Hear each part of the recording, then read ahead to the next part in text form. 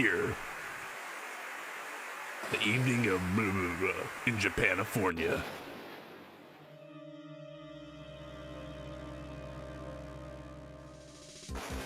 A man is extremely angry at the carrot he is trying to cut.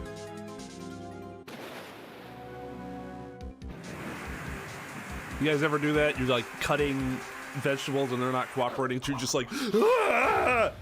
No, is that just me? Okay, I might have issues. I'm sorry, a woman. Killer 7 was on sale the other week. It's been 2 months since Maya left town. 2 months without a single trial. I've had offers, but none I took. That is, until the day that girl showed up. What? Did you just have the luxury of not needing to work? Must be nice. Why do I come to the office every day? It's not like I want to work. Like, what? Is he just, like, independently wealthy? And by independently wealthy, I mean his parents were rich. There you are, finally! Where have you been? My sister's trial is tomorrow. What the fuck is this? Who are you? It doesn't matter who I am, it only matters who you are. The famous defense attorney Mia Fey.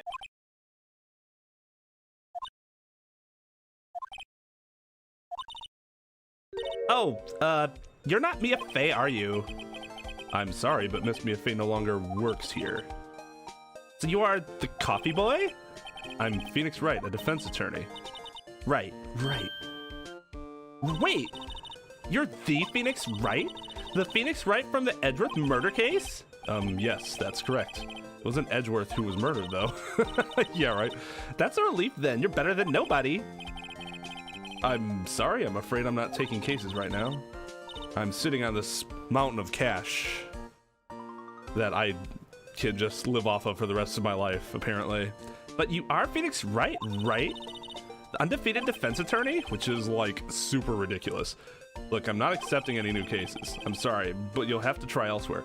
Please, I'm out of time. But please, you have to help. It's my sister. Maya, could it be? Okay, I'll hear you out. Really? Thank you so much. My name's Emma Sky. I'm a scientific investigator. Scientific investigator? Emma, was it? So you're a scientific investigator? Yes, that's right. Is something wrong? No, it's just you seem kind of jumpy, or just maybe young? Young? I'll be 16 years old this year. Oh wait, I see. Wait, only 16? I'm set to be formally assigned to forensics in three more years.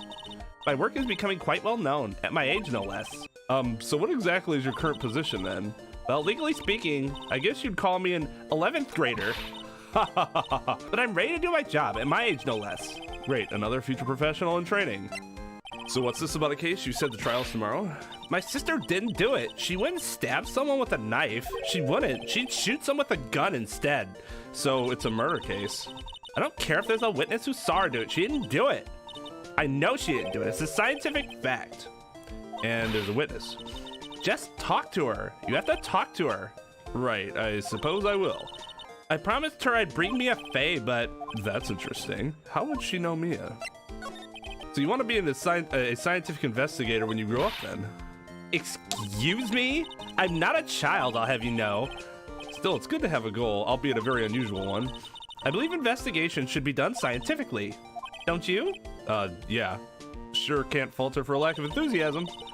This case is handled scientifically. I'm sure my sister's name will be cleared. Your sister? I've been doing research, you know. I'm developing a new scientific method of case investigation. I'll show you when I'm done. I'm looking forward to it. Guess I should get down to the detention center and talk to her sister. My sister asked for Mia specifically. This Mia Fey person was a few years below her in school. So they went to the same school, huh? She always told me to go to Mia if I ever needed a defense attorney. And, well, I need one. Incidentally, Mia is a woman. Now that you mention it, I guess it is more of a woman's name than a man's. Well, it's nice of you to help your sister out like this. She must be close. Well, Actually, when she gets like she is now, I kind of hate her. Huh? But she's my only family. Your only family? What about your parents? God. That's a really, really personal question. So I'll thank you to not ask me about my family. Anyways, they died in a car accident when I was little. Oh, I'm sorry. I'm sorry.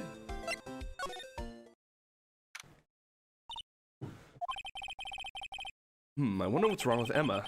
She got quiet all of a sudden as soon as we arrived. Guard, I thought I told you I didn't want visitors. So sorry, ma'am. It's just your sister. No excuses. Or did you not want to raise this year, Oh, understood, ma'am. What was that all about? Oh my god. What is with those shoulder pads and why is your back to me? Hi, Lana. Funny. I seem to remember specifically telling you not to come here. Perhaps my memory is failing. Look, I didn't want to come here either, okay? But your trial's tomorrow and you still don't have a defense attorney. I'll be the one in court tomorrow. This has nothing to do with you, Emma. Isn't that right, Mr. Wright? Hey, how do you know me? Mia mentioned you. I've heard quite a bit. I'm sorry, what exactly is it that you do? My name is Lana Sky. I'm chief prosecutor for this district. Oh my. You're a prosecutor? Two sisters, one a lawyer. Could this be a coincidence? Emma, Lana, I mean, they're just like... Is something wrong, Mr. Wright? There's something you should know. Which is? The suspect in this case has confessed to the crime. What? Wait, but the suspect is... Me. I did it. Well, Mr. Wright? Well, why don't you begin by telling me exactly what happened? The crime took place yesterday, February 21st, at 5:15 p.m. That's quite specific. It was in the witness's deposition. A witness clearly saw me committing the crime. That was a bit of bad luck, wasn't it? Crime took place in the underground parking lot at the prosecutor's office. The body was found in the trunk of my subordinate's car. The prosecutor's office, huh? In your subordinate's trunk? Classy. I was arrested on the spot, caught red-handed, as it were. Well, that's just great. Okay, what the fuck's going on here? So who was the victim? An investigator with the police department. I suppose the correct term is detective. A detective? Death was due to a loss of blood. He was stabbed once in the stomach. By you? Death wasn't immediate, but the wound was fatal. I see. Allow me to repeat myself, Mr. Wright. The victim was a detective. You know what that means, don't you? Uh-oh. What, Mr. Wright? What does it mean? Well, it means... The police department will consider it a matter of pride to have me found guilty. They will use any means at their disposal to do so. This case gets worse and worse with everything I learn. So you're the chief prosecutor? That is correct.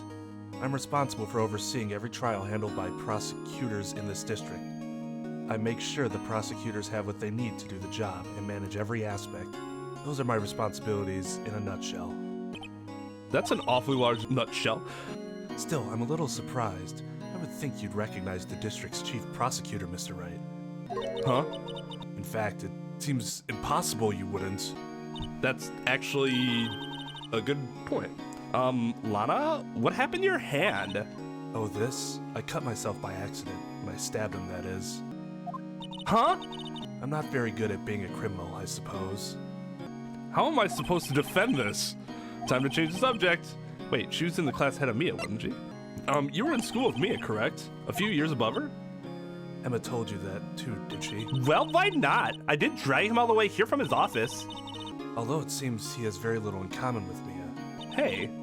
It was in law school. I was in my 3rd year and she was auditing the class. She was different than the other students. Different? She was strong. She'd do anything to become a defense attorney. Anything. That was probably why she was attracted to me. Excuse me? Intellectually attracted. Lana was top of her class in school. I was the best there was. Oh. I'm doing pretty good in school too, by the way. Literally no one asked you. Sounds a bit different when Emma says it. Well, Mr. Wright? Excuse me? As you can plainly see, I am admitting my guilt. I think it's safe to say there's no way you can take this case. None. But Lana! Lana! Why? Why are you doing this to me? You never think of anyone but yourself. You know you didn't do it, Lana, I know. So how can you say you did? If I lose you, I'll be all alone. I hate you, Lana. Mr. Wright? Yes? I believe our discussion here is ended. The rest, I leave to you. Oh, snap. You mean you're requesting my services in your defense? Don't lose any sleep over it. Your client has confessed after all. The case is over. Right, I'll do what I can to get to the bottom of this. But something doesn't fit. It's that look in Emma's eyes. There's something else going on here. And I'm going to find out what. I'm sorry, Mr. Wright. Huh? About what? My sister, she's not always like that, you know. I just never expected to be defending another prosecutor again. She's changed a lot. She used to be so gentle, always smiling. Everyone liked her. I see. Sorry, but I'm having trouble imagining that. What happened to her? I don't know for certain myself, but I think maybe, well, maybe not. Sounds like there's something there that defies a simple scientific explanation. Let's go check out the underground parking lot, the prosecutor's office, shall we? Okay. So this is the lot where it all happened. Looks like they're still investigating. Funny that my first visit to the prosecutor's office should be like this. Hey everyone, keep up the good work. Hey, what are you thinking? Well, they are going to be my coworkers 3 years from now after all. No harm in saying hello. Actually, there is. You know attorneys aren't supposed to examine crime scenes. Even though I've done it each of the past, how many, 4 cases? I'm trying to not to stand out too much here, see? Hey there. You expecting to go unnoticed here, partner? Partner? Oh.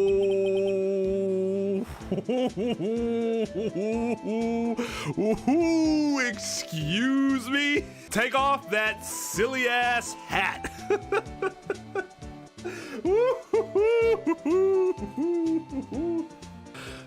What do we have here? Looks like a bambina got loose from the ranch and is up to no good. Folks gotta learn to keep them doggies tied down, partner. Mr. Marshall? Let me just stop here and shave my beard with a knife in front of these nice folk. Show them what for. Marshall looks like a sheriff to me. Look at here, Bambina. I know how you feel, but this is my gang's gold strike, see? Strike? This is our claim, our territory, with a mother load of evidence. If you're fixing to mess with what's ours, you'll regret it, partner. You know what dreams the cacti out in the desert dream? Whew! You want to? What's this guy talking about? That's a legitimate question. Let me take a sip of this here whiskey, even though I'm on the job. You head along home now. Happy trails, Bambina. Was that a hombre, a friend of yours? Kind of, sort of, yeah. He's a detective who thinks he's a sheriff from the Wild West, it seems. Aha, a ladder. That's a stepladder.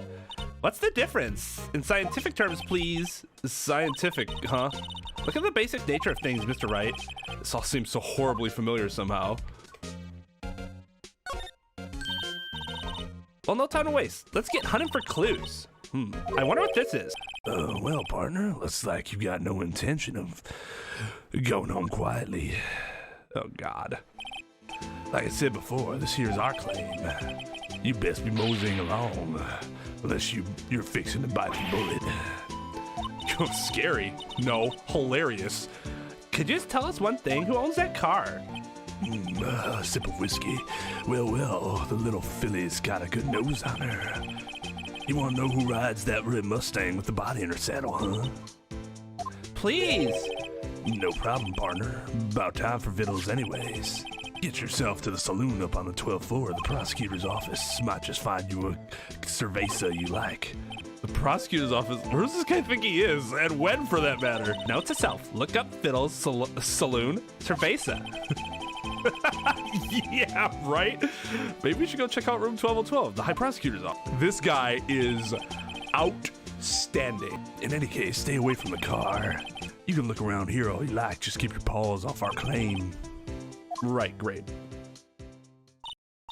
Great, maybe there's some clues around here, Mr. Wright. Let's check it out. This is quite the place. Yeah, what the fuck? You can say that again. But you know, Mr. Wright, you can do your office up like this too. All you need is money and a little design sense.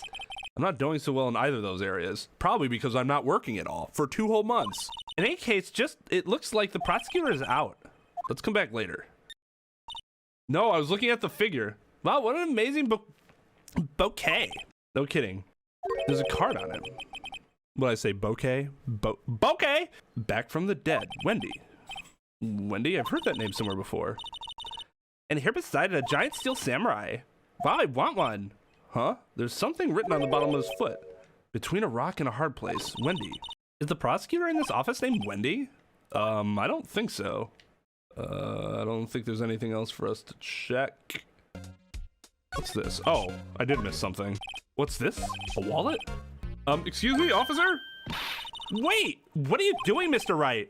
What am I doing? I just found this wallet, so I'm handing it over to the police. I don't believe it. This is real basic. Anything at a crime scene is evidence. Let's be scientific about this, please. Let's just put it in your pocket. That's nothing. No. How is that scientific? Sounds like theft to me. I'm called to duty already, and at my tender age. Here, I'll teach you the trick to examining evidence in detail, okay? By the way her eyes are sparkling, I can tell she's been waiting for this. Okay, now, look at the court record. Yeah, I've done this. This is what I've been waiting for! I asked for this like 3 chapters ago! You have to be sure to examine evidence carefully on all sides. Now, let's start examining from every angle. Can I zoom? Okay, I can rotate. Oh, look, I think there might be a clue here. You should check it out with a press of the A button.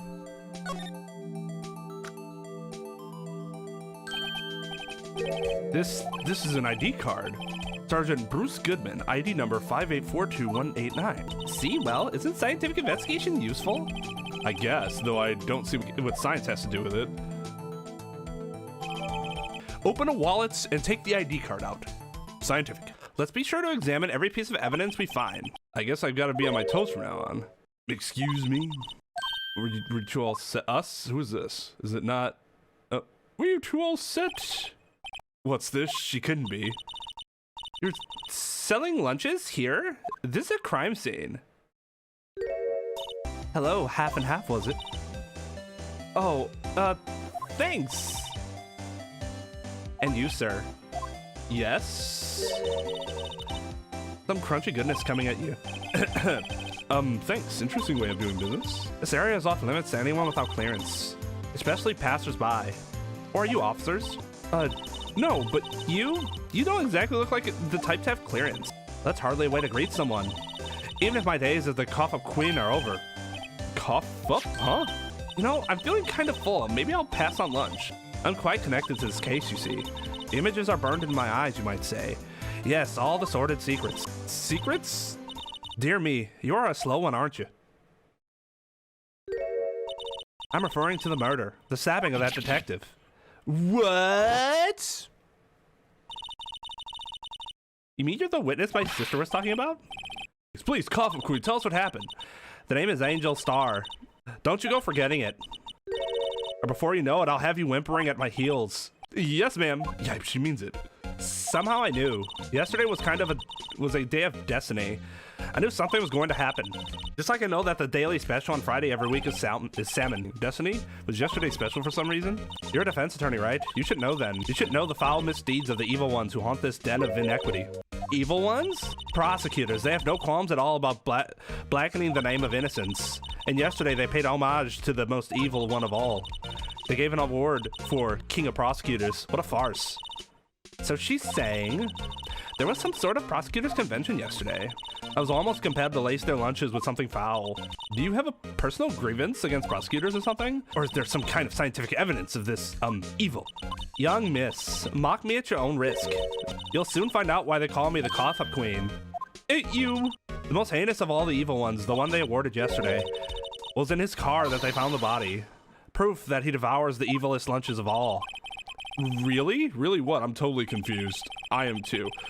One thing's clear, this lunch lady has a thing against prosecutors. So what exactly was it that you witnessed, Miss Starr? It was a fascinating spectacle, to be sure. I don't feel I know what they say when they talk about a woman's wrath. see Lana Skye wield that knife so... Her knife flashed in anger, bringing him to a sad end. It was truly a sight to see. You mean you saw the very moment of the crime? The sound of his silvery ties to this world being cruelly cut still rings in my ears. And the rhythmic beat of Lana Skye's knife. Wait a second, you know Lana Skye? Of course. It's quite a feat becoming chief prosecutor. How many lunchboxes of sin did she pack to make that journey, I wonder? She always travels light. Now, why would this pretty lunch lady know the chief prosecutor's name? Can we ask you a bit about yourself, Miss Star? I come here every day to sell lunches. I import only the freshest and best from the Far East. For some reason, the box lunches are a hit here. Why not make the lunches here rather than import them? Did you say something? No. Only true connoisseurs can understand. The kind you can only tell someone who has tried General Sal's Trilobite lunch set. Never mind, you win. I don't even want to appreciate part of the Trilobite's flavor. Anyway, I come here every day to sell lunches. My boyfriend works in the security room here at the prosecutor's office. Your boyfriend? See the security room over there? The glass-walled booth? The glass-walled booth? I sell my lunches, and since I'm here anyway, I drop in to see him. Since you're here anyway, I guess selling lunches is more important than romance. So, to scientifically analyze the data available so far, you, Miss Star, are a lunch vendor with an ulterior motive for coming here. Useful analysis, not. Did you have a bad experience with the prosecutor, Miss Star? I sense some hostility. Hostility? Ha, perhaps. Prosecutors are all alike, and the bigger they get, the worse they smell. Kind of like 10-day-old clams in the chowder. I wonder if Miss Star was involved in some sort of legal trouble in the past involving food. That'd be a sure cause of food poisoning, scientifically speaking, of course. I mean, now you're talking cuff up queen. Thought she was just a lunch vendor, but now I'm not so sure. A defense attorney must be able to fight. How about you? Do you think you can win? How about tackling Lunchland's Pickle Supreme lunchbox? Wow, it's really crunchy. Box of pickles? Kind of a sad lunch if you ask me. This is the kind of room that just screams, I can do the job. Is it? Quite a change from your office, really. Thanks. Look, there's a trophy of something here. A trophy? What, that shield? It takes real nerve to display stuff like this. It's a fantasy football first place trophy. Whoever's office this is, they must be a real stuck-up jerk. Phoenix, Wright, you never tire of prying into other people. Who's this? That voice! Long time no see, Edgeworth. Huh? Ah! Mr. Edgeworth? You know him from somewhere? Of course! I'm his biggest fan! My sister introduced us once and... Right, her sister is the chief prosecutor after all. Well, what brings you here? I'll warn you, I've been known to be a real stuck-up jerk. No, did I? No. It was just Mr. Wright here, Hey, don't blame me. We're just here to investigate a murder case. Murder? A body was found in this nasty bright red sports car in the parking lot. Well, that would be my car. One of it. What's that look he's giving? What the hell is up with that look he has on his face? I don't even know what that's supposed to, like, convey. What? Your car? I'll say one thing, she can certainly scream. So the body found in your car. Go ahead, say it, right? You think I did it, don't you? After you went through all the trouble to help me last year, no less. No, we don't think you did it. I mean, it was my sister who stabbed him. Wait, no, she didn't do that. I mean... Wait, so you're the chief prosecutor's little sister then? Yes, sir. Emma Skye. It's nice to meet you again. Now that didn't sound forced at all. Ah, now I remember. You've really grown. I'll admit, it was a surprise for me too, to think that my own car would become the scene of a murder. More surprising still, I'm being forced to prove my superior's guilt. I can understand. Wait, what'd you say? Lana Skye is the chief prosecutor, the top prosecutor in the district. She can't prosecute herself, so I'll be the prosecutor at the trial tomorrow. You? Mr. Edgeworth? Well, fuck us, right? To be honest, it's a bit of a miracle I'm still here at all. What do you mean? Rumors. You've heard the rumors about me, haven't you? Miles Edgeworth. It's hard to remember a time when there weren't rumors about this guy. Forging evidence, arranging false testimony, illegal searches, you name it. Thanks to you, my innocence was established in the trial at the end of last year. However, there are still some who say I'm the one responsible for the current incidents. What? That's crazy! Some people need very little excuse to think ill of others. It's a fact of life, impossible to stop. But Some of them even go so far as to present me with toys like this. They think it's funny. toys? That bronze shield? There's gotta be a story behind that one. Chief Prosecutor Sky? Yes. We first worked together on a case 2 years ago. It was my first big case. That's right, I remember. 2 years ago, I wasn't even a lawyer yet. Since then, I always felt that she was looking out for me. It appears I was mistaken. Mistaken? Why? I mean, I know she's not the warmest person, but I'm sure she felt some responsibility for you. Then why? Why did she stab someone in the trunk of my car? God, what is that? I still don't know what the fuck that look is, though. Not only that, she stabbed him with my knife. What? Mr. Edgeworth, your knife was the murder weapon?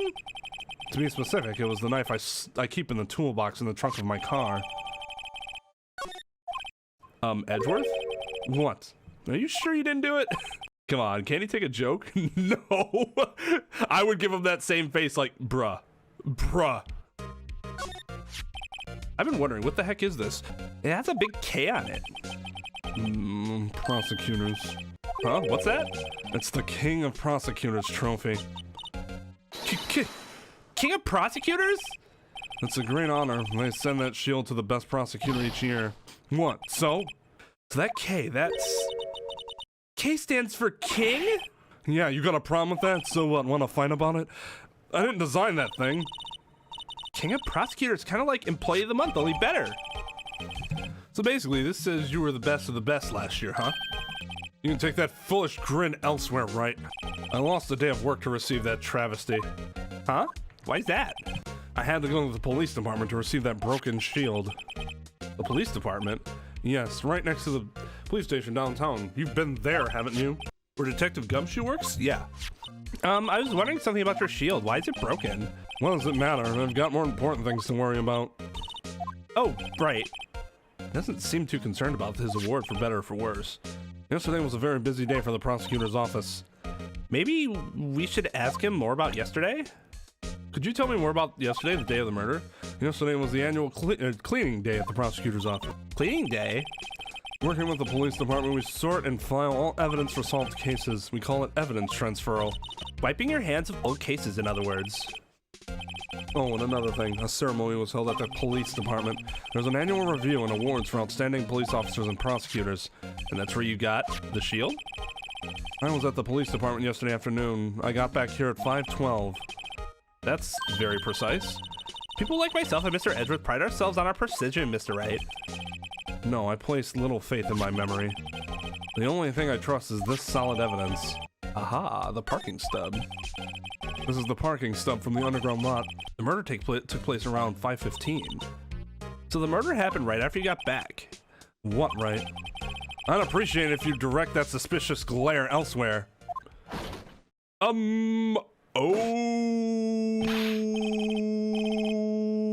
Okay. What is this thing? Waluigi. Why, excuse me, but is Mr. Edgeworth, anywhere on the premises? I'm Edgeworth, what is it? I'm here, sir, at the request of the chief, sir. I've got your report, sir. Report? What? Did you find new evidence in the case against Chief Prosecutor Sky? I don't like the way this conversation is going at all. Sky, sir? No, sir. No name of that kind, sir. Not in this report, sir. I think I just heard Edgeworth's lid blow. Mr. Edgeworth's lid isn't on very tight, is it? I made a clear request to the police department, did I not? I need to focus on the trial tomorrow, so don't bring me anything unrelated. I want to give him more of like a super fucking earnest. Sir, but, sir. I'm just following orders, sir. They told me to bring this to you. I wasn't aware of the particulars of your arrangement. Give me your name. Yes, sir. Meekins, sir. Officer Meekins. Right, Officer Meekins, take your report and leave. And good luck with that raise next month. No. But sir, I didn't know. Poor guy. Looks like he was absent on the day they gave out brains and good luck. Right? Yes, sir. Guy caught me off guard. As you can see, I'm busy. You may leave now. Let's do what he says, Mr. Wright. The victim was a detective from the same department as that patrolman just now. Go down to the police department. You can ask more there. Thanks. He seems to have finally calmed down at least.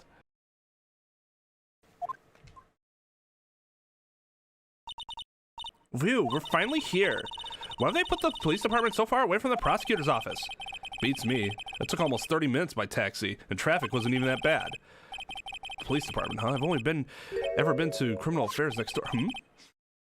Hold on, what's that?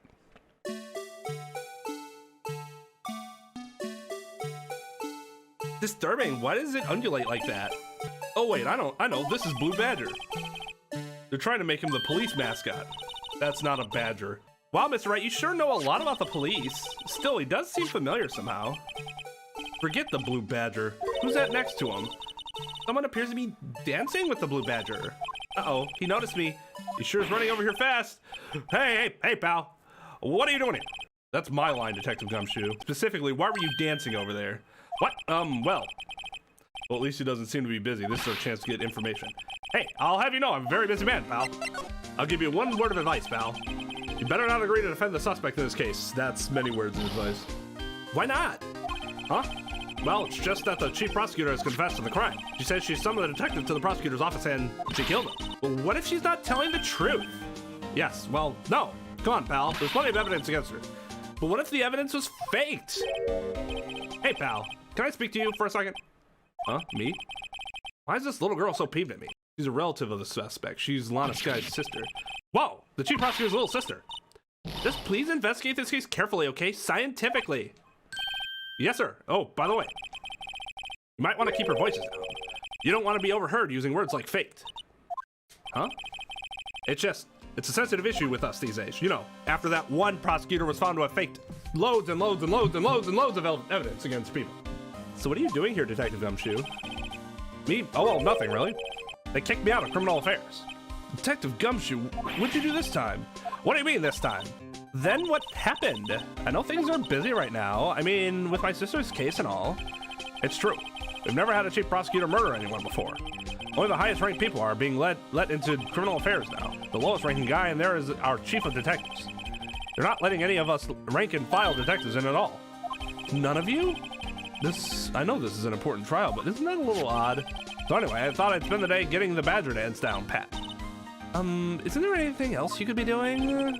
A chief of police himself is directing this investigation, pal. And Officer Marshall is assigned to the underground parking lot. Officer Marshall? Now that I think about it, Emma did seem to know that Marshall guy. A patrolman in charge of a crime scene. It's unheard of, pal. Found in Mr. Edwards' car, stabbed with Mr. Edwards' knife, huh? What would drive Chief Prosecutor Sky to do such a thing? Wait, I mean, sure, of course someone else really did. Someone who must have a grudge against Mr. Edgeworth. The car and the knife do seem a little too well organized to be a coincidence. Poor Mr. Edgeworth, what could have happened? We have to find out a little more about what's going on. He's in a tough spot again. Again? Well, it all started with the murder of that defense attorney, Hammond. But Mr. Edgeworth is found innocent. Listen, pal, there have always been rumors about Mr. Edgeworth. Forging evidence, making deals with witnesses. Nothing outright, but there was always whispered rumors. Ever since he was accused of murder, no one's whispering. They're practically shouting. But there's no evidence against him. Well, Mr. Edgeworth has always had unusually strong ties to the department higher-up. It's only natural that people would be suspicious. I had no idea he was under the gun. Anyway, the latest case has started a new rumor. People say the only reason he took this case is because he's aiming for the chief prosecutor position himself. What? But I know the truth, pal. No one wants to be the one who has to prosecute the chief prosecutor. Mr. Edgeworth is biting the bullet on this one. He's doing this for all of us. I was wondering about that. What? The dancing blue badger? It's my masterpiece. God. You made this, Detective Gumshoe? The chief threw together some designs. I just did my thing, pal. Nice work. It's battery powered, so it can go anywhere. This music is awful, by the way. It is the music of nightmares. There's no switch, so it just dances. It's just dances until the batteries die. That's terrible. Poor Blue Badger faded to dance till he drops. I kind of don't want to show him that ID badge because he might take it. Detective Gumshoe, what can you tell me about this? Huh? Hey, pal. This is a detective's ID card. You can't just keep that. You have to turn it into the police. It's people like you that get me into so much trouble all the time. I mean, Detective Gumshoe must drop his card a lot. Oh, let's see. Bruce Goodman. Goodman. Sounds familiar. Nah, my mistake. Didn't you two work at it? Whoa, now I remember. Bruce Goodman. He's the victim. That's what I thought. Can you tell us more, Detective Gumshoe? So this ID card belonged to the victim? He was a detective, like myself. Detective Bruce Goodman. Don't you think it's strange? I mean, why would the victim's ID card be lying on the ground where we found it? Well, Detective Goodman should have been at the police department yesterday. There was an evidence transferal for a case he handled 2 years ago. Evidence transferal? Mr. Edwards mentioned that too, but Detective Goodman was killed at the prosecutor's office. Well, that's the thing. It's hard to say this, but word is that Chief Prosecutor Sky called him out there to the parking lot. And Lana's confessing as much. And that's all I know about that. I'm not officially on the case, you know. Thank you. Why aren't you handling the case, Detective Gumshoe?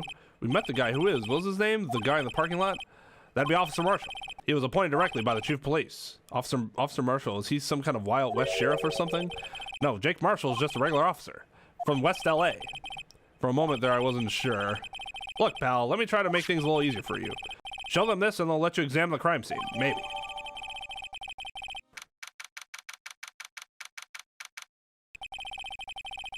Sorry, looks like I'll be stuck in this pit till the sun sleeps. I'll see you in my dreams tonight then, baby. Oh, still here. Hello? Why the surprised looks? Didn't I mention? I got a boyfriend in criminal affairs, too. What happened to the security guard? Hey, what's wrong, Bambina? You're looking like a doggy that's lost its herd. Jake Marshall.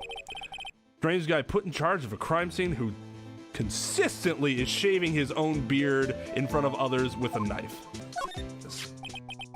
You mind reading this for me? What's this? I warn you, fan letters to me go right in the spittoon. It's a letter of introduction from Detective Gumshoe. May we investigate? Gumshoe, that old cow dog? You on a birthday party or something? Huh? Look, where it should say letter of introduction, it says invitation. I think you just miswrote it. Wait, why am I getting all defensive here? No worries, this proves it's from Detective Gumshoe. Better than a blood test. Guess I'd better let you in then. Thank you, Officer Marshall. Oh, that's right. He's a patrolman, not a detective. Which reminds me. Hey, wait a sec. Isn't the crime scene supposed to be handled by a detective or higher? Well, folks, the clues are calling. Welcome to our gold strike. Be like the settler. Strike out for lands unknown. Manifest destiny. Let's have a hootenanny. Not to self. Police investigations are like settling land. Well, Mr. Wright, what do you say? I say I won't be needing this anymore. Officer Marshall, could you tell us more about the victim? Good men always die young. Remember that, partner. Could you be a little more specific? Bruce Goodman. He was a detective, right? Well, aren't you a feisty doggy there now? Detective Goodman was stabbed here at 5:15. The smiling Madonna told me the tale. I think he means the witness, Miss Angel Starr. One stabbed in the chest, a fine piece of work. This here's the autopsy report. Was my sister involved with the victim in any way? Funny you should mention that, Bambina. Chief Prosecutor Sky and Detective Goodman had nothing in common at all. Nothing in common? They apparently worked together on a case a few years back, so there's no motive. Goodman wasn't a particularly gifted detective. That's one reason why I didn't do much work with the chief prosecutor. My sister called the victim here on the day of the murder, right? Here to this parking lot? So it seems, like calling an unarmed man to a shootout at high noon. I don't mean any offense, but Officer Marshall, you're a patrolman, right? Not a detective. You call me out, they shoot you for that in Texas. Holy shit! Huh?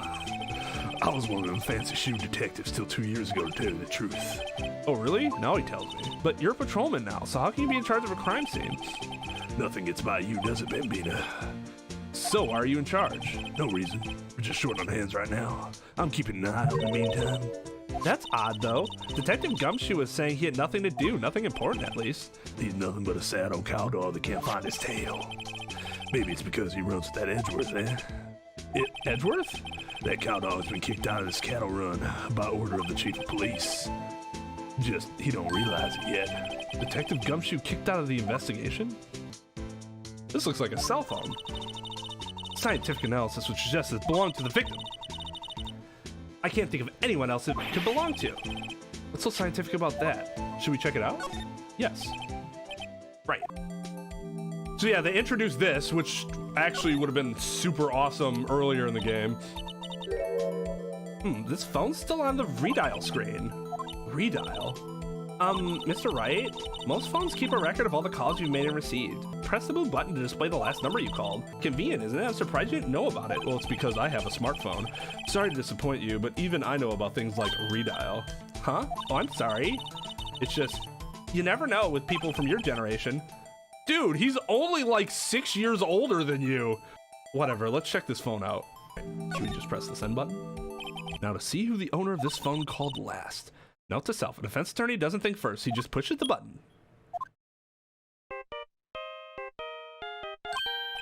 Hey, that song, I know that. Hey, what's going on over there? Oh, sorry. I see you, partner. You pressed redial on that phone there, didn't you? Well, yeah. Whose phone is this anyways? It was on the ground over there. Whose is it? That belongs to Chief Prospector. Prospector. That belongs to Chief Prospector Sky. I thought I read that wrong at first. What? It's my sister's? She apparently dropped it when she was taken into custody right after the crime. Look, the last call was made right when the murder occurred. Looks like she was fixing to call someone. Except she only spoke for a few seconds according to this. Who'd she call? Ghostbusters? No idea. Sorry, partner. Now I got a question for you, partner.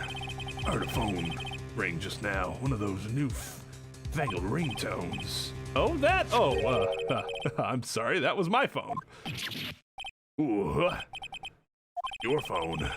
Yeah, it's kind of strange, but someone called me right as we picked up the other phone. The wrong number. I hope you're not lying. They shoot you for that in Texas, partner. Good lord, dude. Uh-oh, I've incited the wrath of the Lone Star Patrolman. This appears to be the car where the body was found. Looks like the lock on the trunk is busted. Quite a luxury car. It just screams, I have money to burn. Yeah, prosecutors get the big bucks. No, they don't. Here, all the money's in the private sector. The good thing about being an attorney with the government is that generally you have a much more stable schedule and your benefits are very good, but you make generally a lot less money. What's this? Looks like a note of some sort. Look, something's written on it. You're right. Let's see. 67S1212. There's a name printed on the paper above that. Goodman. Maybe it fell out of his pocket when he was killed. Well, so what does it mean, Mr. Wright? How am I supposed to know? Note to self. For deductive reasoning, go to Edgeworth, not Wright. I'm sure Edgeworth wouldn't know what this means either. So, there's no connection between Detective Goodman and my sister. That's correct, but there's a gold mine of evidence against her. And the prospector tomorrow is none other than Edgeworth himself. I'm afraid your sister's fate is decided, Bambina. Many condolences. Officer Marshall. Yeah, Bambina. How can you say that? You and my sister, you were... There's something between this cop and her sister that I don't know about? I apologize, Bambina. Something must have gotten to me. Maybe it's that dry wind that's blowing through the prospector's office. Or all this whiskey I've been drinking. Dry wind or ill will. Someone's up to something here, but who? Forged evidence and arranging testimonies, you mean? He was unbeatable because he did whatever it took to win. Unbeatable, that is, until he met you. But rumors are just rumors, aren't they? These are prosecutors we're talking about. Evidence is everything to him. If you follow the rumors about Edgeworth to their source, you find one person. But they're off limits, untouchable, you might say. One person? Who? Hate to say this, but it's your sister, Bambina, Chief Prosecutor Lana Sky. What? My sister? Edgeworth couldn't wrestle all those cattle by himself. Some people load their guns with bullets, some load them with deals. What? You're saying Edgeworth's making deals to win trials? Where there's gunshots, there's bound to be bullets. That's what the old-timers say. There's a big old secret hidden around here somewhere, everyone knows it. Is that why Detective Gumshoe was taken off the case? Did they target him because he was closest to Edgeworth? So, well, how are we doing, Mr. Wright? I guess we've got some clues. We have an autopsy report, a note from the victim, and a cell phone. Do you think we'll be okay? Well, the only thing still bothering me is that Lana's confessing to the crime. She says she did it. No problem. I can guarantee you that she's not the criminal. Oh, by the way, Emma? Yes? I know that song your phone plays when it rings. What? It's the Seal Samurai theme song, isn't it? That popular TV show for kids? The phone that rang earlier wasn't mine. It was yours. At 5:18, just after the murder took place, your sister called you, didn't she, Emma? I'm sorry. Can you tell me what you talked about? She hung up right away. I see. The detective is murdered and the suspect is the top prosecutor in the district. I've got a bad feeling about this. Like, maybe I still don't know everything that went on here. But really, why would someone want to plead guilty to a crime they didn't commit? In a lot of cases, it's similar to why people would confess to a crime they didn't commit. It's just easier and they don't want to go through all the hassle and they feel defeated. There's also like stuff that borders on blackmail too, or like something else they did. How did the investigation go yesterday, Mr. Wright? Frankly, there are still a lot of gray areas. Or rather, the whole thing is just one big gray area. Don't worry about me. No matter what the outcome, I'm ready to accept my fate. I believe in you, sis. Mr. Wright, let me offer you a word of advice. Yes? A defense attorney should never believe their client. The defendant is called into trial because they are suspected of wrongdoing. Never forget that. Miss Guy, you remind me a lot of Mia. What she says has a bit of truth to it. The best attorneys attack the case they're building as though they're coming from the other side. You have to address the counter arguments, because if you don't, your case is not going to look as strong. You have to defend your clients zealously, is the word that is used. We're talking about ethical guidelines. But you can put the case together in a way so that you are attempting to look at it from the other side so that you can pick apart then every bit of their argument. But there is one decisive difference between you and her. And that is? You're not a defense attorney. I believe it's almost time for the trial. Good luck, Mr. Wright.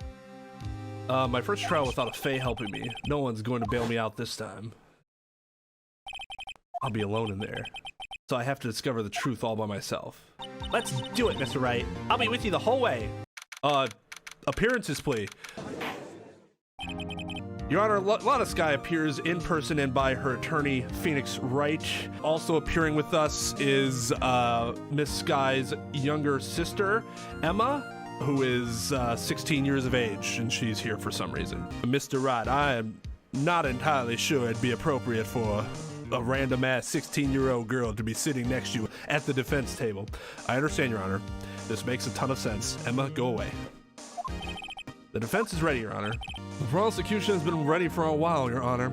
Mr. Edgeworth, I didn't ask for your snarky-ass remark. You will relax in my presence. It's been 2 months, but I haven't been in the courtroom since this trial. I hope that personal feelings will not be a part of the proceedings today, Mr. Wright. That's my line, you fucking moron. I will choose the path I think is right, regardless of what those around me might say. The judgment to be made here is in our hands, not those of anyone else. Very well, Mr. Edgeworth, your opening statement, please. Chief Prosecutor Lana Sky has committed an unpardonable crime. Not only this, but she was rash enough to commit it in the prosecutor's office lot. Wow, he's much more forceful in person. I suddenly feel like confessing to everything. However, she will now pay for her rashness with her life. There was a witness to her crime, a professional witness. Why did you bang the gavel? Well then, Mr. Edgeworth, call your first witness. The prosecution calls its first witness, Miss Angel Starr, to the stand. Cough up, Queen? Haven't I seen you somewhere? You ordered the caviar lunch, right? Oh, caviar. I've never eaten caviar before. The judge is really wolfing it down. And for you, I have a Fiesta Bowl. Thanks. Will the witness state her name and profession? And you, sir. Did you order the fingerprint lunchbox? It is too early for lunch. Your name and profession, please. Well, Your Honor, how does it taste? So this is why everyone raves about caviar. It's so tasty it hurts. I always thought caviar would taste like pickled tapioca. Oh, what the heck? Yeah, that's a good. What the heck does pickled tapioca taste like? Name, profession, now. Me? My name is Angel Starr. Don't go forgetting it. I find myself running Lunchland these days. Is that what you wanted me to say, Mr. Edgeworth? Very well, witness. Please describe the incidents to us. The prosecution will wait. I'm not finished eating. Hurry it up. Very well, Mr. Edgeworth. As you know, we usually call on the police to provide a description of the crime. Your Honor, as Mr. Edgeworth has said to the court, I am a professional. What exactly does that mean? Until 2 years ago, Miss Angel Star was a special investigator with the police. Holy shit, what? She was a first-rate homicide detective. What? Miss Star was a detective? Aha! I know who you are. Cough up. Cough up Queen Angel Star, Your Honor. Long time no see. Very well. You may continue with the description, Miss Star. So who is this lady? I might have the court's attention over here. The parking lot at the prosecutor's office is divided into 2 blocks. A block is for the prosecutor's office personnel. B block is for visitors and clients. A chain divider separates the 2 blocks. I suppose that's to keep visitors from taking up prosecutor spaces, yes? Well, yes, and also to prevent them from attacking them in the parking lot. The crime took place by a car in the back of A block, and the car's trunk. The killer stabbed the victim with this knife and went to drive the body out. Unfortunately for her, there was a witness, and an arrest was made on the spot. And who was this valiant witness? Why, it was me, Your Honor. Witness, did you see the very moment of the crime? Of course, Your Honor. Immediately after that, I apprehended the chief prosecutor. It seems rather cut and dry, doesn't it? Well, Mr. Wright? I can't agree on principle, Your Honor. It seems that some poor losers are unwilling to accept the truth, Your Honor. Shall I proceed to crush what little hope they have remaining? If you can, then give them your worst, Miss Star. That is not appropriate for the judge to say. Somehow I always knew a day like this would come. I was on my way to deliver a lunchbox to my boyfriend when I sensed something. Perhaps it was my finely honed detective's intuition at work. Through the wired fence, I saw the chief prosecutor standing next to the garish car. The chief prosecutor was holding a knife in her right hand. Then she thrust the pointed tip of the knife into Detective Goodman's chest.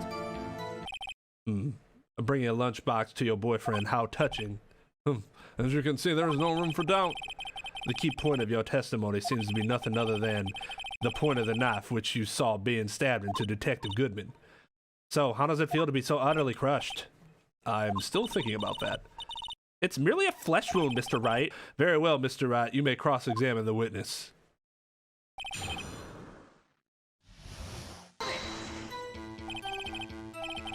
This boyfriend, he's the detective?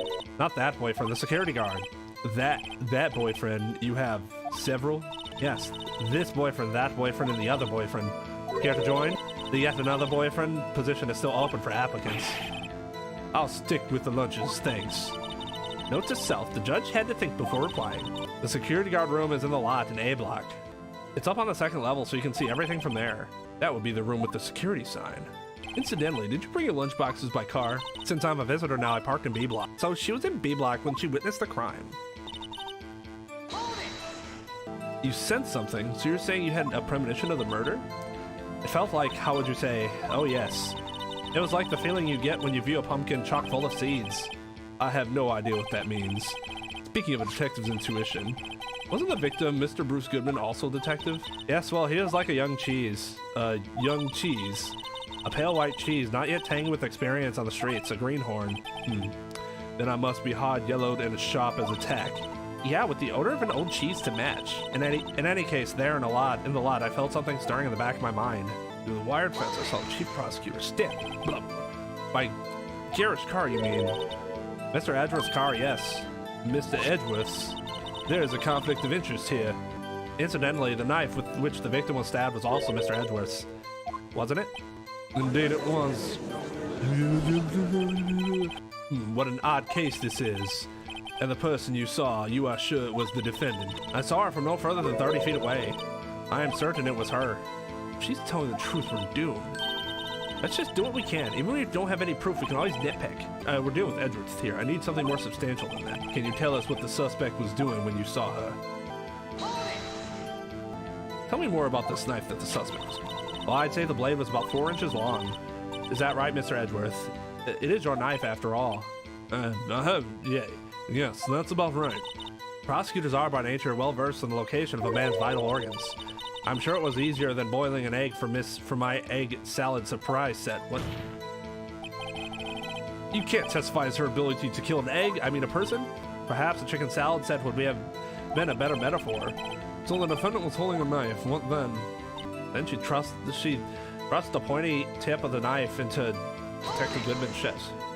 Tell the court why you didn't try to stop this crime. You did see her raise the knife to strike, no? The defense has a point. Unfortunately, by the time I realized what was going on, it was already too late.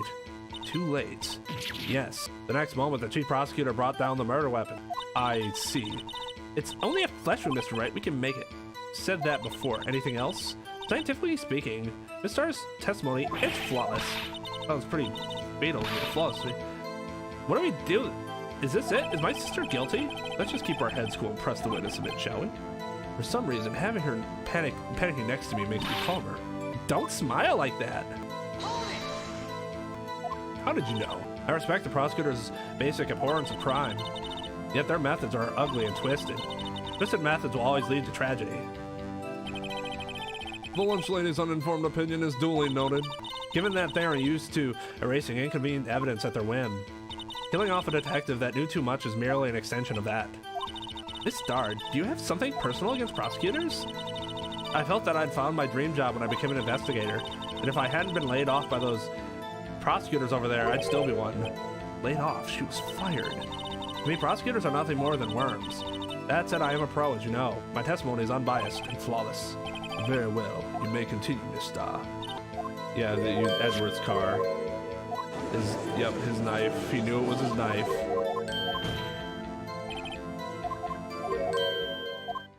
Wait, what the fuck? Wait, go back. What just happened? So you have to press everything before pressing this again. Unless you're willing to risk the consequences of doubting me.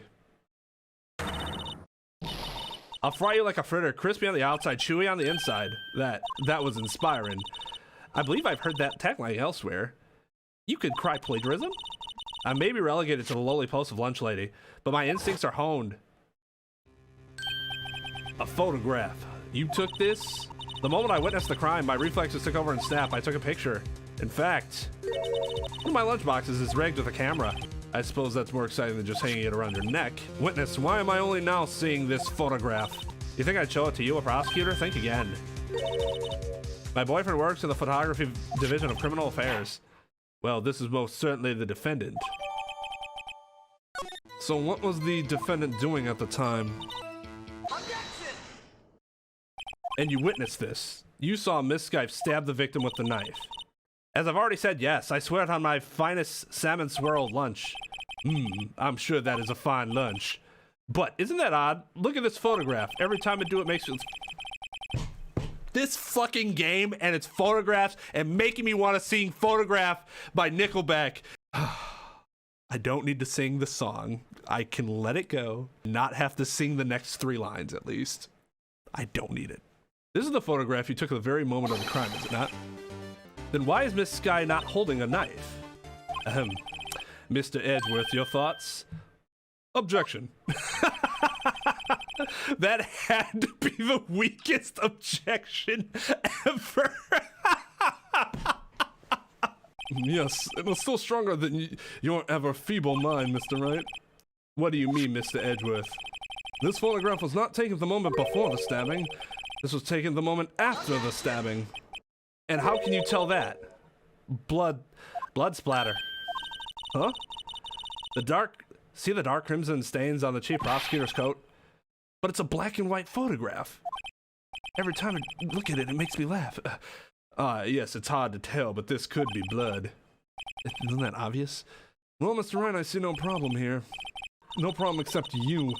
Mr. Wright, are you just gonna sit there and take that kind of abuse? You got a better idea? Wait, that contradicts what the witness said in her testimony. Namely, that she took the photo the moment she witnessed the crime. Well, it seems I was slightly unclear. My apologies. That's it? If you run out of lunch or order seconds, problem solved. If you don't like it, try ordering the jumbo-sized lunch from the get-go. Good advice. I'm not sure I understood it, but good advice.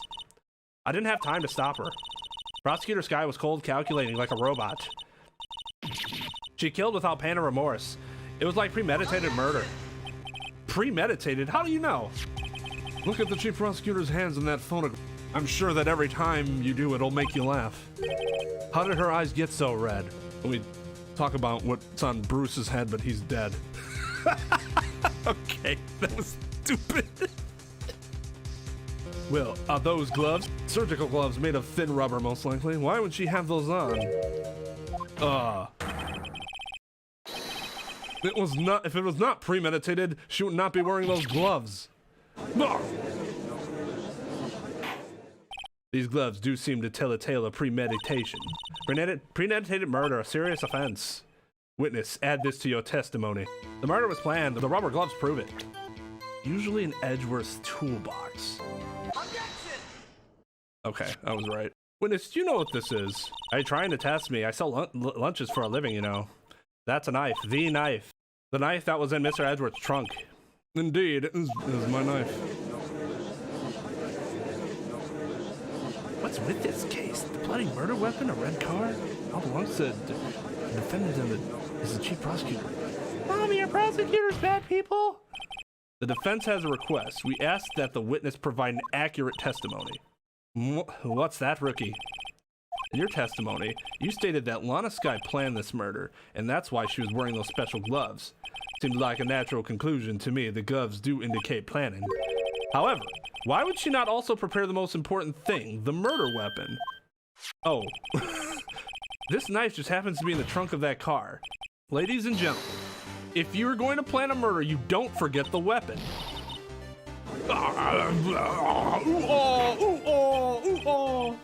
Order. Great, now the tide is turning in our favor. Great show, Mr. Wright. My sister's as good as free. That's not true. Right. I believe the next lunch you'll be eating is humble pie.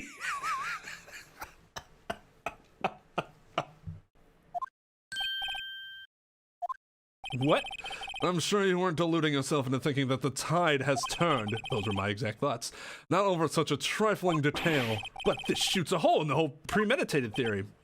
Bah! The prosecution could care less. You couldn't care less, Edgeworth. Don't be a prick. If it was premeditated or not. The only one who seems to care is that lunch lady over there. The defendant, Lana Skye, murdered a detective with a knife. That is the only thing the prosecution need prove. Nothing else. Very good, Mr. Prosecutor. I suppose you think you're clever now. But you know as well as I that she planned on killing him. It was planned. If it wasn't, why would she have been wearing... I believe I'd like to hear your testimony again. Witness, please tell us only what you saw, not what you thought. How dare you? Half it. My powers of deduction are not to be underestimated. Really now. Lana Skye intended to murder Detective Goodman. That's why she called the victim all the way to the prosecutor's office. This is what she thought. This isn't what she saw. I'm sure the chief prosecutor had a grudge against the victim. Nothing else could drive that human machine to plunge the knife in again and again. Oh, well. You lose. The victim was summoned from the police department to the prosecution's office. This does sound a lot like premeditation, doesn't it? So if I order pizza, does that mean I'm planning to kill the delivery boy? In any case, the defense may now cross-examine the witness. Boom. Boom. You say she stabbed him again and again, but you couldn't have witnessed that. Are you testing me? Then I'll test you with my moss surprise. I'm afraid the moss is growing under our feet as we wait, Miss Starr. What do you mean? I shouldn't have to explain this, but take a look. The autopsy report states that the death was due to a loss of blood from one stab wound. Aha, you're right. Good show, Mr. Edgeworth. What? Good. Bravo, Mr. Edgeworth, for bringing this to the court's attention. Fuck you. What a hunk. He's my hero, really. What about my objection? No one noticed? Well, witness. You got the crime scene set, right? Okay, thanks. Oh, thanks. I always believed that no one could ever mistake ketchup for blood, but now I realize that such mistakes are possible. Such mistakes are possible. So you're saying you mistook something for blood? When she lifted her knife, I thought I saw blood at her breast. Splattered blood from the victim. That's why I thought she must have stabbed him at least twice. Although again and again would imply 3 stabbings. Because it would be the original stab, and then the again, and then again. Then tell us what you saw you thought was blood. Testify. Testify. Her red muffler looked like blood to me. That's how ghastly the whole scene was. Her red muffler? It wasn't her car. Objection! Or yeah. Miss Star, I demand an explanation. The witness is clearly not suited for detective work. What? The suspect was not wearing a scarf or muffler of any kind when she stabbed the victim. And you proved that yourself with this photograph. Every time I do, it makes me laugh. God damn it. That song has ruined the word photograph for me. Only a professional lunch lady could be so utterly clueless. Congratulations, perhaps you finally found your true calling in life. Harsh words, but good. In the end, Mr. Edgeworth prevails. What the fuck are you even talking about? That's his witness. It literally makes him look bad that he has to call his own witness out for lying about what she saw. What was my objection, shoplifter? But it was there, a scarf. No, not that, but something red. Really? Well, now, where were we? The witness has given us an entertaining interlude, but back to business. What? Very well. Witness, continue your testimony. You saw the crime and apprehended the suspect. Tell us about that. Very well. I do remember some things accurately, at least. Ultimately, we couldn't shake the most important part of her testimony. The most important part? The part where your sister stabs the victim. And this next testimony might just be the moment of truth. After the murder, the suspect attempted to run behind a partition off to her side. I quickly caught her, explained her rights to her, and arrested her on the spot. How the fuck did you possibly get over there from your side of the fucking... Okay. Yes, when I arrested her, she mentioned the muffler. That's what had me confused in my earlier testimony. The chief prosecutor made to escape, but against Angel Star, resistance is futile. Okay, 7 of 9. You are quite determined about this scarf, aren't you? I strike like a snake and bite like a cobra. That's me, Angel Star. That wasn't a very good metaphor. First of all, a cobra is a kind of a snake. Don't bother me with details unless you want to get bitten. No thanks. Note to self, Mr. Wright is weak against poisonous snake bites. The chief prosecutor tried to resist, but her efforts were in vain. She knocked my hands aside, kicked over an oil drum. An oil drum? Hard to imagine. Oh, she's beautiful but deadly. A predator, this one. A leopard woman, rawr. Very well, Mr. Wright. You may cross-examine if you will.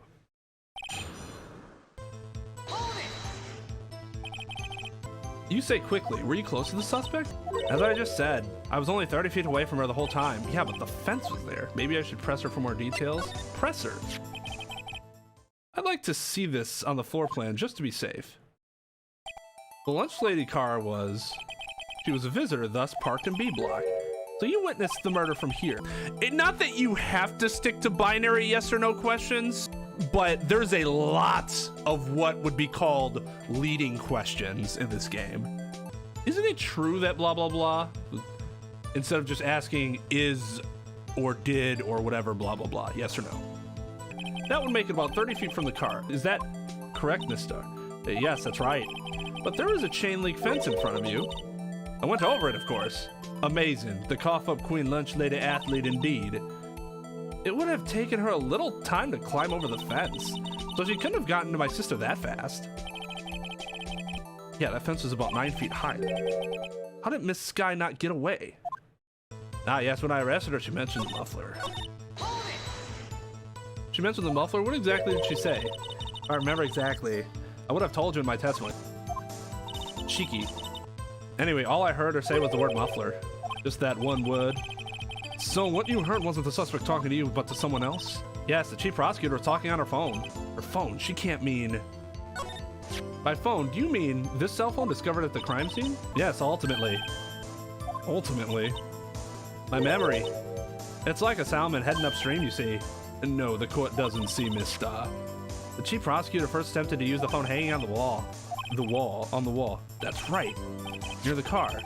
There was an emergency phone on the wall. Apparently it was out of order, and so she used her cell phone. Indeed, the emergency phone was out of order that day. Good witnessing, witness. Good witnessing? Whatever happened to good testifying? You should, of course, add this to your testimony. The things I do to please this rookie defense attorney. Objection! Yep. Miss Star, I have to conclude that you have a personal grudge against Miss Lana Sky. The witness is a former detective. Her testimony is unmarred by personal bias. Well, who would have thought that you would be my knight in shining armor prosecutor? You who, together with the chief prosecutor, kicked me out 2 years ago. Well, Miss Star, this is a fatal contradiction with your testimony. How do you explain this? I don't know what you're talking about. Mess with me, and I'll make you cough it all up. Let's look at the floor plan, shall we? You said you witnessed the crime from this point. However, if that's true, you couldn't have possibly have seen Miss Sky making that phone call. I believe you see what I'm getting at. That emergency phone was on the backside of this partition. If indeed you were in B block, you couldn't have seen it. Order, what is the meaning of this? It's simple, Your Honor. She's not coughing up lunch, she's coughing up lies. Oh God, Phoenix, no. Good. That's quite a claim, Mr. Wright. Perhaps you will allow me a question? Tell us exactly what lie this witness has told the court. Here's where the counterattack begins. I can't afford to get this wrong. So let's see, so I don't fuck up. The witness lied about Miss Sky tried to use the emergency phone, but it was out of order. What is significant about this fact? Nothing. Therefore, it would be pointless for Miss Star to lie about it. Pointless to lie, I see. But say the witness did actually see Miss Sky using the emergency phone. Would it mean Miss Star witnessed the crime from a different location? A different location? No, that's a pointless lie if I ever heard one. Before you call my lie pointless, at least let me tell it. Let me ask a question to our clever wordsmith, Mr. Wright. Just where was the witness when she saw the crime? All the testimony we've heard until now points in one direction. She was in the security room, right? The place from where Miss Star witnessed the crime is here. Take that!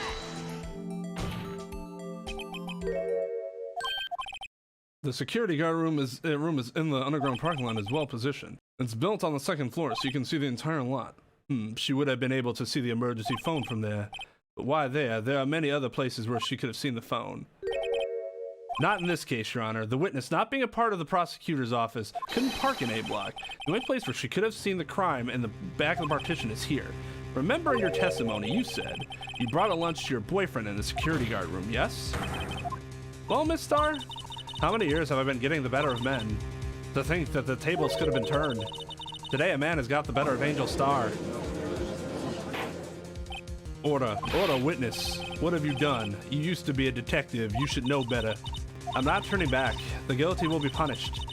And I'll do what must to make sure justice prevails. The guilty? Is she talking about Miss Sky? Mr. Wright, does this strike you as odd? Why did Miss Star lie? It doesn't make sense. Huh? She could have just said she saw the crime from the security guard station. It wouldn't change anything. Exactly. This photograph tells all. It was the defendant who stabbed the victim. The truth still stands. That truth still stands. It still stands? I disagree, Mr. Edgeworth. What? If a witness is found to be lying, they're guilty of perjury. She knows this. She wouldn't risk that without a good reason. So tell us what her reason was, Mr. Wright. Huh? Me? Who else? Mr. Wright, let's review what we know.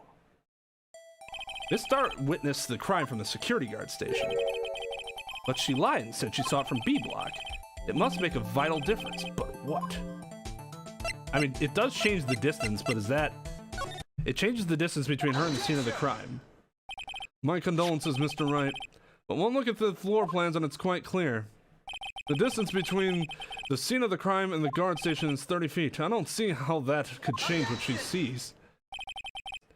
What she saw is not in question here. What matters is the time it would take her to reach the scene of the crime.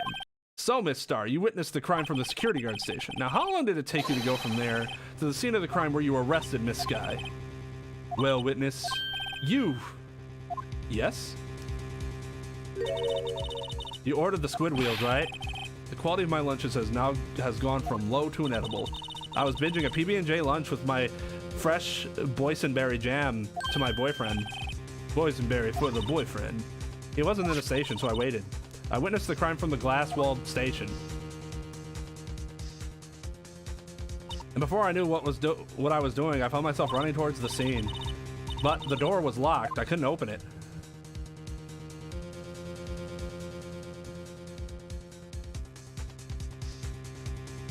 Oh, bullshit. That's why I had to go through the visitor's parking lot in B block. That's quite a detour. It probably took me at least 5 minutes to get to the scene of the crime. 5 minutes. That's a mistake. This changes things considerably. But it was that woman over there and the defendant's sheriff stabbed him. I know it. I have photographic evidence. I swear it. I swear it on my finest plastic spork. You have a point, and the spork is a wonderful invention. 100% agreed. Would you like another caviar lunch? Absolutely. Uh-oh. Mr. Wright, you have to do something. Have any evidence to stop this? Objection! 5 minutes between the witnessing the murder of the car and the arrest. Think about it. You can make pasta in that amount of time. If you like it al dente. How about lunch boxes that tie pasta into knots, rookie?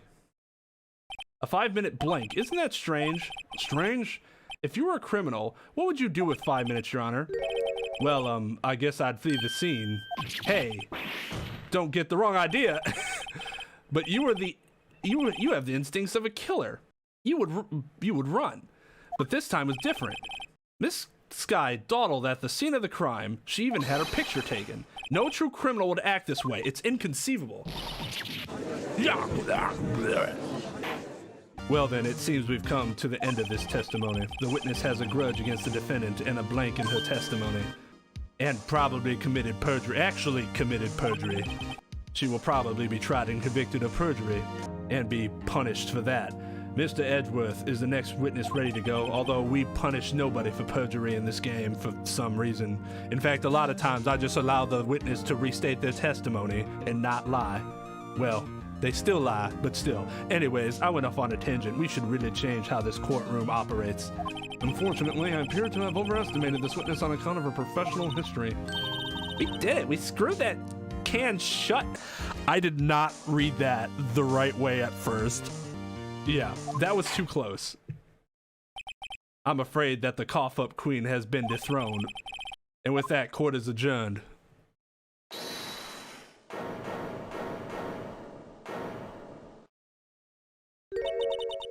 Mr. Edgeworth, you ordered the squid wheels, right?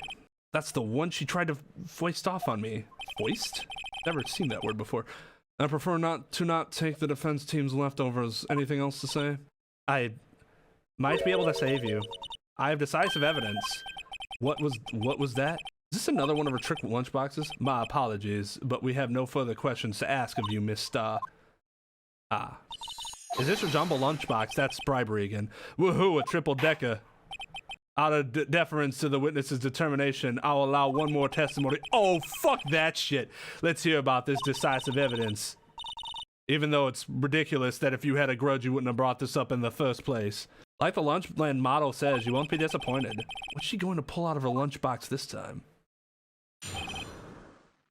Oh man, here we go. I should have mentioned those 5 minutes when I wasn't looking at the crime scene.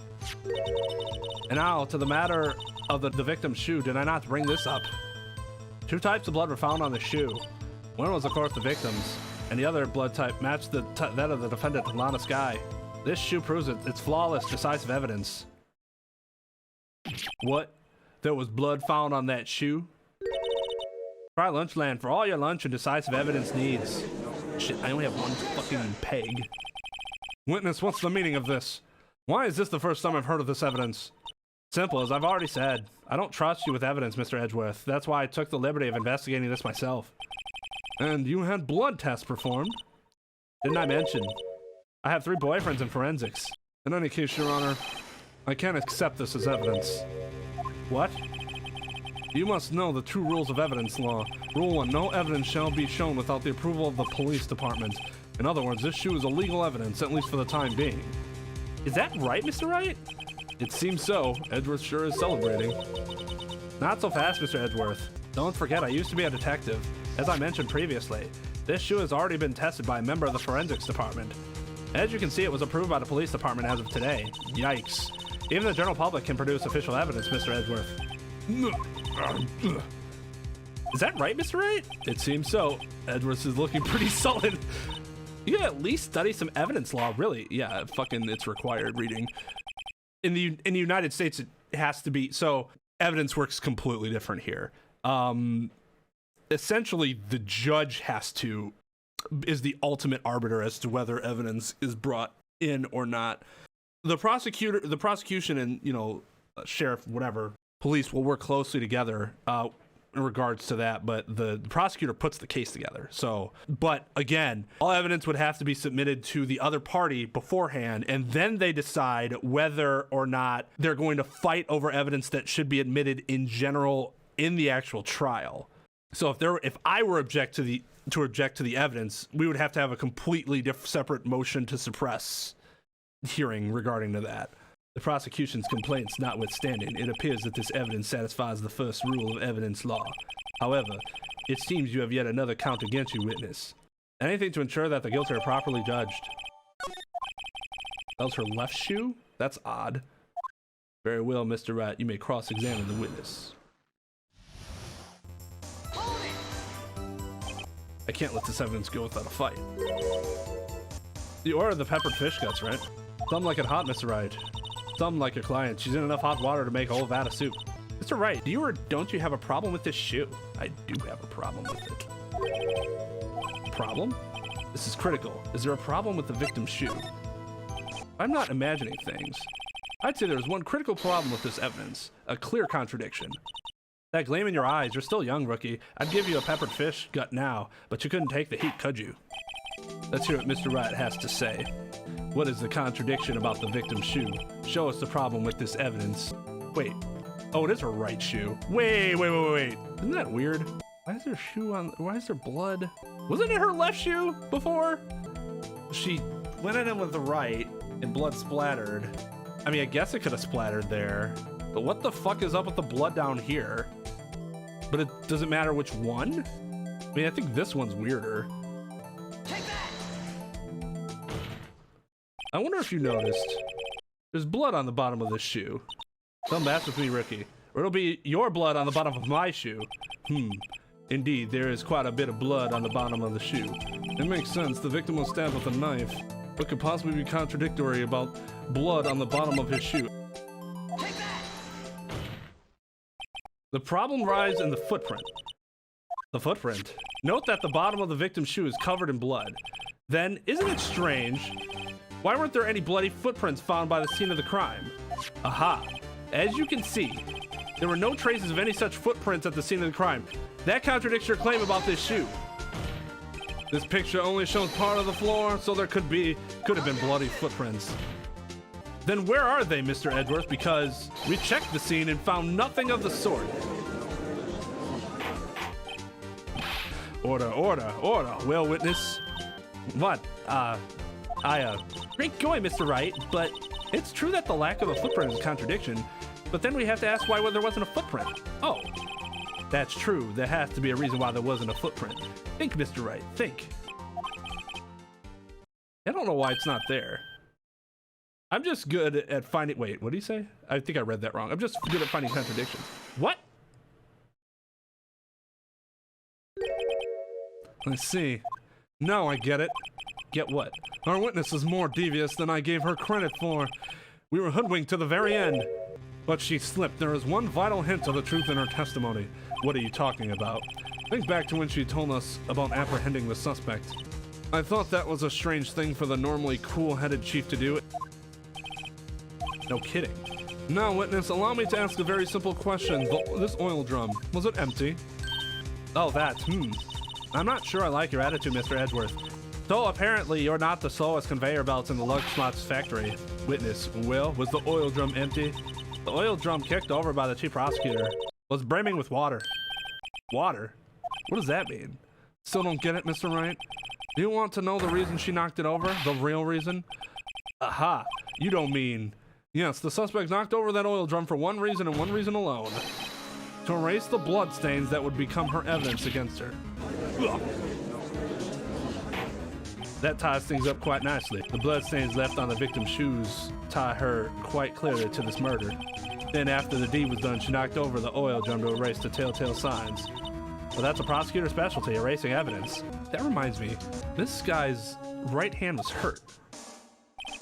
Didn't she say she cut herself when she stabbed him? So that's when my sister's blood got on the shoe? Well, I see no reason to prolong this trial.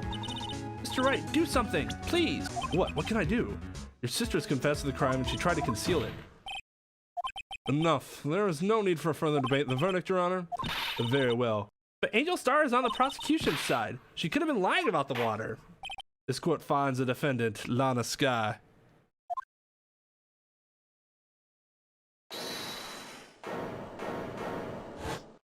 Little girl, what did you just say? Huh? Me? Did you just say that I, Angel Star, was on the prosecution side? Well, yeah, you are. You're saying my sister hid evidence by erasing the bloody footprints. Well, I thought you had your fill, but here you are, demanding a second helping. Another lunchbox. The lunchbox called evidence. Wait, witness, don't tell me you have something else. Why would you even bother? Yeah, shut up. Time for deliberations has passed. Shut up, witness. Your Honor, verdict, please, immediately. Any further comments and you will be held in contempt of court. Actually, the judge will determine that. The threats don't scare the cough up queen. Look at this. Oh my God. A photograph. I had it just in case anyone had the gall to suggest that the white shoe didn't belong to the victim. I see no room for error in this evidence. Mr. Wright, wait, look at the asphalt in this photo. Hey, it's clearly wet. Erasing the last trace of doubt from the court's minds, immediately after the murder, the crime scene was washed with water. I'm sorry, Mr. Wright. I guess I couldn't help after all. Not your fault. I knew I couldn't win this case from the beginning. And it seems this is what your sister wanted anyway. I'm sorry, Mia. Right, wet or not. Don't be so quick to throw in the towel. Get yourself up off the asphalt. Take another good look. Don't give up, not until the bitter end. This is the last piece of evidence. Very well. This time I'd like to declare a verdict for good. Objection! Your Honor, wait. What is with you people? Can't I hand down my verdicts in peace anymore? Whatever it is, can it wait? No, it can't wait. Then it'll be too late. Look at this photo. The last one submitted. This trial isn't over until we give each piece of evidence proper consideration. So, Wright, are you saying there's a problem with this latest piece of evidence? Yeah, I'll think later. Yeah, there's a problem. Right or wrong, I've got to go ahead with this. I suppose since we've come this far, we should give every claim a fair shake. Very well, Mr. Wright. Yeah, this has to be it, right? Because this is the only thing where it's like, what is this? Take that!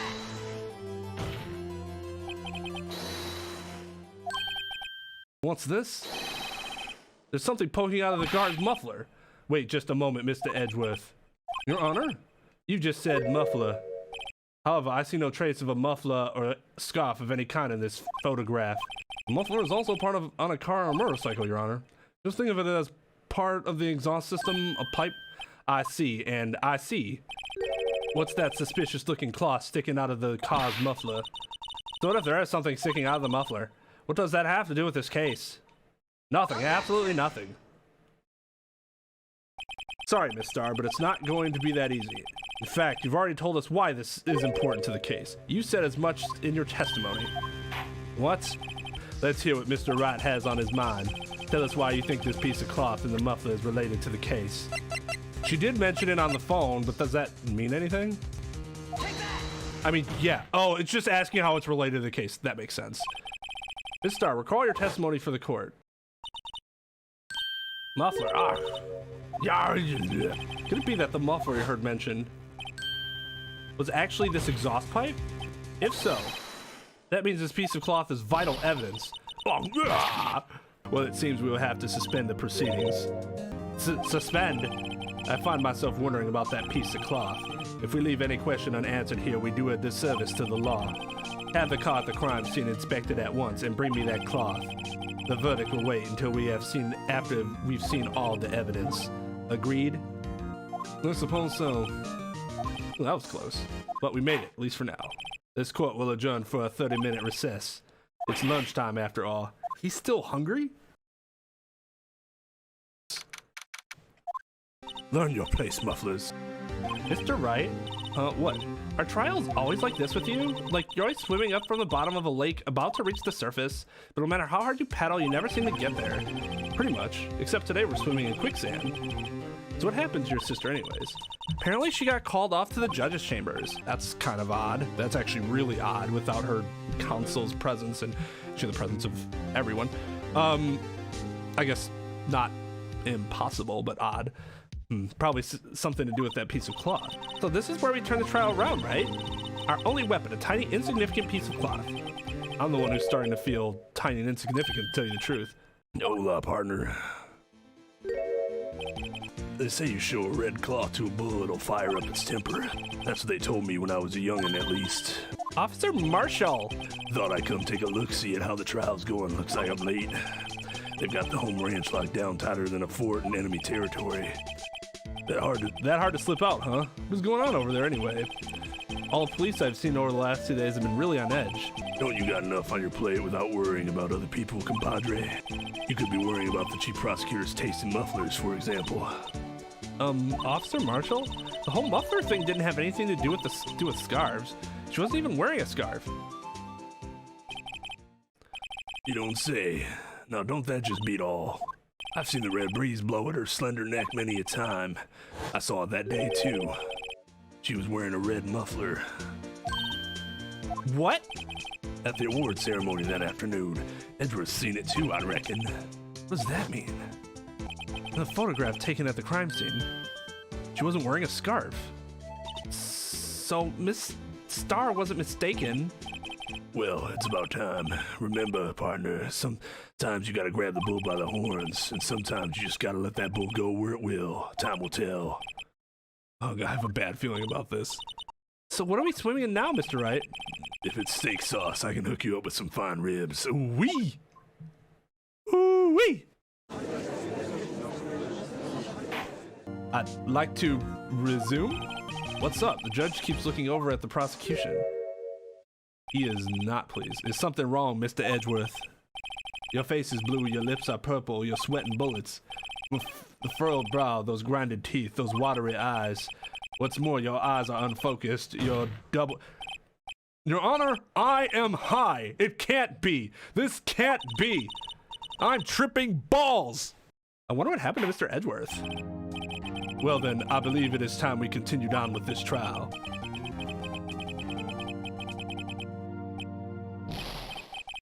This is unacceptable. Good lord, dude. It seems our prosecutor is quite beside himself. Excuse me, knock, knock. Who's there?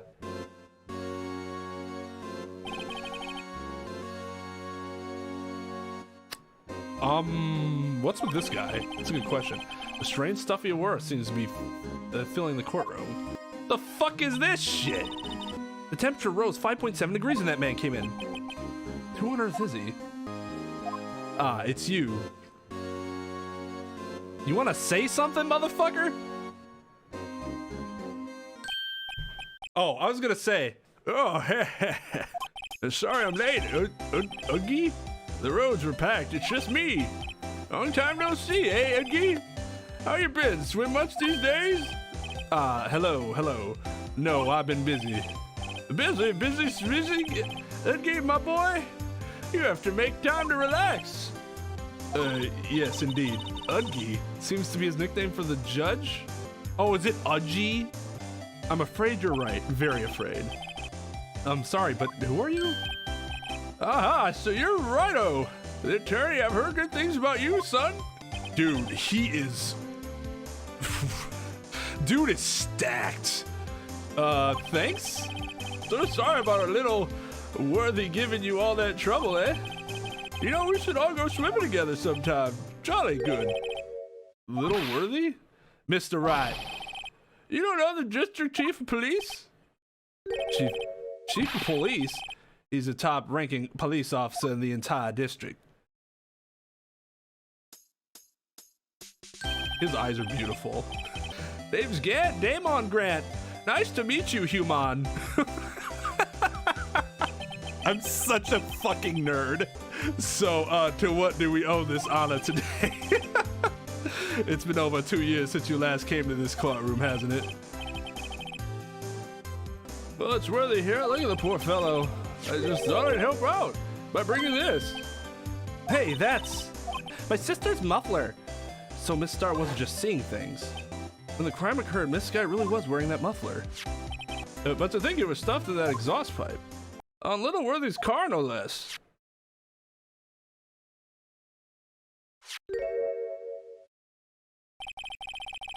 It's really quite embarrassing, even for us. What's this? It's what you call a switchblade knife. Quite perplexing, this. Chief, what kind of outfit are you running, Mr. Edgeworth? How could they miss such a vital piece of evidence? If your investigators are this lax, how do you expect us to do our job? Now, wait a minute, Worthy. I've no desire to hear your excuses. I'm telling you to wait. Or didn't you hear me?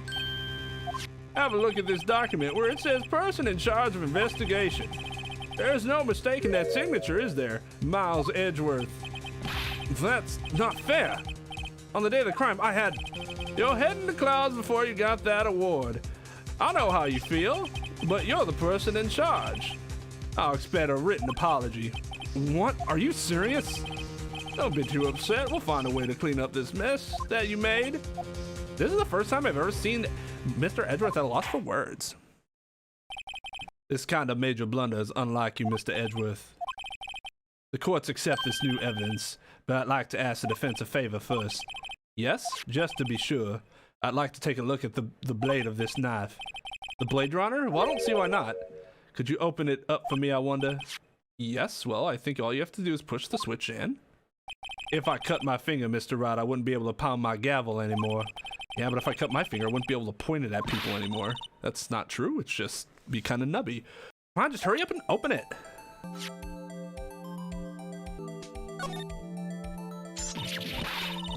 Don't scare me like that. I'm the one who's scared. Look at this knife blade, the tip's broken off. This dark red stain, blood? This does not excuse the actions of the police department. I would like to hear an explanation from the chief of police himself. I'm terribly sorry, but could I ask you to testify for us about the split between the prosecutors and the police and this knife? Wow. Sure thing, not a problem, not even a little one, really.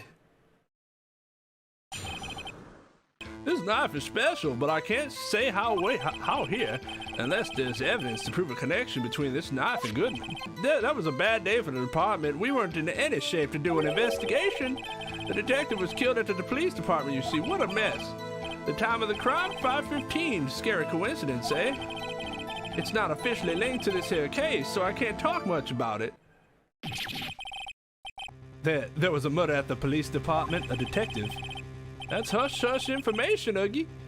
We haven't exactly announced it yet. Wait a second. You said 5:15.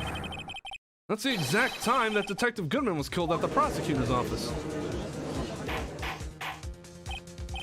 Order, order, order. Anyway, we're in the department. We're all flustered, as you might well assume. We're in the middle of a top-secret investigation. Don't tell anyone, okay? In this public courtroom. I think we understand the police department situation. Well, Mr. Wright, 2 detectives killed at the same time in 2 different places? The chances of that happening are really slim, scientifically speaking, of course. I'd like to exercise my right to cross-examine the witness. Very well, however, keep your questions focused on the case at hand.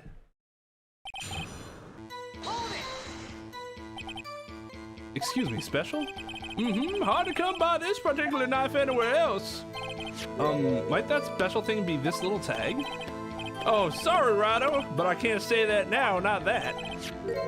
We've established that the knife in Goodman's chest was this knife. Now, why was there another knife at the scene of the crime? That's quite a mystery. And like a mystery, it's wrapped in something, a muffler. Unless there's evidence to prove a connection between this knife and Goodman.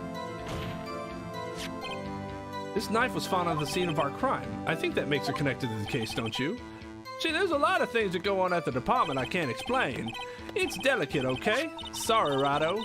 Maybe there's something about the knife that will give us a clue. Yeah, we should look at it. Let's examine that knife while we can, Rado. Evidence that links this knife to Detective Goodman. I think perhaps pieces are falling into place. I should try presenting a piece of evidence that's had me stumped all this time. So, how are things down at the department? This? Oh,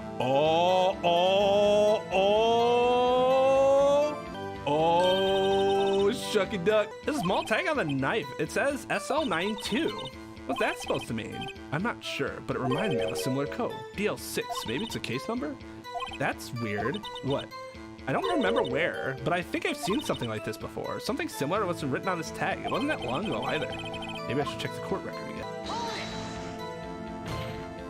On the same day that a detective was killed in the prosecutor's parking lot, another detective was killed at the police department? That's a fact. Surprising, isn't it, Uggy? I'm at a loss for words. And the perpetrator? Do you have a suspect? Well, there was a suspect. Just arrested him, in fact. Just arrested? That was quick. But there's still a lot of unanswered questions. Maybe you could help, Righto. I suppose I could help if you help me by giving me data on your case. Oh, good one. This kid's sharp. Okay, here's the deal. I'll tell you one thing and one thing only. Well, how was the detective killed? How was he killed? Now, that's the interesting part. It's what we call in the force call a stabbing with a knife. A knife? That's exactly the same as Detective Goodman. That's the spirit we're cooking now. But you know, that's not the only thing that was exactly the same. What do you mean? There were more similarities between the two cases than the cause of death. Seems like I'm gonna have to press this a bit harder. Here. There. Wait a second. Oh, at last, an honest to goodness objection. This knife. This has to have something to do with Detective Goodman. What do you mean? Aha, an honest to goodness, what do you mean from Uggy? This is great. Look at the tag on this knife. It reads SL92. And this is important. Why? Over here we also have, whoops, sorry about that, a memo that was on the body of the victim. What's this? Something that makes me like 6 minus 7 S12 2? Your Honor, it's upside down. Upside. The printed name on the memo makes it look like it's right side up, but turn it around and what do you get? Aha! Whoever wrote this note was holding the paper upside down. SL9. That's the same thing that is written on the knife's tag. Order. Well, Chief? Oh, well, I guess the cat's out of the bag. You win, Righto. I win? What game is this guy playing? This knife was evidence in the case. It was stolen from the department's evidence room. So this knife was stolen? Yes, but on the day of the murder. This was evidence, you say? Was it in fact a murder weapon? Nice. Good show, Little Worthy. It was a murder weapon as it happens. It was evidence from a case long since solved. So this knife was stolen on the day of the murder and was found in the exhaust pipe of Edgeworth's car. Hard to think there isn't a connection there. Well, I can't speak on where the corpse was found, but I can say the crime took place in the evidence room of the police department. The evidence room? Wait a second. I have heard of that. The evidence room? Didn't he mention that in his testimony just now? There's the connection between the two cases. You seem happy, Mr. Wright. Happy. We just got handed our tip to go to town on this case. The link between the two cases is established. We finally have some leverage. Now we can get Gant to testify about the details.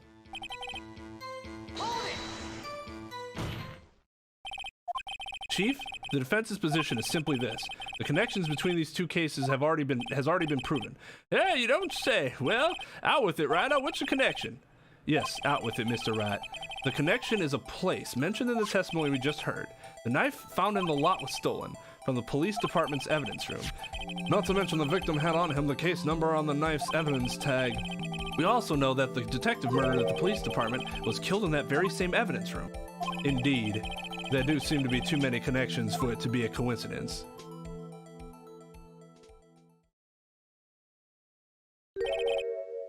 You two make a good pair.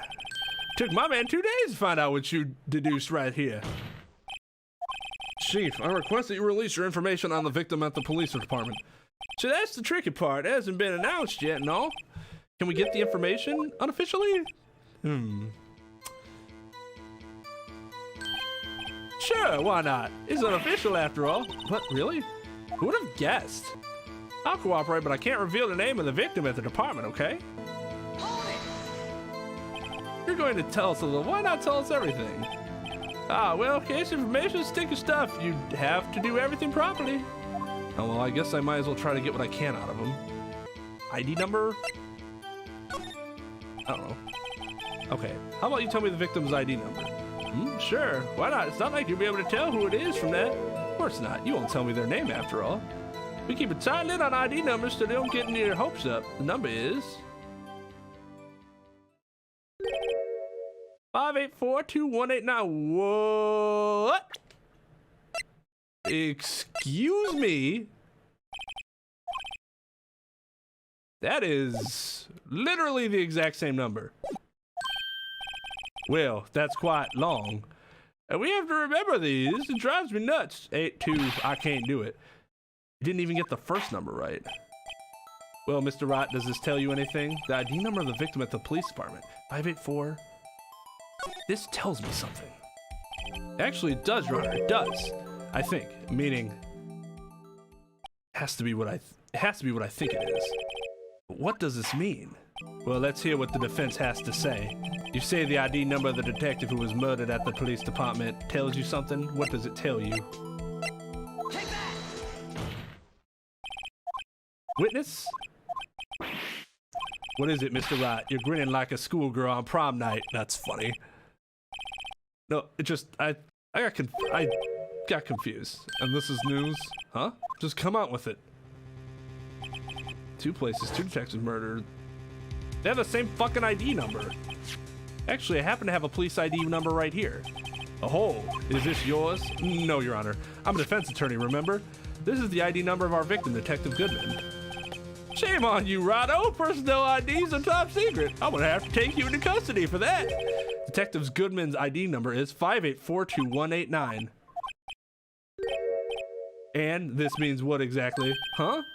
Wait, that ID number we heard from the chief earlier, that started with 82, I've forgotten. You didn't even get the first number right. Again, the number the chief of police gave us was 5842189. Wait a second, Wright. What does this mean? That's what I want to know.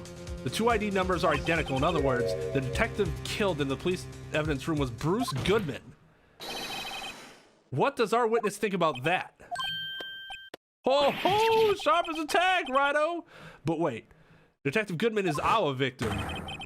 He was killed at 5:15 in the underground parking lot. Yet, a detective, Bruce Goodman, was also killed at the police department in the evidence room at the exact same time. This is some shit. What the fuck? That's impossible. So what you're saying is the same person was killed at the same time and in a completely different location? That evidence hasn't been properly submitted. Now, what I want to know is why didn't I hear about this? Yes, it's top secret, fine, but I'm the prosecutor in charge of the case. Now, just wait a second, Worthy. No need to get all flustered. Your Honor, the police department has made a grave error in this case. Wait. I said wait. Or didn't you hear me? The oversight, the grave error?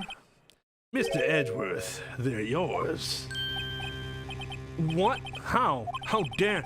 We informed you yesterday. I believe it was our Officer Meekins who brought you the news. Officer Meekins? Mr. Wright, where have you heard that name before? Wait. Yeah, it was that overly eager dude. Officer Meekins, here. You don't mean him. According to Meekins, you didn't accept the report. Hard to believe. But your officer, he told me, he said that the report has nothing to do with the Lana Sky incident. Detective Bruce Goodman murdered in the police department evidence room. Mr. Edgeworth, the victim's name is written right on the top of the report. Ugh. Why didn't your officer tell me? Honestly, I'm not sure if that officer was capable of making the connection. He did seem challenged. In any case, this is a serious error, a gross negligence of duty on your part, Worthy. But sir, you could have submitted that report this morning to the court as evidence. Then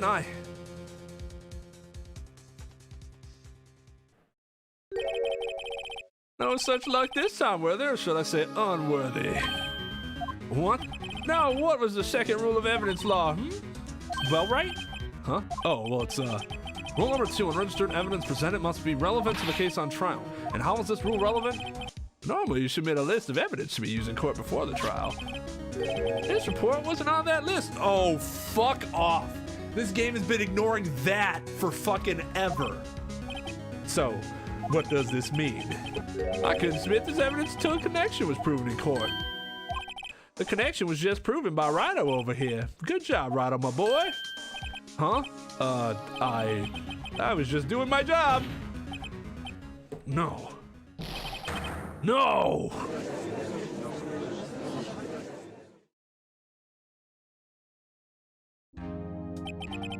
It seems we have come to the end of this trial. I know you're going through a tough time early with all those rumors. You were even in the defendant's chair just this past December. I apologize for this terrible lack of due diligence on my part, Mr. Edgeworth. Please, just give me one day. I'll get to the bottom of what happened. If it's the last thing I do. You'd better get results this time, really. You have my profound apologies, sir. Poor Mr. Edgeworth.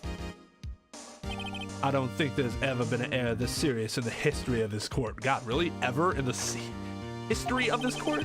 I will grant one further day as the prosecution has requested. Will that be sufficient, Mr. Edgeworth? Yes, Your Honor, thank you. Whatever your punishment for this is, for your sake, I hope it's not decisive. Very well, court is adjourned. Mr. Wright, so what's going on with this case anyways? I'm a little confused.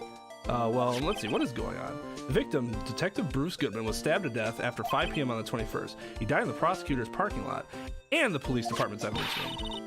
What's this and the evidence room part? The prosecutor's office and the police department are 30 minutes apart by car. Well, that's what we're going to find out, or try to at least. All right, let's do it. I'm glad she's in good spirits, but I'm not sure she's going to be much help with this. Don't be so sure, Mr. Wright. Huh? Look, we're in this together, right? I'll prove that these thick-rimmed glasses of mine aren't just for show. Let's go. Science awaits us. You know, I don't really think we should worry about the police department murder. There wasn't even a body found there. Who cares? Yeah, it was only our victim who was killed in the evidence room. No biggie. Besides, my sister would never do such a thing. I know it. My sister raising evidence at the scene of the crime? Never. Even though since they don't get along, Emma really likes her sister. That was Phoenix. That's not good. That's not it at all. It's just, we're both professionals at what we do, and I trust her. Big words for a high school student. Well, whether there was blood on the floor or not, there was water in that drum that washed it all away. Ignore the strength of my science at your own peril, Mr. Wright. Huh? What's that grin for? The situation calls for one thing, and that is luminol testing fluid. Luminol? Blood is sticky stuff, you know. You can't just wash it away with a little water. Even if you can't see it, it's still there. But wouldn't the police have already done those tests? Never trust anyone's eyes but your own, Mr. Wright. Just give it a try. Me? Why do I have to do it? I'm a minor. I can't even drink yet. We're testing blood stains with this stuff, not drinking it. Here, look, I'll lend you these glasses. Huh? You get an extra pair of those things?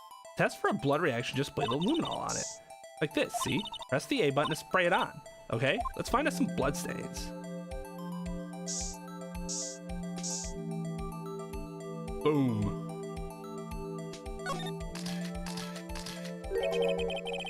I can see her eyes shining behind those glasses. So is this a blood stain? It's so, ugh. Emma, you're shaking. It's just, this is my first time seeing real blood. I've never seen my own blood before, somehow. Scientific investigation in action. Okay, well, we definitely know that this is a blood stain. Doesn't something strike you as odd, scientifically speaking, of course? What's odd about this scientifically? The amount of blood that's odd? I definitely think so. I mean, look at all the blood on the sole of the victim's shoe. It is pretty strange. If they fought here, there'd have to be more blood than this. Hey, Mr. Wright, I'm gonna mark up the floor plans where he find the blood stains, okay? See, I'm pretty handy to have around, right? Oh yeah, and this stuff's pretty handy too. I saved up my allowance to buy that. Can't be sure that the police will reveal all their evidence in court. Sometimes they fail to mention evidence that doesn't fit with their view of the case. Let's drag that hidden evidence out into the light of day. Yeah, feels like you're really investigating a crime now, doesn't it? Guess I should give this a spray on anything suspicious. Ha! I wonder how that fluid of yours would react to a nice deli box. Miss Star! You only trust your own eyes, and not bad, you two. Oh, that looks so good. This day old deli box is on the house. Sorry, it's just that lead-in doesn't get my mouth watering. Certainly put in a tight spot today. My apologies, Miss Star, but now I'm going to prison because of you. It was my fault anyways. Oh, we know. I witnessed everything from that security room right there, but I was afraid that wouldn't sound convincing enough, you see. I was wrong to think that. I'm sorry. Sorry, you lied on the witness stand. That's unforgivable. Little girl, don't forget what's important here. Even if the place I witnessed that events was different, I still saw what I saw. I saw Chief Prosecutor Sky stab a man in cold blood. That testimony still stands. I swear it on my honor as a detective, she stabbed Goodman. I know this photograph is important to tell us, but what? So, you were a detective, weren't you, Miss Star? Yes, so it was a long time ago, well, 2 years ago. No matter how hardened the criminal, when they faced me,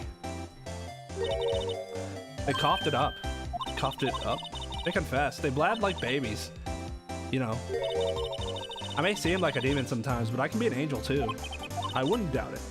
Every day I dragged the dirt out of the mouths of suspect after suspect, and before long they called me Cough It Up Queen. Oh, and here I thought someone had gotten food poisoning from your lunches. And you were let go or fired? It was all because of that case, the SL9 incident. SL9? Wait, she doesn't mean... what do you think about this? The SL9 incident. It's written on that knife. And on that note. Goodman. Goodman was the head detective on the case, you know. Really? That knife was evidence from that case, the murder weapon. It was due for transferal the very day that Goodman was killed. As I suspected, the SL9 isn't over, not yet. Do you think you could tell us more about the SL9 incident? Yes, she can. Nope, apparently not. It's even busier here today than it was yesterday. The detectives are running around so fast they're blurring. I suppose it makes sense a detective did get killed here after all. So the evidence room, the scene of a crime. According to the pamphlet we got at the front desk, here it is. She's like a kid at an amusement park. Oh, a real crime scene. Let's go take a look. Oh God, here we go. That's a lot of cacti for one desk. What's with the decor in this place? It's very eccentric. According to the pamphlet, this is the guard station for the evidence room. So beyond that door is the evidence room, the scene of the crime. Sure, it seems that way. Oh, what's wrong? Those cacti, they're so prickly, so imposing, it's hard to think straight. If you can't handle the cacti, stay out of the desert. What I want to know is if this is a guard station, where's the guard? I have a feeling I know who he is already. Yipes, these sure are prickly, they must be the real deal. I would think just one big one would be sufficient. These cacti are a lot like my sister, actually. How so? Encased in a cold, rigid shell with spines pointing in every direction. Just like her. Awkward. I'm not so sure I see the resemblance. It's more an attitude thing than a physical similarity. Well, no fucking shit. He has a lot of booze. A lot of booze. Looks like there's a video feed from the evidence room here. There's a light blinking below the monitor. It says recording. I bet we could use this computer to check on who went in and out. There's a security guard uniform hanging here. Looks more like a costume than a uniform, honestly. A leather jacket, leather pants, a leather... What was that called again? A punchy? Paunchy? Pinchy? Oh, I know, a poochie. It's a poncho, but I think I'll keep that information myself for the time being. The evidence room is beyond that door. Let's just walk in. It won't open. You thought it'd be open? I think we need someone's permission to go in there first. All right, so we need to... She dropped that phone on the pavement. That's when you heard her talking about the muffler, right? Little did I know, it was a trap. The red car's muffler and the prosecutor's red muffler. What was Miss Guy really trying to say, I wonder? If you think about it, I could have taken that picture from the guard room, but even I get flustered sometimes. So you weren't thinking straight, you went straight to the scene of the crime. I rushed towards the chain link fence in an effort to stop the murder. That's when I took this photo, yes. In other words, 5 minutes after the crime. Those 5 minutes are the whole problem. The whole of my testimony, as it were. 5 minutes weren't the problem, Miss Starr. You were lying was the problem. Listen, little girl, I've had my testimony disregarded before, and I wasn't going to have it disregarded again. Just like that time. That time? That incident really opened up my eyes to the truth. We're nothing to them. Disposable. Disposable to who? Or whom? 2 years ago, it was the biggest case I'd ever handled. The police and the prosecutors were desperate for decisive evidence, so they didn't solve it? On the contrary, it was solved quite cleanly. The criminal was caught and executed. Executed? Yes, the criminal got what was coming to him. Doesn't get any cleaner than that. The only problem was, they never did find the decisive evidence, not a shred. What? But the criminal's executed, right? On the basis of evidence, of a sort, made up evidence. What? You mean they executed someone with fabricated evidence? The best part came several months after the trial. Every detective involved with the case was dealt with. Some were demoted to patrolmen, others found themselves out of a job. And you were one of those? Myself and one other person you know well. Could it be? Exactly, Detective Jake Marshall. Oops, I mean Police Department Security Detail Officer Jake Marshall. As professional detectives, we investigated that case from every angle. Jake was particularly determined, and then it was over, and he was demoted. However, he hasn't forgotten, and neither have I. You haven't forgotten SL9? There was another side to that case, a hidden side. That's what we're after now. And no one up in their fancy offices can stop us. Wait, those lunches you sell. There's only one reason I come to sell lunches in this accursed office. I come here to meet old friends, boyfriends that can help me investigate. The Star's old boyfriends. How many does she have anyways? Just when all the detectives on SL9 have disappeared, we find new evidence. There has to be a connection. So, Rookie. What? Seems like you're serious about investigating this case. Yes. And you should take this. A Salisbury steak lunch? I know a certain guy who might help you if you tempt him with this treat. Steak lunch. Miss Star, Officer Marshall is here. Are you going out? Why do you want to know? I was just wondering what happened to him. A long time ago when he was helping my sister do cases, he was so nice. He got along so well with my sister. It made me jealous, and how he was nice to me too back then. This would be when Officer Marshall was a detective. But now, he's so cold. Jake and I are merely cooperating on this investigation. We're putting the past to rest, as it were. Nothing more than that. I see, thank you. Officer Jake Marshall. This place is charged with frantic energy as always. Please. Huh? What's that? One steak lunch, please. Oh, it's you. Detective Gumshoe. Now's no time for chit-chat, pal. I'm a busy man. What I really need is a steak lunch from Lunchland. Oh, you mean one of these? Actually, it's not for sale. I think I just heard the sound of his heart breaking. Now's no time for despair. We've caught our criminal. Now we just need evidence. The criminal? You mean... You heard about the stabbing in the police department evidence room, right, pal? It's the biggest scandal to hit the station in ages. Everything's topsy-turvy. But Detective Gumshoe, who was it? Listen, pal, all I know is I need me a steak lunch, pronto. Standing around here talking isn't going to fill my belly. Dude, give him the damn... Wait, don't leave. You want to know more? Head on down to the detention center, pal. Questioning should be over, so I figure he's down there having a good cry. Later. He ran off to the evidence room. Well, this investigation is off to a running start. Still, I do feel better about things a little. I mean, they caught the person who stabbed Detective Goodman, didn't they? Yeah, I guess they did. Best not to go too far down that road right now. Things will just get confusing. What was that? Sir, that's what I'm saying. Me a perpetrator, I'd say I was the perpetrated against, sir. That's what, wait, who's this? Is this?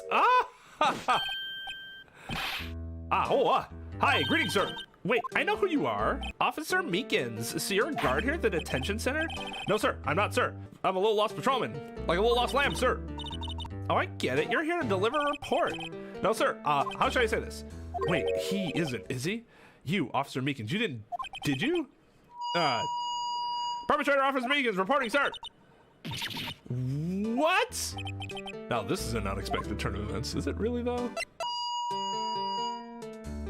Sir, I'm a patrolman with General Affairs, sir. Sir! Ow, I can hear you fine, Officer Meekins. I had some business that day, sir, and so I went to the evidence room, sir. The guard station in front of the room was empty, sir. So, normally there's a guard at the evidence room. That's right, sir, because the evidence is kept in the evidence room, sir. Now the security officer is none other than Officer Marshall. Marshall? Then, sir, I happened to glance at the security room monitor. That's when I saw him, sir. A suspicious person in the evidence room. A suspicious person! A suspicious person! Yow! What the heck is this guy doing? So what happened then? After that, sir, everything went white. I saw red. I blacked out. And when I came to, I was here, in the detention center. How long were you out? Days? Might I ask, what happened to your hand? Sir, there was no one to bandage me, sir. So I did what I could do to wrap it up, sir. Bandage on his hand, just like Miss Sky. Yet another similarity between this case and the one at the prosecutor's office. First things first, tell us how you hurt your hand. Oh God, I really don't want to ask this dude any more questions. I don't mean to pry, but you are the perpetrator, correct? You killed Detective Bruce Goodman in the evidence room, right? Sir, please don't look at me with those sad puppy dog eyes, sir. If you have labeled me as a perpetrator or victim, sir, oh God, that's awful. Then label me victim. I would, but you happen to be in detention and alive and well at that. Yes, well, that's true, sir. I suppose you could say that. Did you know the victim, Detective Goodman? Well, sir, if I had to label him as a stranger or a total stranger, then I'd say he leans heavily on the total stranger side. So you didn't know him. Sir, I work in a tiny department, devoid of light or other creature comforts. I don't know any detectives. So if he was a total stranger, why did you stab him? Sir, I had no intention of killing him, sir, none. Nor do I have any intention, oh God, any recollections of killing him, sir. At least someone around here is more confused than I am. About your hand, did that happen during the course of the crime? Well, you see, sir, oh God. Well, you see, sir, don't you think you should just confess? But, oh God, But sir, but there was nothing I could do. Nothing you could do? Sir, to tell the truth, sir, what had happened? When the detective pointed that knife at me, I just hollered. Sir, the next thing I knew, I was unconscious. The next thing you knew, you were, huh? Then when I opened my eyes, I was alone in the evidence room, sir, all alone. Alone because Detective Goodman had disappeared. What? Then when I looked down, I was gushing blood from my hand, sir. Oh, the shock, oh, the sorrow, sir. Can you imagine how I felt? Oh God, I hate this guy. The victim's body disappeared. I feel bad for him, but I also hate him. That's some story. Do you think you could take a look at this? Hey, that's it, sir. That's it. That's what? My head was a blank until this very moment. But sir, now I remember, sir. You mean you remember what happened? Correct. That card was like the cause of it all. This ID card? Exactly, sir. That's exactly it. Nothing could be more exact, sir. Why does he have access to that megaphone? I'd better pry into this one a little deeper. Can you tell me what it is that you remember? Well, sir, you might say I'm a little lost patrolman, sir. A lost little lamb, if you will. I didn't know Mr. Detective Goodman who was in the evidence room. That's why you thought he looked suspicious. Sir, I entered the evidence room and asked the man to show me his ID card. Well, that sounds pretty much by the book so far. That's right, sir. That's what I've been trying to tell you. So you asked Detective Goodman to show his ID card. What did he do? That's the thing. Suddenly pointed a knife at me. What? Sir, I assure you, I was as flustered as you are right now. So I whooped and leaped at him. Detective Goodman pointed a knife at him? Do unto others before they do unto you. My father's own words, sir. What happened then? Well, my eyes, sir. Everything in white. When I awoke, I was here. Right. So, Officer Meekins, why was it that they arrested you? What do you mean, Emma? Let's look at what we know. Now, Officer Meekins didn't know Detective Goodman, and the victim whom he met at the scene didn't show his ID card. In other words, we have no way of knowing if the victim was really the victim. And if this body just disappeared from the evidence room, we don't even know if anyone actually died. That's it, sir. That is what I wanted to say. That is, I did say something along those lines. Huh? But you still ended up here. They told me that it had to be him, sir. On that day, at that time. Detective Goodman was definitely in the evidence room. That's what they said. But you don't remember the events clearly. No, but the videotape is quite clear. Huh? Videotape? Well, no fucking shit, the videotape. On the security camera. The crime, my crime. The crime I swore to stamp out. It's there, it's me, it's on tape. And you waited until now to tell us this? I'm sorry, really sorry, sir. I thought that would be quite obvious, and I didn't have to tell you such an obvious piece of facts, sir. I'll hand over my badge, I don't deserve it. No thanks, I have my own. Well, I guess we better go check out the crime scene. All right, thank God. Let's get the fuck out of here. Hey, Mr. Wright, look who's standing at the Chief of Detectives desk. It's Police Chief Gant. Hey, you're sure this is all, You know what it means if there's anything missing? Sir, I'm pretty sure it's most likely totally perfect. We checked all of his drawers, under the seat cushion, behind his compartment monitor, inside his personal coffee machine. I see. Well, if anything does turn up, you call me right away, deal? Yes, sir. We'll scour the police again, sir. Huh. He seems flustered. Aha, right on, my boy. How you been? Swim much? Oh ho ho, Chief Grant reporting for duty, sir. Why are you saluting him, Mr. Wright? Is everything gonna be okay? Oh, well, they're doing a little inquiry committee with him. Sounds like an inquisition. Yep, well, they had no end of trouble with this boy since last year. You mean the incident at Gourd Lake? It doesn't look good having a top prosecutor sit on a defendant's seat, does it? And you got someone else found guilty in that case, right, Righto? Von Karma. Alleging he was undefeated in his 40-year career. But in court, you fixed it so he was caught for forging evidence. Wait, I didn't do anything wrong. He did the forging evidence. In any case, the prosecutor's office is a bit of turmoil, you might say. Well, they do just about anything to restore their reputation. Now, depending on what that inquiry committee decides, it could be bad for Worthy. What? It's downright odd, I tell you. The detective getting killed on their turf, too, I mean. They being the prosecutors, I assume? Scientifically speaking, it's impossible. Yes, but that's what the evidence is saying. Goodman was stabbed in 2 locations at the same time. That's what it says. What evidence is this? Now, Righto, I can't give away all our secrets just like that. Weren't we just talking about how you pretty much should be giving me all this beforehand, which was a gigantic departure from what's been happening earlier, you know, all throughout the first 4 chapters of the game. And now we're back to, oh, you gotta keep that surprise evidence, you know what I mean? And this in particular, well, it's a little sensitive and I can't talk about it. I wasn't expecting much anyways. You know, one thing I hate most of all is hiding stuff. Secrets, can't stand them. But you know, it's a full-time job just keeping the chief of detective trap shut.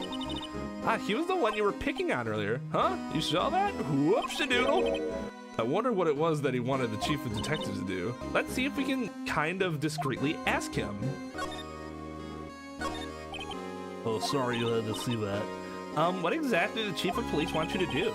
Well, you see over there, that's Goodman's desk. He wanted me to check it for anything that might be a clue. They took away every last piece of garbage in the trash can. So nothing belonging to Detective Goodman is still here? Of course not. Well, except for this. What? You kept something? Sure, why not? It's not important. He didn't even finish writing it. It's a lost item report, but it's only half complete. A lost item? Did Detective Goodman lose something? The date on it is February 21st. Better make a note of that just in case.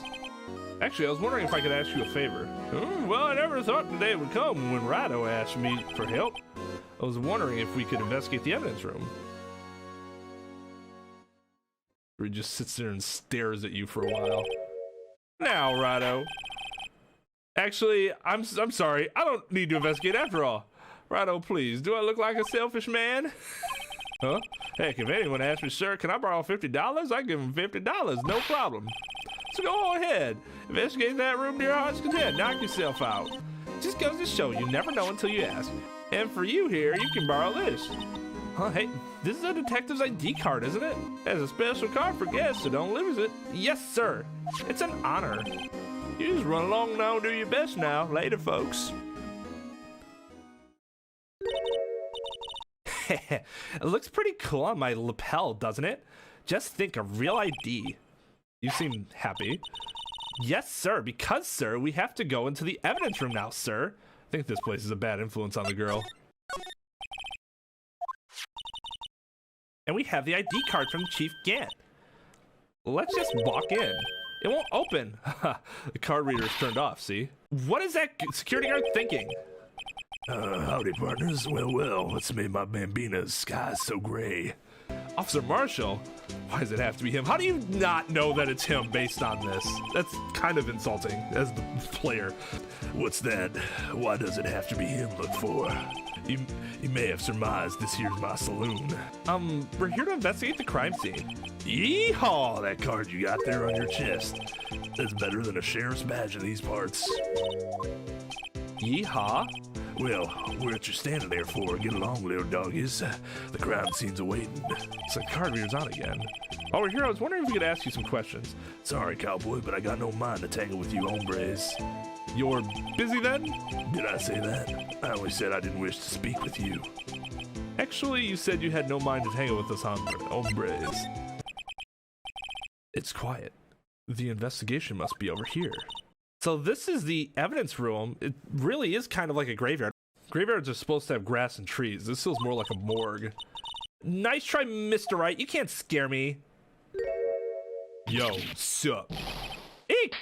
Wow, did he smack us? Sorry, I thought you were a ghost. I wouldn't recommend going around smacking ghosts on the head, pal. So is it true what I heard? Yep, it's true. So, chief of police can't. We'll loan anyone $50, even me. Oh, so that's what you were talking about. Actually, I was put in charge of the investigation for today. Just for today? Boss for a day? But guess what? You got permission from the chief. So now you're boss for a day. Gee, thanks. First of all, you want to have this. So, Detective Gumshoe, you're boss for the day? That's right, it's an honor. After all, the murder took place right here in the police department. But if you're the boss, why are you all alone? Where are your underlings? They're using yesterday's findings to prepare for tomorrow's trial. In other words, you got kicked out of the investigation again. I'm adamant, though. I'm going to take control and put this case to rest. In my own evidence locker, pal. You have a locker in here too, Detective Gumshoe? Aha, of course. I'm a detective, after all. They gave me a locker that only I can open, pal. Only you can open? I always believe in Mr. Edgeworth, no matter what happens. So, Mr. Edgeworth is with the inquiry committee now, right? They're trying to figure out who's responsible for the mess up in court today. You think they'd wait until after the case to make that decision while he's still trying to figure out who did it.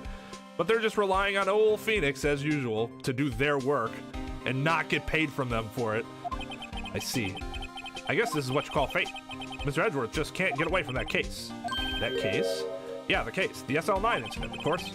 That was the beginning of the end for Mr. Edgeworth. Maybe we can get him to tell us more about the case. This place is more high-tech than you might think. Every locker is fixed so that only one detective can open it. Using their ID card? Well, that's the best thing, pal. ID cards can be lost. Well, I'm on my third card since entering the force already. That sounds like a lot. Yeah, but even I can't lose my own right hand. Right hand? Oh, you mean your fingerprint. Exactly, pal. The locker for each locker is coded with a fingerprint. It's the only locker we can open on our own. Funny, they look like normal lockers. These are the latest model. There's a trick to the handles, see? The handles? On the other side of the handles is a sensor, and if the wrong person touches it, zap, you get a shot. If that's what happened, my hand would be black and smoking every day. In any case, the locks aren't that obvious. There are even some people on the force that don't know about the fingerprint locks. All right, let's do this. Wow, look at this big pile of junk in the corner. It looks like a car door. There's a pair of handcuffs attached to the frame. Maybe some guy they caught was some sort of escape artist and got away. Hey, that's one of those human profile for range testing. He's been shot square in the forehead.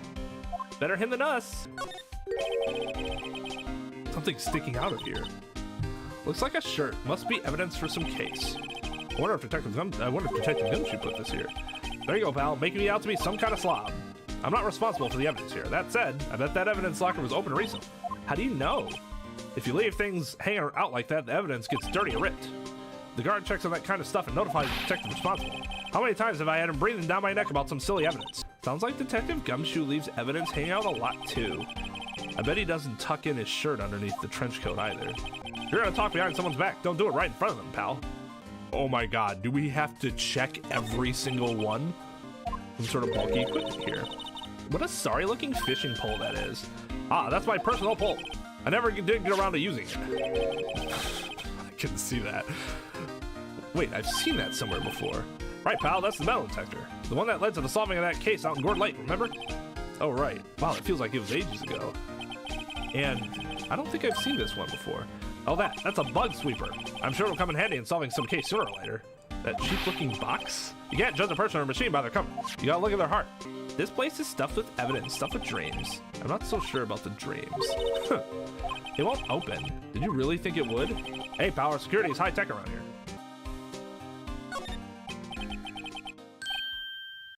Generally speaking, prosecutor's office and the detectives do not impact each other at all in terms of their wages and stuff. It's entirely separate. Well, in this case, it would probably be done by the county. So the counties set the salaries, generally speaking. Sometimes a state will. It just depends on the state. Actually, detectives, be the city that does it? I'm not a detective, so I have no idea. But I can tell you for certain that prosecutors do not set the detective salaries. I can tell you that much. It's a little warm, but there's definitely a handprint here. Looks like someone tried to wipe it off. Mr. Wright, what if there's other bloodstains left in the room? We should use her testing fluid to find out. Spray.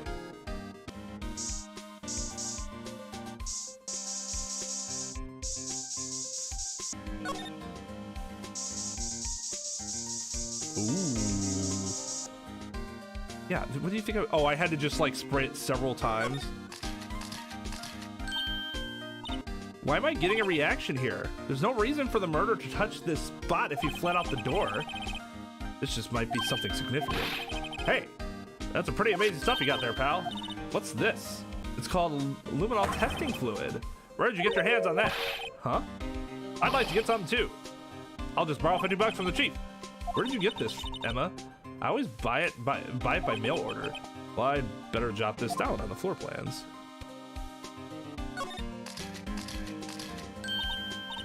I knew it. This is someone's right hand print. What? What's the matter, detective? This locker. It's mine. It's yours? Please. You have to help me. When they come to take me away, promise you'll testify that I wouldn't harm a fly. You'll do that for me, won't you, pals? This is an important clue. I'll jot it down on the floor plans. I'm coming, you guys, believe me. You can't trust the police. What? But you're a detective.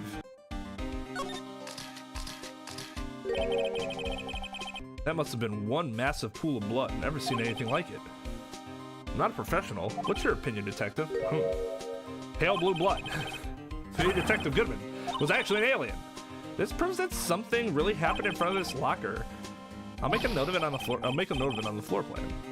Hey, if you don't want my opinion, you should have asked. Well, someone must have had broken something big to make all these pieces. Detective Gumshoe, perhaps? There you go, pal. Making me out to be some kind of hooligan. That's apparent from the case. The case? The SL9 incident, pal. You see the sticker on one of the pieces there? Another piece of SL9 evidence. Oh, just leave it. I wonder what shape these pieces were in for whatever it was broke. You want to try to put it back together? Ha, good luck, pal. That's no job for amateurs. Well, I spent a good 3 hours on that before I had to give up. That's why I always carry around a tube of glue. Well, this piece looks like the bottom. Let's try putting the rest in place. Oh, is this another mini game? Ooh, okay. Fun.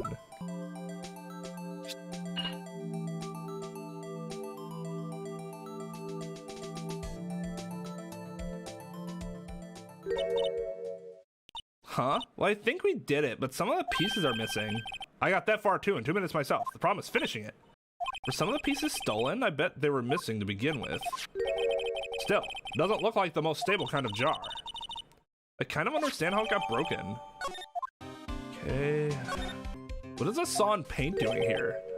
Since the dawn of time, true art has always been a war against oppression. True art? I noticed that there's blue and yellow paint there. Perhaps we're witnessing the birthplace of the Blue Badger? Well, you might say this is my studio. Here in the evidence room? Look, the one's open and the red indicator light above the door is lit. That locker is coated with Detective Goodman's fingerprint. Detective Goodman's locker. Are you sure it's okay to leave it open like that? Well, it'd be hard to get it open again if we close it. It's empty. They must have taken the contents elsewhere. Oh, gloves. Someone left the glove here, but only one. Detective Gumshoe, maybe? There you go, pal. Make me out to be some kind of absent-minded detective. That's evidence from the case, you know. You mean SL9? It does have a tag on it. That smell, reminds me of Texas. So, Officer Marshall, you're from Texas? No, I just saw a special on television the other day. Is this from my lady? Yeah, Miss Starr. What's this? What? What's wrong? A filet steak lunch. I see. I don't see. I wonder what it means. All right, Bambina, you win. Ask anything. Finally, it seems like he's willing to talk. Officer Marshall, you're in charge of the security for the evidence room, right? You got good eyes, partner. It's an easy job, and I'm grateful for it. Actually, Officer Meekins at the detention center told us. Oh, that poor little doggy. Poor guy. I keep getting his name wrong, calling him Meekly. He told us something. He said that when the stabbing occurred, you weren't at your station. Well, maybe I shouldn't be telling you this, but since I got demoted from detective 2 years ago, well, it might not look it, but I lost my fire for the job, you know? All that alcohol seems to tell me that you lost your fire for the job. How are you still employed? So what were you doing around 5:15 when the murder took place? Well, I reckon I was galloping down the highway on the back of my steed, Zippy. No, he was riding down the highway on his horse named Zippy. There's no need for people here anyhow. These newfangled machines do a bang-up job of keeping an eye on the place. You mean the security camera system? I don't take to machines much. Kind of like that stewed broccoli they sneak in next to your steak, you know? Miss Starr told us something. She said that you were a detective until 2 years ago. It was always my dream to be a rawhide wrangler on the scene of the crime. That's all gone now, like a drinking hole in a prairie fire. You're still investigating the SL9 incident with Miss Starr, aren't you? That was my case. It's all solved on the record books, but it smells like a bad game of poker. I can't let it go. That's all there is to it. What kind of case was it anyway? We've heard the name so many times, but no one tells us what actually happened. There are some things you're better off not knowing, Bambina. Anyway, that case is officially dead as of 2 days ago. 2 days ago? The day of our case? That's right. The evidence transferals. Edgeworth is talking about the transferals too. I know what maybe 2 of the machines in here do. Only 2? There must be a dozen. Like I said, Bambina, me machines, well, I like them about as much as I like stewed cauliflower with my steaks. The easiest ones to understand are these here security cameras. Those are the ones that Officer Meekins mentioned. If nothing happens, the tapes are automatically erased every few hours. And Officer Meekins and Detective Goodman, are they on one of those tapes? I reckon they might be. How has this not been checked yet? You're the security guard and you reckon? And one more thing, when you go into the evidence room, you need an ID card. Thus the card reader by the door. The card reader leaves a record of every ID card that passes through. Hey, I've seen that somewhere before. Sorry, Bambina, I can't show you more than that. Huh? I haven't heard whether this is related to the case yet. Mr. Wright, I saw a number on that record just now. I've seen that number before. Maybe there's some way I can prove that record is tied to the stabbing. Sorry, but could you explain this whole transferal thing, what this whole transferal thing is about? We keep all the evidence from the soft cases in this room. They're kept here under the presiding detective supervision for 2 years, so we can reinvestigate them if it turns out there was a mistake, see? So what happens to the evidence after 2 years? It goes to sleep forever in the underground vault of the county sheriff's department.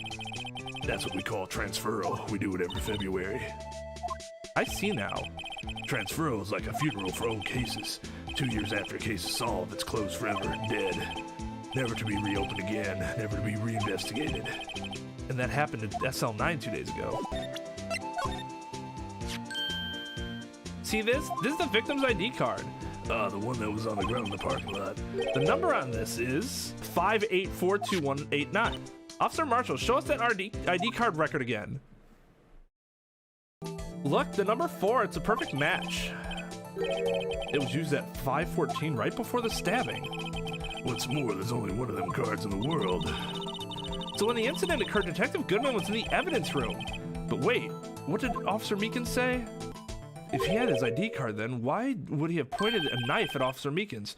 All right, compadre, you win. I guess I can give you this ID card record. Got an idea. Maybe I should show this list to other people with IDs here. Did you take a look at this? This is the ID card record of the people who came in here on the day of the stabbing. I heard the rumors. So it was Goodman who came in here at the time of the murder. Whoa! What is it? The second number. It's not your ID number, is it, Detective Gumshoe? Mr. Edgeworth. What? The second number on this list belongs to Mr. Edgeworth. What? What? Why would Edgeworth have come to this evidence room? Oh. Wow, we got a reaction. There's clearly blood around the spines here. This room is pretty messy. Someone must have tripped over something and planted their their head right into these spines. I think that might be more painful than being murdered. Yeah, okay, we don't have an updated autopsy report. Detective Goodman's note, and that switchblade knife. I bet Edgeworth was the most surprised of anyone because of the SL9 connection. That was Mr. Edgeworth's first big case, 2 years ago. That was the first time the world knew Edgeworth was a man to be feared. But why would evidence from that case turn up now? I guess it's not over, pal. Maybe there are some loose ends left on that case. Tell me more. Now that was a bloody violent case. Violent, so it was a murder? A serial killing. Serial killing. Maybe I don't want to get involved in this after all. But the killer made a mistake, and Mr. Edgeworth built his case around that to nab him. And this was 2 years ago? That put Mr. Edgeworth right in the spotlight and started the rumor mill. Rumors about forged evidence? It was supposed to be all cleared up with the transferal the other day. That was the last job he ever did. Detective Goodman, that is. Huh? What do you mean? Detective Goodman was the detective in charge of the SL9 incident, see? So, that switchblade knife. The victim took the knife out of the evidence locker himself? Hey, pal, look at the time. Is there something you needed to be going to? Just that Mr. Edgeworth's inquiry committee should be letting out soon. I'm going to go give them my report for the day. It might help, you know. Report? You mean the note written on the back of that flyer? The one that says nothing but no problems? Hey, it's Mr. Edgeworth talking about. I'm sure he can use a report like this. I believe in him. Who needs enemies when you got friends like Detective Gumshoe? I'm off, pal. Later. Finally, I should probably see what Edward has to say too. All right. Oh, hello there. Guests, my apologies. Oh, it's you. Have we met somewhere? Huh? Mr. Edgeworth, I beg your leave. So long. Is Edgeworth here? There, standing by the window, a teacup in his hand. Right. He has the hotel bring him tea service?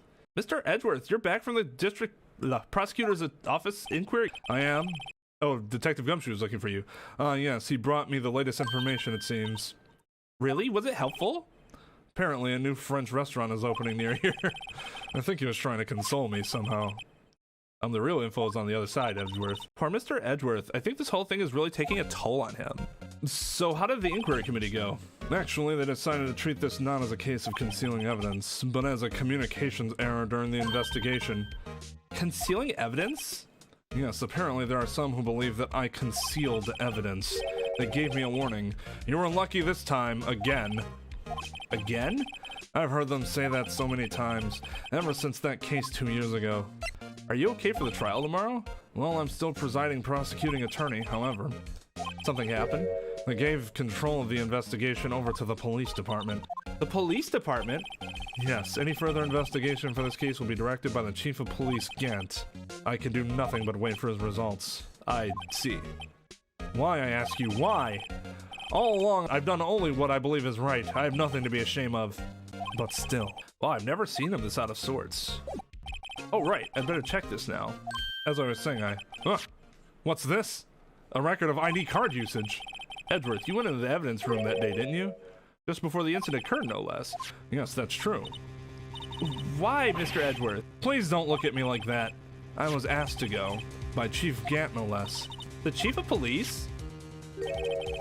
He wanted evidence for a case that wrapped up half a year ago. He told me he wanted me to keep it here in the prosecutor's office, but it was solved, right?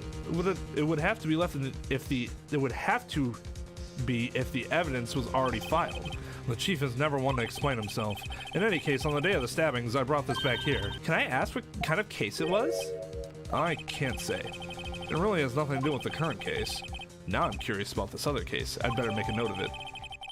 Stubborn as always, I told you this has nothing to do with the current case. Tag says AI 16. What's that got to do with anything? Nothing, apparently. At least that's what Edgeworth says. That makes it seem like all the more suspicious. Who knows? This might turn out to be the clue that breaks the case. Wouldn't that be nice? He must be talking about his father's murder in that elevator. Okay, Edgeworth, why don't you tell me about it? Tell me the truth. The SL9 incident was a heinous serial killing case. The head of the investigation was the deputy chief of police at the time, Damon Gant. That wacky old coot was involved in the case 2 years ago too then. He was a top officer and it was my first time working with him. I was nervous. Wow, you get nervous too, Mr. Edgeworth? What I want to know is why it was a deputy chief of police on the investigation. In truth, I used slightly more extreme methods than normal. We're dealing with a vicious murderer. If I let him go, the blood would be on my hands. We won our guilty verdict, and the killer was executed. Wait, you didn't? Of course not. I didn't touch the evidence. Yes, I will do anything in my power to win a trial. However, I do have a code, and I follow it faithfully. By the way, Emma, the chief prosecutor wanted to know something. My sister? What? If you were still studying forensic science? Huh? Yes, of course. Why, just today, Mr. Wright and I were using this. Luminol testing fluid, Well then, you might have use for this. Aluminum powder for taking fingerprints! It's been chemically treated for better adhesion. For me? Are you sure? We are the enemy, you know. I've no say in today's investigation. Do as you will. Edgeworth, I'm really... No need to thank me. Here, take your powder and these fingerprint files for everyone involved. Thanks. How about giving these to Gumshoe as well? Well, let's get going. One last investigation. Right. Do seem to remember seeing a suspicious handprint somewhere. Our investigation turned up a suspicious handprint. Here, in this blood on the detective's evidence locker. Let's use the secret weapon we just borrowed. Right, let's get started. First, choose a finger. A finger. Each finger leaves behind a slightly different imprint. Let's choose the finger that will have left behind the clearest print. Can't really tell the difference at a glance. Quit procrastinating and choose a finger. Okay, now it's time to check for prints. Let me show you how it's done. Emma's starting to get that sparkle in her eyes. First, we sprinkle the aluminum powder around. Huh? How do you do that? With the A button, see? Oh, of course, with the A button. Looks like that did the trick. The aluminum powder adheres completely to the print. Once the powder is well spread, just blow away the excess. Huh? How do I do that? With the X button. Exciting, I know. Imagine you're blowing out the candles on a birthday cake, see? Wow, that looks fun. It's fine. It won't go up your nose or anything. You just pour the powder on thick and blow away the extra. Those are the basics of fingerprinting, Mr. Wright. I guess I'd better give it a try.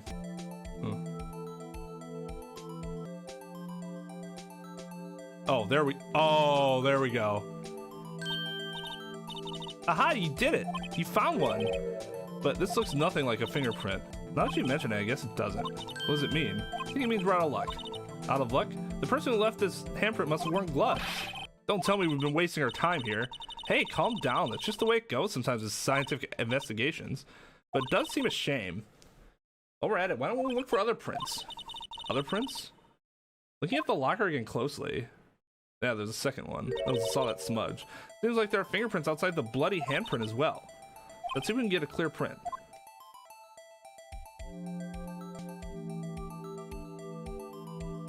Booyah!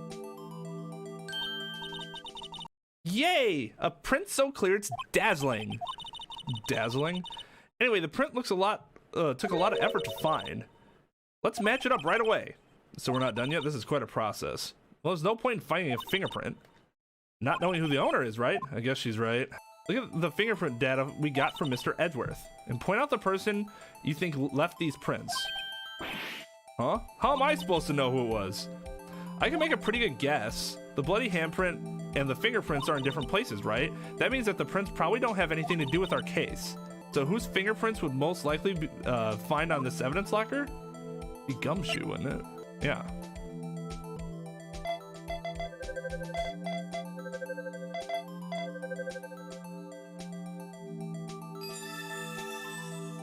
Aha! The person whose locker it is. Something wrong, Mr. Wright? You gave me this so what look. I guess that's probably because I was thinking so what. Okay, so we came up with nothing this time, but there's always next time. Sometimes you hit, sometimes you miss. Gotta roll with the punches, Mr. Wright. Thanks for the sympathy. Wait, if I remember correctly, there was one other handprint in this room. Let's check it out. This is where we got a luminol fluid reaction, right? Right, there was a handprint here. Okay, want to try using this? There go her eyes sparkling in. Okay, let's check for prints. That's the spirit. Oh, but I have to warn you about something first. What? The area with the blood was wiped away, right? You ended up finding it using chemical means. Any prints in that area will have been wiped away too. Oh, right. So that means no prints. Did you say the probability of your hypothesis is high? Don't ask me. Anyway, we must try to find prints if they weren't wiped away. Prints other than the ones left by the bloody hand. Oh.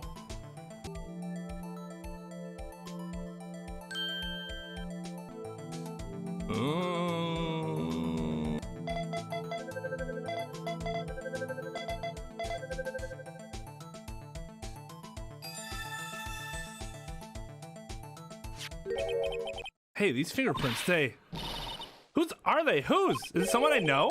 It's Officer Marshall. Officer Jake Marshall? That's got to be a coincidence. He's not involved in the crime. Emma, this is decidedly different from Detective Gumshoe's prints.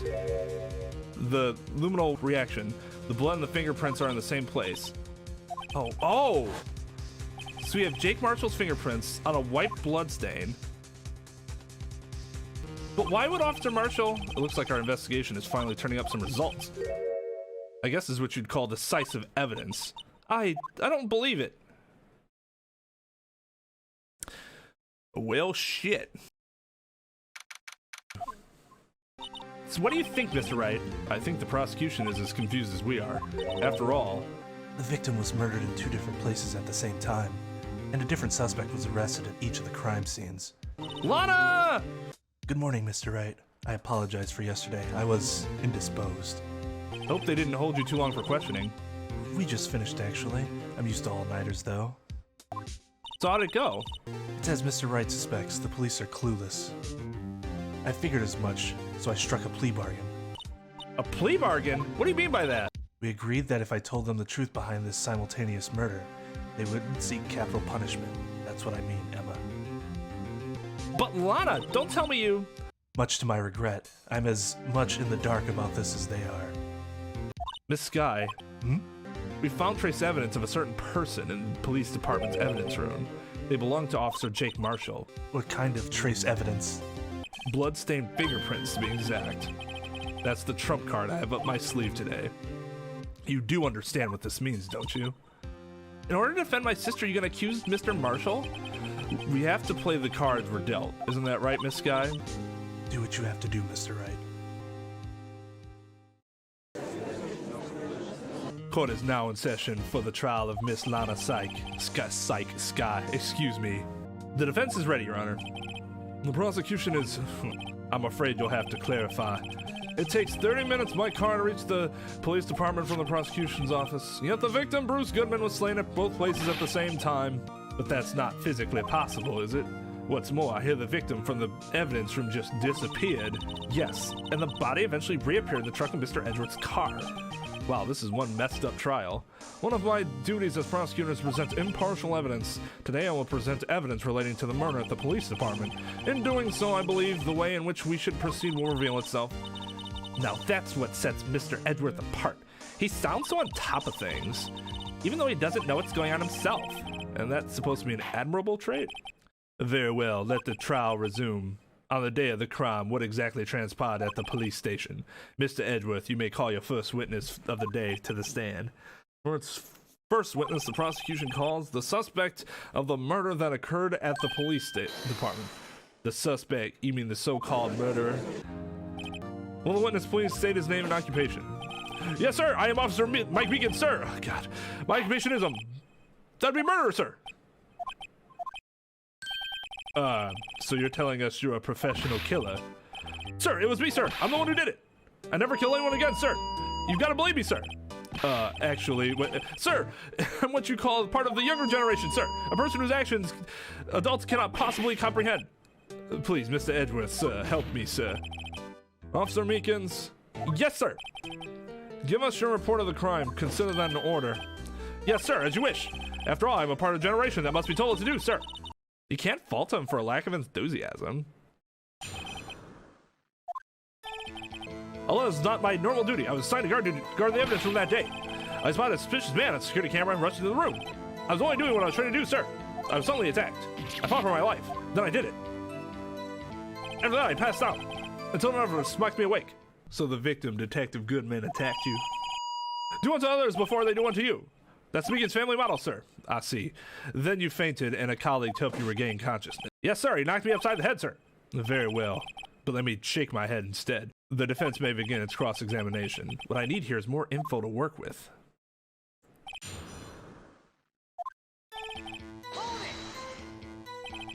Mr. Meekins, you work in the General Affairs Department, do you not? Yes, sir. I'm in charge of hiring new recruits, sir. Yikes, now there's a scary thought. Evidence transferal was taking place on the day of the crime, which meant many officers were given special tasks not ordinarily performed. I was in charge of guarding the Blue Badger, sir. The Blue Badger. Yes, sir. The lovely police mascot created by the chief of detectives, sir. I was to ensure it wasn't broken during the transferal process. I see. Sounds like a very, important mission. After the award ceremony finished that day, there were so many people running around that I relocated the Blue Badger to the evidence room. Oh, so that's why you went to the evidence room. Tell us, what did you see when you got there? In order to enter the evidence room, you need an ID card, am I correct? Precisely, sir. I have one right here around my neck. So then your ID number should be listed on here, right? There it is, I found it. This is the one right here. Could you please read us the number? Yes, sir. It's 498-9596. That's my number, sir. I see, huh? But the number 498-9569 is shown as being used twice. Please explain, witness. It's no real mystery, sir. The first time is when I relocated the Blue Badger to the evidence room, and the second time is when I went to go get him after everything settled down. I see. So it was during that second time when... Yes, sir. That was when I spotted the man on the security screen.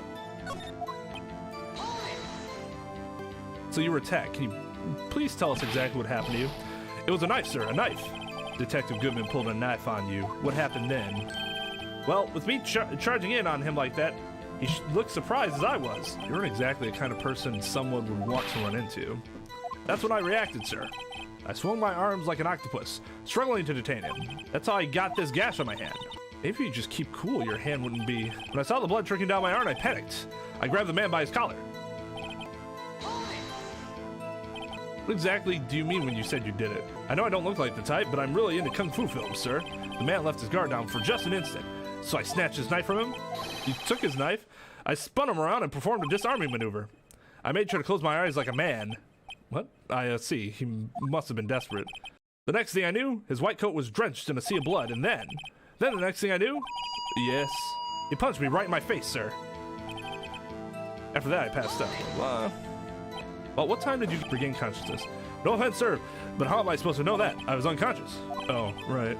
According to the report from the officer that woke up the witness, it was about 5:30. He hit me right in the head, too. I woke up crying tears of pain. That's nice. I mean, it's nice that you recovered, that is. When I came around, though, I made sure to finish my mission, sir. Your mission? Yes, sir. The Blue Badger, sir. I returned him to the entrance before things got out of hand. Well, we can all rest easy now. I believe we now have a fairly accurate picture of what happened. Yes, Your Honor, only one thing remains unclear. Was the man this officer murdered really the victim? It's got a point. Yes, Officer Meekins. With regard to that, sir, take a look at this. It was sent to my jail cell. Officer Gant delivered to me just this morning, sir. The chief delivered it? What is that? Videotape? Yes, sir, that's absolutely right, sir. Videotape, sir. It contains footage from the security camera in the evidence room. Once, but I specifically asked if there was such a tape and was told that it had been mistakenly erased. That's quite a mistake. I just do what I'm told, sir. It's the only thing I'm really good at. Looks like communication with the police department is as good as ever. Well then, let's have a look. Show us the video of you murdering the victim. Oh, please stop using the word murder, sir. It scares me. A video of a real murder? Just what are we getting ourselves into? Snuff film. By the way, we were talking about what this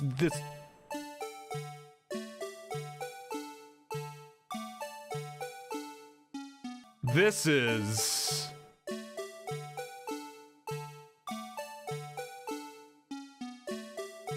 This is.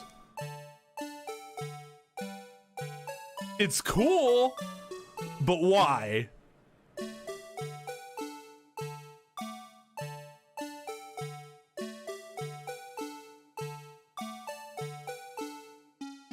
Of course.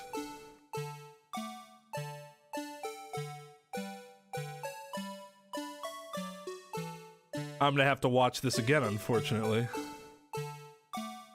What? He never walked past the camera again.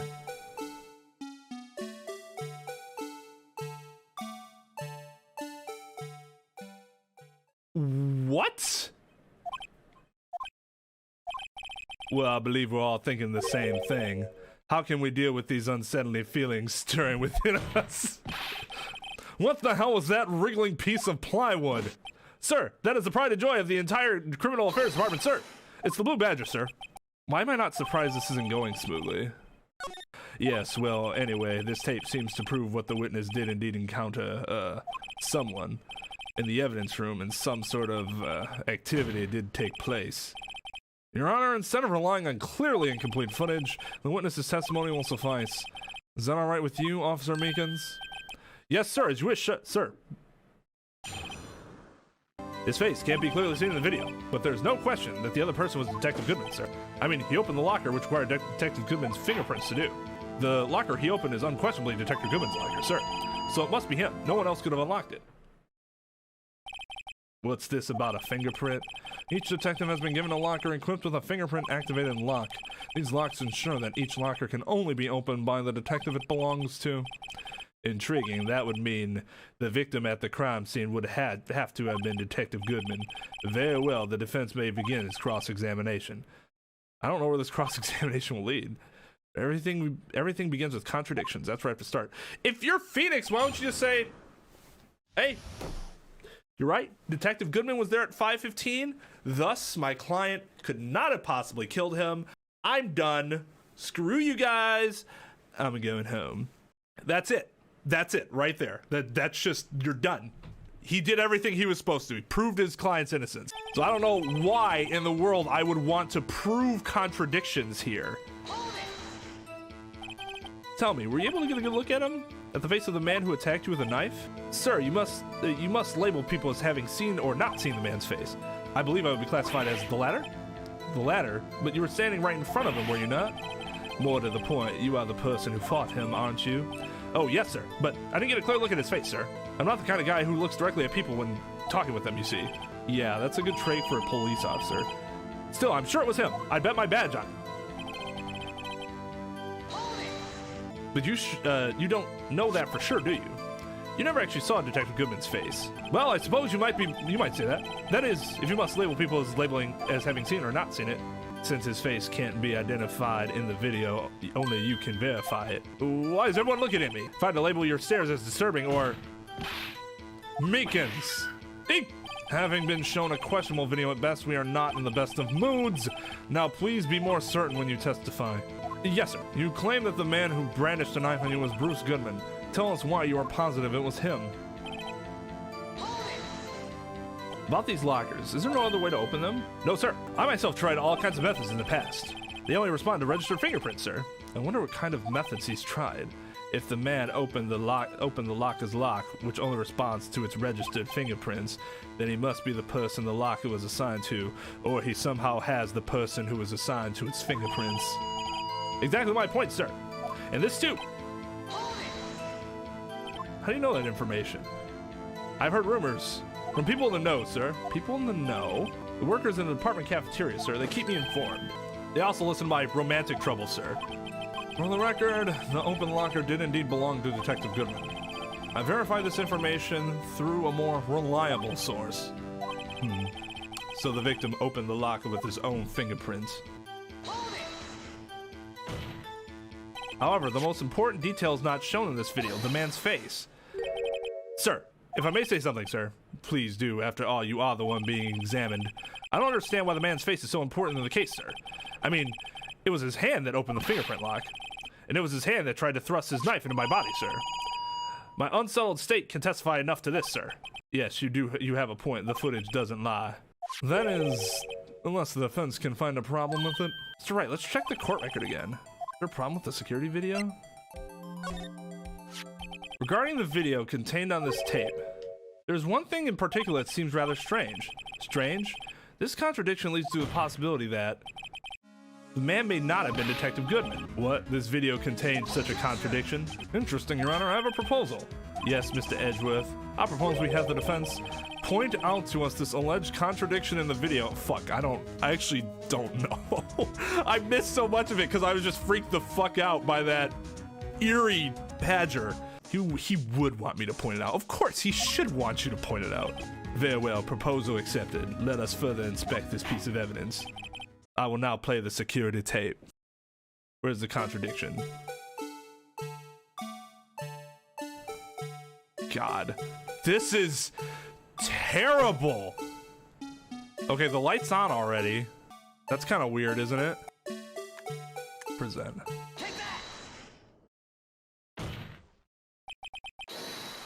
The thing that's strange has got to be... Wait. Officer Meekins. Sir, do you mean me, sir? As I understand it, the locker apparatus works like this. When you grab a handle, its sensor reads your fingerprints. If it's a match, the light turns on and the lock is released. According to my very limited experience, that's the way I understand it, sir. If so, then something is seriously wrong with this picture. God, do we really have to sit there and watch that stupid face over and over again? When the victim reaches for the handle to open the locker, let's rewind a little earlier. Why more? Why more? Here, notice the light? What's this? It's already lit. Precisely my point, Your Honor. The locker was already open before the victim grabbed the handle. Ah! Why would he be upset? Order. What's the meaning of this? It's very simple, Your Honor. I continue to screw myself and build and somehow make my case worse for myself by proving this. The locker wasn't locked on the day of the crime. But the locker's locks are controlled by an electronic system. When a door is shut, a sensor is triggered, and the locker is automatically locked. Oh, I know, it must have broken down. Of course, I'm not an expert in this. That's not likely, Your Honor. The sensor would detect and report any malfunction. Oh well, just goes to show novices should keep their mouths shut. So then, Mr. Wright, do you have an explanation? Me, Your Honor? Yes. Why wasn't the locker locked? Yes, well, you see, this isn't exactly my field. What do you think, Miss Scientific Investigator? Huh? Oh, maybe something like jam the system sensors? Something like jam the system sensors? Say, something else in that seems out of place in this video. Yeah, I thought so too. There's gotta be another clue somewhere in this footage. Very well. Let's inspect the video once more. God. No! No! Just kill me.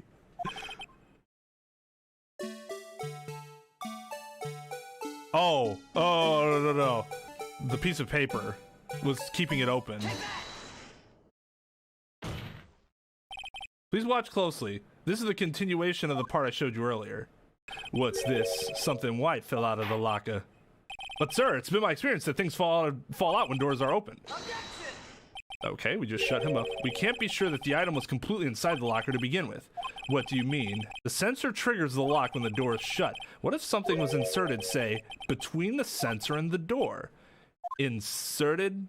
This white thing wasn't inside the locker. It was stuck between the door and the sensor.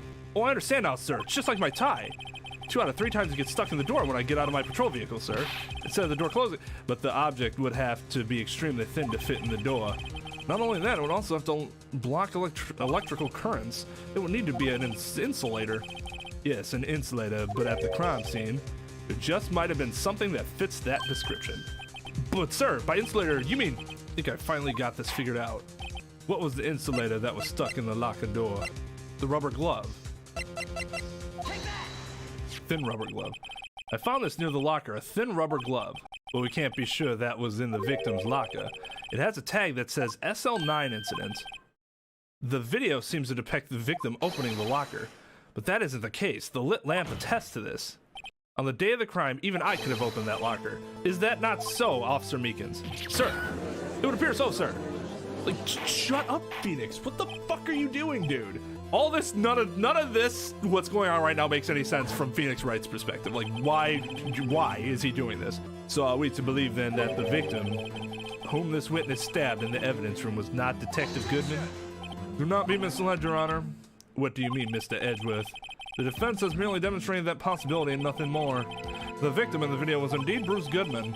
The prosecution will offer one more testimony to prove this. What? Officer Meekins, please testify about this. Sir, me, sir? I'm not sure what you're referring to, sir. Oh, you mean that, sir? Of course, sir. Is this a joke? Very well, begin your testimony. There's one other thing that proves the man was Detective Goodman, sir. To enter the evidence room, one must use their ID card. When an ID card is used, there's a record of it. At the time of the crime, the detective had used this card. An ID card record, I see. I have the ID card record right here, Your Honor. The ID used at 514 is that of the victim just before the crime, Without a doubt, this is the victim's ID. However, one thing does strike me as unusual. Several hundred cases should have been due for transferal. Why were there so few people using this room? This particular evidence room is only used for storing certain special cases. Special cases? Extremely violent cases involving police staff. Just hearing that makes my hair stand on end. Me too, although it doesn't make much of a difference.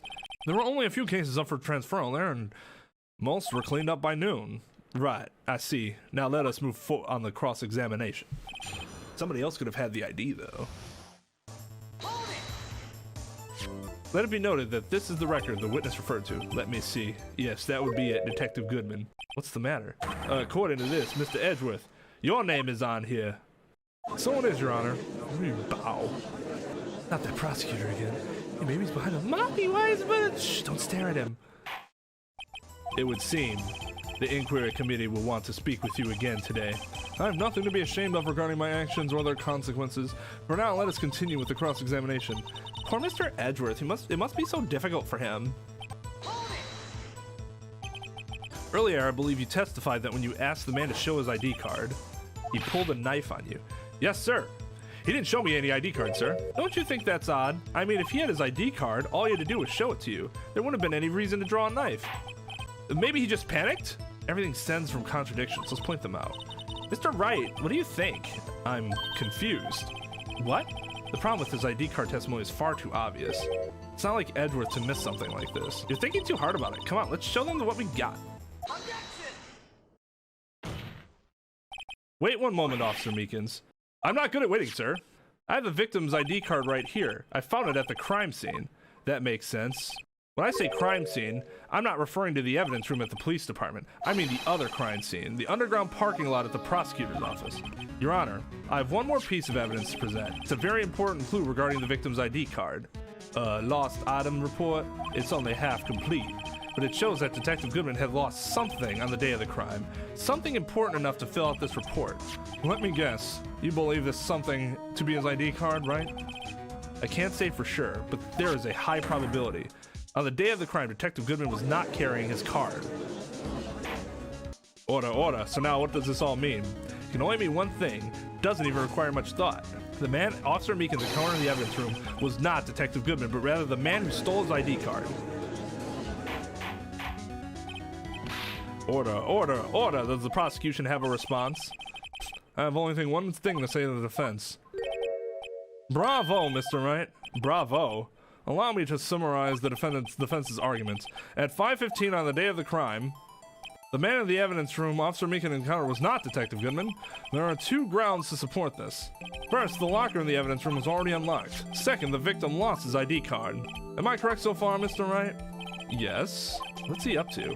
That being the case, we must inevitably arrive at a single conclusion, that the victim in this video is a fake. Then the murderer in the evidence room is also fake.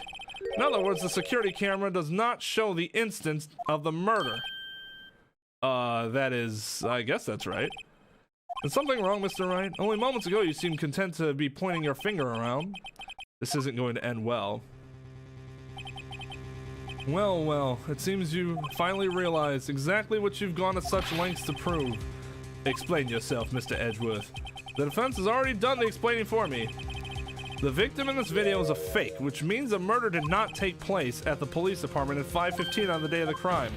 So the real crime can only take place at one location, the underground parking lot. Yes! Thank you for proving everything for me, Wright, you fucking moron. At the prosecutor's office, the murderer being Miss Lana Skye, the defendant. The evidence is compelling. A trustworthy witness observed the moment the defendant used the murder weapon. I knew that testimony was way too shabby. It was all a trap from the beginning. Of course it was, you moron! The activity in the evidence room still leaves many questions unanswered. Who exactly was the victim Officer Meekins encountered, and where did this person disappear to? However, this trial's purpose is to examine only the murder of Detective Goodman. Just so, Your Honor. Mr. Wright, you have to do something or else Lana...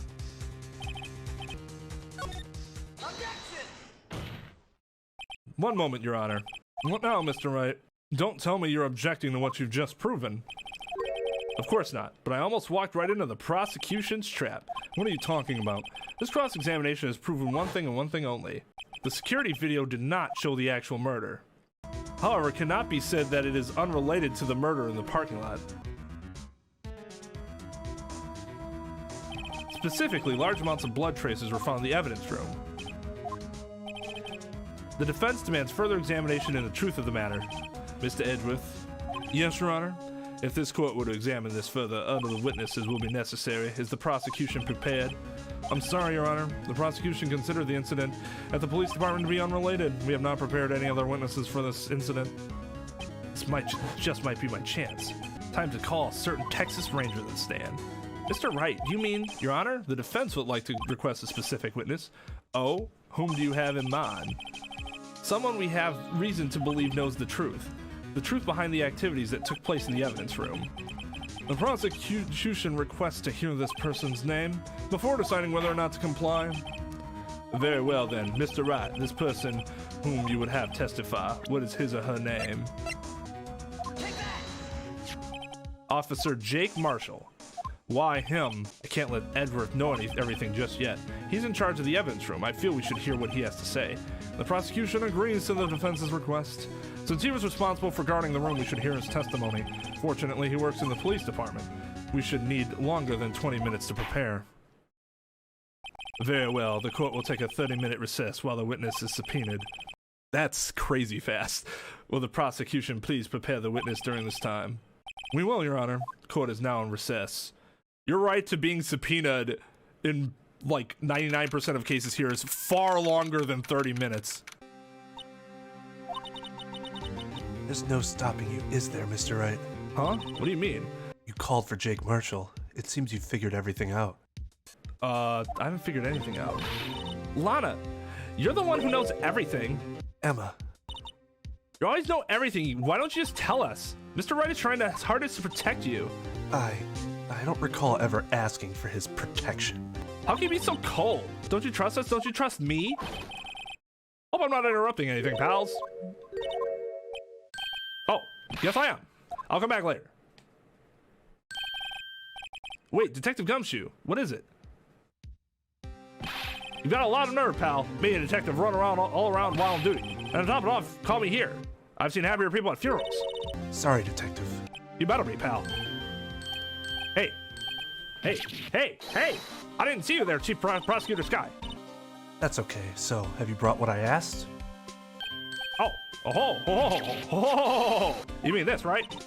My apologies, Detective. Due to my present circumstances, I was forced to use Mr. Wright's name when making my request. My name? Never in a million years would I have thought it was you who asked. Could I bother you to bring me the SL9 incident? Fine. I'll need them by noon. Talk about crazy. The SL9 incident? But Lana, that's... I thought Mr. Wright might need them, so I had them brought here. Here, you might do well to read them. I can't believe you, the chief prosecutor, were a witness in that case. Miss Sky was a witness? Take it from me. You don't want anything to do with serial murders. Oh, what? No, I brought you your stuff. You're just gonna ignore me? Emma? But why? Why is your name in here? What? My name's in there? I don't know. Unless... No, it couldn't be. Lana, this SL9 incident, is that... That's the classification number the police filed it under. 2 years ago, the rest of the world knew it as the Joe Dark killings. The Joe Dark... No, Lana. That's over with. No. Emma, wait. She ran away. Oh, well. You know what? I just remembered. I gotta be somewhere. Sorry, pal, but I'm out of here. Jake Marshall, Angel Starr, Damon Grant, Miles Edgeworth. Not to mention Lana and Emma. Everyone involved in this case is connected to those killings 2 years ago. This can't just be a coincidence. Knowing you might just be able to figure it out. Time to get back to the trial, Mr. Wright. Best of luck. I better take a good look at this file.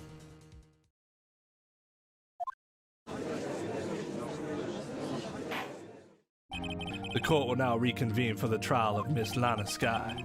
Emma didn't come back. Allow me to call the next witness to the stand, the officer in charge of guarding the evidence room on the day of the crime. Witness, please state your name and occupation and stop drinking alcohol while it's on the stand. Me, partner? Oh, I'm just a man, same as you, wandering the trails of civilization. Occasionally helping the elderly cross intersections when needed. Yes, we get it. Oh, I know, you're a patrolman. As for my name, if you listen hard enough, you can hear the howling wind calling it out. To be exact, it's Jake Marshall, Your Honor. Howling wind? I've never heard Edgeworth described that way before. But now, Mr. Marshall, let me ask you something. You were in charge of guarding the evidence room on the day the crime took place, is this correct? According to the papers, partner. What do you mean? A desperado's soul is as boundless as the desert sands, and no paper can sum it up. Maybe it's best we get on with this quickly. Please share with us your testimony of the day of the crime in plain old English. Japanglish. My job was to keep a wary eye on that bone orchard. They said I was supposed to make rounds 3 times a day, but that ain't my style. Besides, the room's protected by 2 security systems anyways. If I remember right, I was at a side street saloon at the time it went down. Just an instant traveling man, so if you're out of ammo, it's time I hit the trail. None of that means anything. I can't say I particularly care for your attitude. I can't say I care for your beard, but you don't see me complaining. Wait a minute. What do you mean by 2 security systems? I mean the security cameras and the ID card reader. I reckon even a cowpoke like you knows about those. Yes, well, what about the fingerprint-activated locks on the evidence lockers? Fingerprints activated locks? What kind of newfangled donkey doohickeys are those? He's not being very helpful. He's not that good with machines or with following orders. Everyone's got their weaknesses, now don't they, Mr. Prosecutor? This one seems like trouble. Okay, Mr. Wright, he's all yours. For the first time ever, I think the judge is rooting for me. How exactly did you keep a wary eye on the evidence room? I just made sure nothing moved in the security camera monitor. The room's so still. Even time dies in there. I was just a caretaker who entered the recordings. You interred them? Videos of nothing aren't that useful. When the time would come, I'd erase the tape. If nothing unusual is recorded, tapes are to be erased every 6 hours. Each time I'd erase the tape, it felt like I was erasing a part of my life. This guy has a flair for the dramatic, but it isn't gonna do him any good. So in actuality, you don't physically enter the evidence room. But you made your rounds on the day of the crime, right?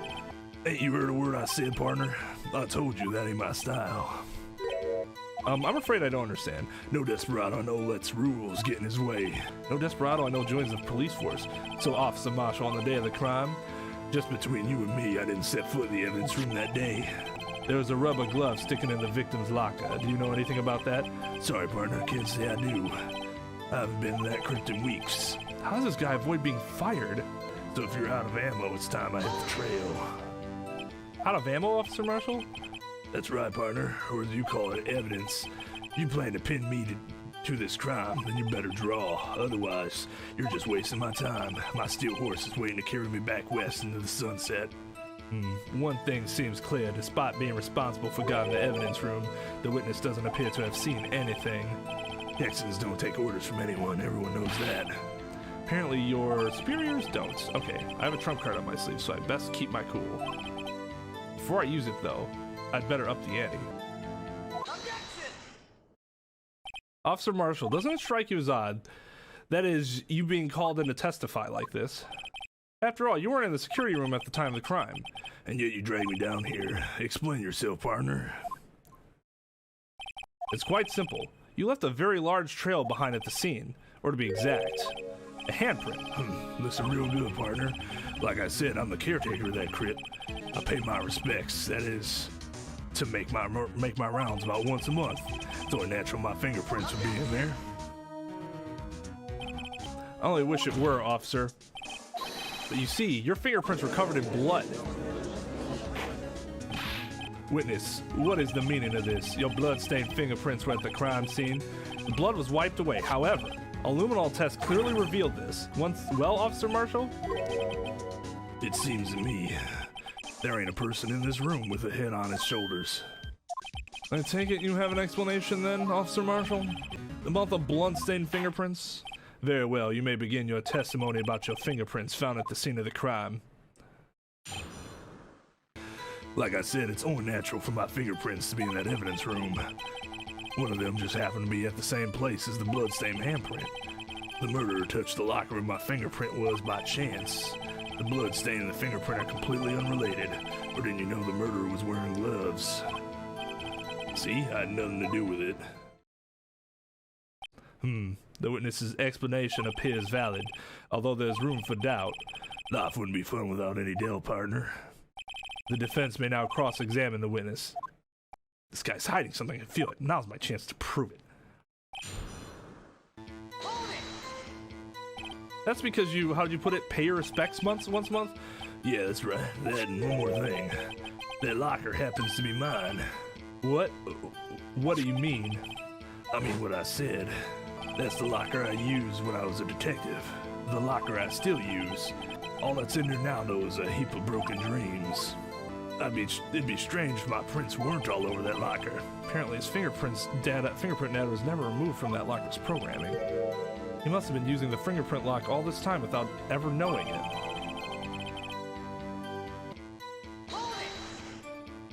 How do you know that? I may be a loner, but I still do my job. I keep up on the reports. There was a blood stain at the scene, thought to be left by the murderer. That's right. It was found on Detective Gumshoe's locker. However, no fingerprints were detected on that handprint. Oh yeah, I think we tried that too. So that would mean the murderer wearing gloves happened to place their hand on top of Officer Marshall's handprint. That's the only logical conclusion. Are you starting to get the picture, partner? Picture? The seal of blood in the desert is just food for the buzzards. There's only one reality, and that's this. Security tape. As long as my trail ain't in there, you can't say otherwise. This isn't getting us anywhere, Mr. Wright. Please consider carefully where you're going with this cross-examination. Yes, Your Honor. Now then, continue your testimony. What do you mean by that? You want to tie me to the crime, isn't that right, partner? If so, that video is the only direct evidence you have. That video is next to useless. It's full of blind spots. Blind spots. Places you can't see.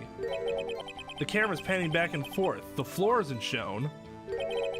If someone was familiar with the camera's position, they could leave the room without being caught on tape. You don't see him leave. That makes sense. We don't have time for your speculations, right? Well, Mr. Wright, if you can show us evidence in this video that indicates Officer Marshall was present, please do so now. Oh God, we have to go through this again. Sorry, guys. Very well, allow me to point out your mistake, Officer Marshall. Tread carefully, Wright, or you might not wind up being the one making the mistake. Now then, let's have another look at the video.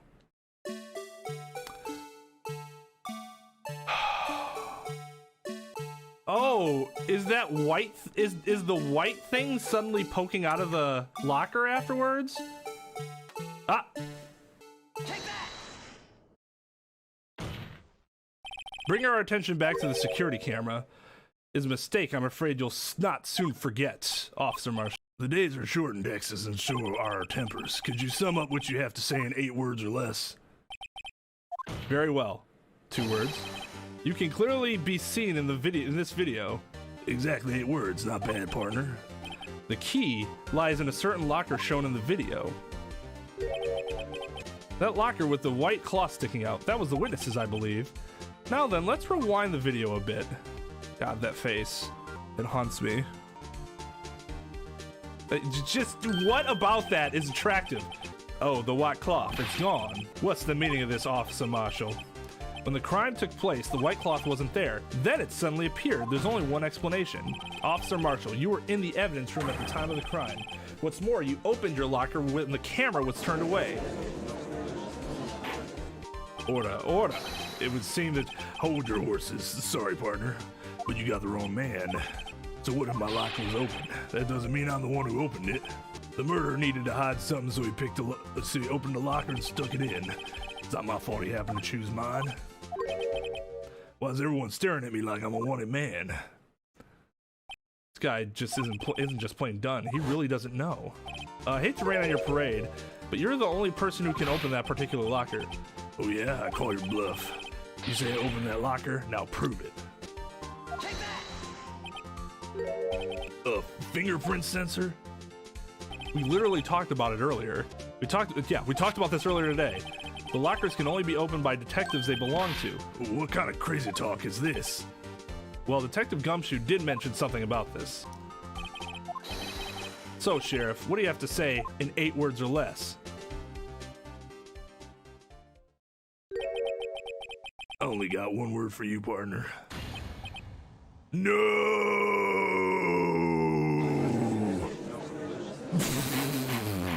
Order, order, order. Witness, explain yourself. Is this a joke? It's the worst I've ever heard. I assure you this is no joke, Officer Marshall. Now then, please tell us what you were doing in the evidence room at the time of the crime. Olé, please answer the question. What is he now, a bullfighter? That's alright, Officer Marshall. I believe we can figure the rest out from here. We can? Have a look at these floor plans. There's no place for someone to hide in the evidence room. Yet, Officer Meekins didn't see Officer Marshall. If that's so, then where was the witness? It seems Mr. Wright has an answer. That's right, the only possible conclusion.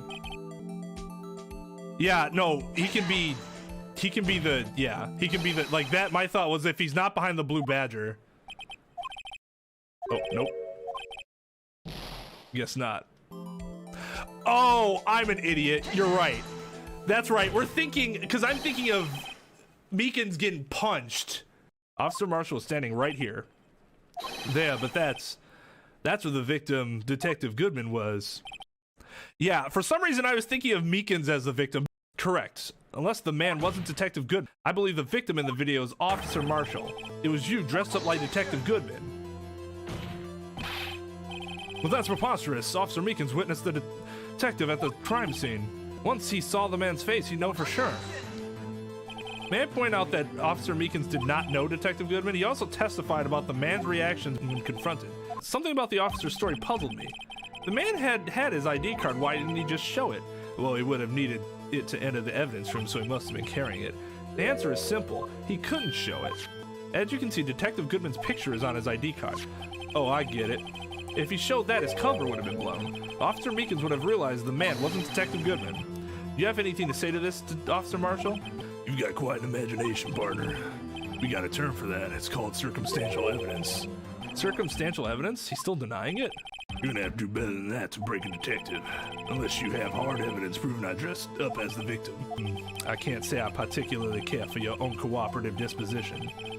I can't say I care for your beard, but you don't see me. Well, he said that already. Well, Mr. Wright, do you have any evidence proving beyond a shadow of a doubt that Officer Marshall dressed up as the victim? Well, who am I kidding? I don't have anything like that.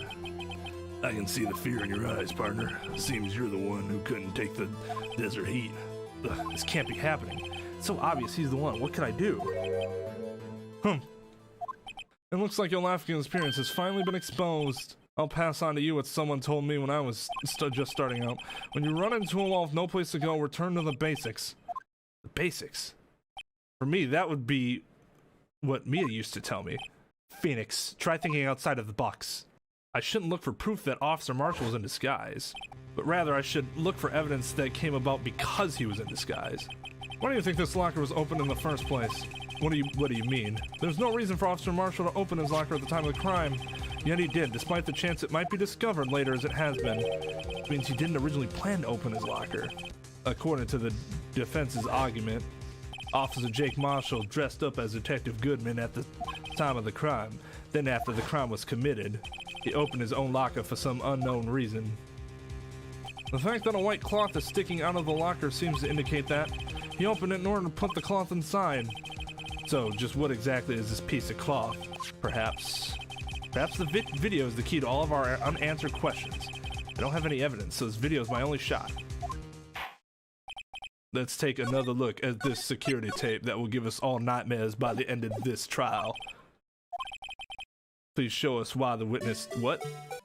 Where did he even get that blood stain from? Right, he already had it before he turned around. That's weird.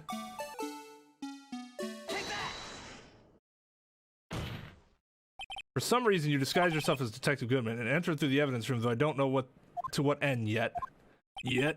However, something unexpected happened. Officer Meekins barged in on you. When asked to show your ID card, you pulled a knife on him. However, Officer Meekins panicked, and the white coat you were wearing was soiled with blood. A bloody white coat. He couldn't just walk out like that, so you hid the coat in your locker. Not bad, partner. Now then, Officer Marshall, are you ready to tell us the truth? Looks like I underestimated you. Hope you're happy now, Mr. Edgeworth. 2 years ago, if you were only half as persistent then as you are today, we all wouldn't have to be here now, would we? Officer Marshall, tell the court what you did, all of it. All right, seems the time has come. I had to do it that day. I couldn't just stand by and let it die. I stole the detective's ID and dressed like him. I planned to take out the evidence. I wasn't expecting Officer Meekins. I knocked him out and managed to escape. I knew which areas wouldn't be caught on the camera. There wasn't any murder in the evidence room at 5:15. So the supposed victim was really you. There's one thing I still don't understand. Traces of a large quantity of blood were found on the floor of the evidence room. If no one was murdered, then how could that be? Officer Meekins managed to cut his own hand. My guess is he's the donor. It was way too much blood for such a small donation.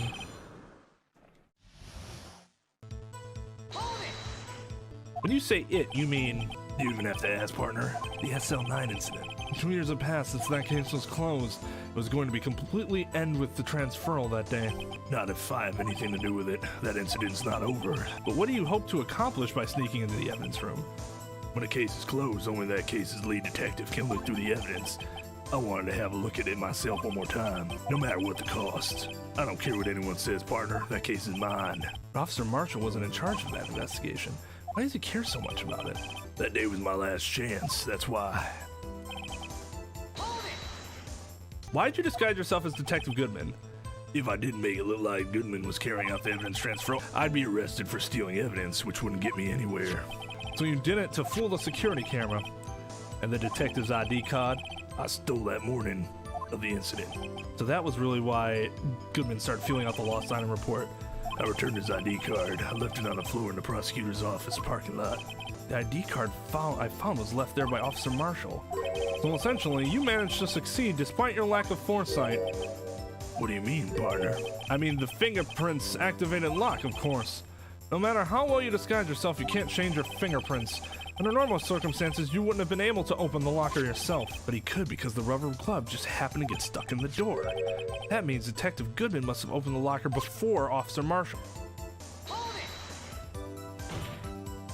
But the blood found at the scene suddenly indicates a crime took place. What are you, blind? The victim shown on that tape is me, and I'm not dead yet, partner. So you stole the evidence from the locker. Actually, no, I didn't. Why not? When I opened the locker, the evidence was already gone.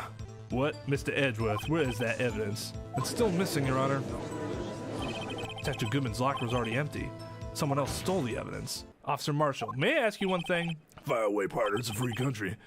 Just remember, I'm also free to decide whether or not to answer. Why did you do this? Stealing a detective's ID, injuring a police officer, this is no small offense. Moreover, you're an officer yourself. This will have serious consequences. It can't just be forgiven with a simple cut in salary. Not that salary cuts are ever a valid solution. Like I said, this isn't your case. This one is mine, and I'll do anything it takes to get an answer I'm satisfied with. The witness has an unusual amount of zeal. Let's hear more. No, I don't know why. That case was solved 2 years ago, wasn't it? That's the reason the evidence was stored in the evidence room. Oop. Joe Dark was convicted for his crimes. One thing I can say for sure is he deserved his sentence. I remember the Joe Dark case. It involved serial murders, didn't it? I don't intend to complain about how it turned out, but there's something that still bothers me. Something went down at that trial. Something no one will talk about. What happened? I don't know. That's what I'm trying to find out. Why is he so concerned with that incident? Maybe I should present him what I think his real reason is. I had a feeling we'd wind up here sooner or later. I gotta show him the file. Everyone here involved is related to that case in some way. I better take another look at the files. Objection! Officer Marshall, I think I understand. I think I know why you care so much about the SL9 incident. Sounds like you're sipping too much cactus juice, partner. I have the SL incident file here. The name Marshall is mentioned in here. In a list of murder victims. Neil Marshall, are you related to this man? Neil Marshall? Yeah, I'm sure you've heard the name 2 years ago. He received the same lousy prosecutor award you got. What? A prosecutor? You must be talking about the King of Prosecutors Award. Now I remember. Prosecutor Neil Marshall. He handled the SL9 case before I did. That's right, he was killed, and the case fell into your hands. But what's his relation to you? He was my brother. He was investigating the murders with Damon Gant, the deputy chief of police. The group of detectives I was a part of worked under them. We were desperate to prosecute the killer. Joe Dark. My brother fought Dark and was killed. That was the first time Dark left behind any evidence, and that's all we needed. He was arraigned and incarcerated. The case was finally closed, at least according to the police, the public records. What do you mean? My brother couldn't have been killed by Joe Dark. I knew my brother better than anyone. No one could have beaten him in a fight. And that's it? That's your reason for your insane something? There's more to my brother's death than what the records say. No matter how much you try to hide it, you can't fool me. Well, at least one thing's for certain. Now we know what happened at the police department on the day of the crime. That was the last day the SL9 case could have been reopened. Not satisfied with its resolution, Officer Marshall planned to steal the evidence. Disguising himself as Detective Goodman, he entered the evidence room. Officer Meekins confronted him, so he rendered him unconscious and flat. Yes, this mystery has finally been cleared up. No murder took place at the police department that day. The things that happened by chance never cease to amaze me. At exactly the same time as the murder at the prosecutor's office, this fake murder was going on at the police department. Chance? It's gotta be more than just that. If no one was murdered at the police department on the day of the crime, that means the murder in the prosecutor's office parking lot was the real one, which in turn means only one person could have committed the crime. Chief Prosecutor Lana Skye. which is why none of this should have fucking. But wait, a verdict wasn't reached in yesterday's trial, which is why we examined the incident at the police department today. But there's only one reason the defendant was not convicted yesterday, and you've helped me prove it, you moron. There yet remain the mystery of the simultaneous murder at the police department. Seems to me this boy's got the draw on you, partner. All the mysteries at the police department have been resolved, no doubt about it. Our soul murder took place at the prosecutor's office. The only suspect is Lana Skye, and the testimony of one Miss Angel Star is completely incontestable. What, you mean the person that was proven to have lied several times and was basically impeached as a witness? If you have a response, make it a single word or less. I rest my case. You rest your case? Oh no, sorry, I thought that was just a figure of speech. Case closed. It seems this trial has reached its conclusion. There's no room for doubt. You know, you say that a lot when there's always room for doubt. It's awkward. Well done, Mr. Wright. Thanks to you, I didn't need to waste my time disproving the alleged murder at the police department. There's no doubt what I proved today is true. The apparent murder on the security tapes really was fake, but I didn't realize that would end up proving a lot of— How do you not understand that, you numbnuts? Now then, the time for the verdict has arrived. This court finds the defendant.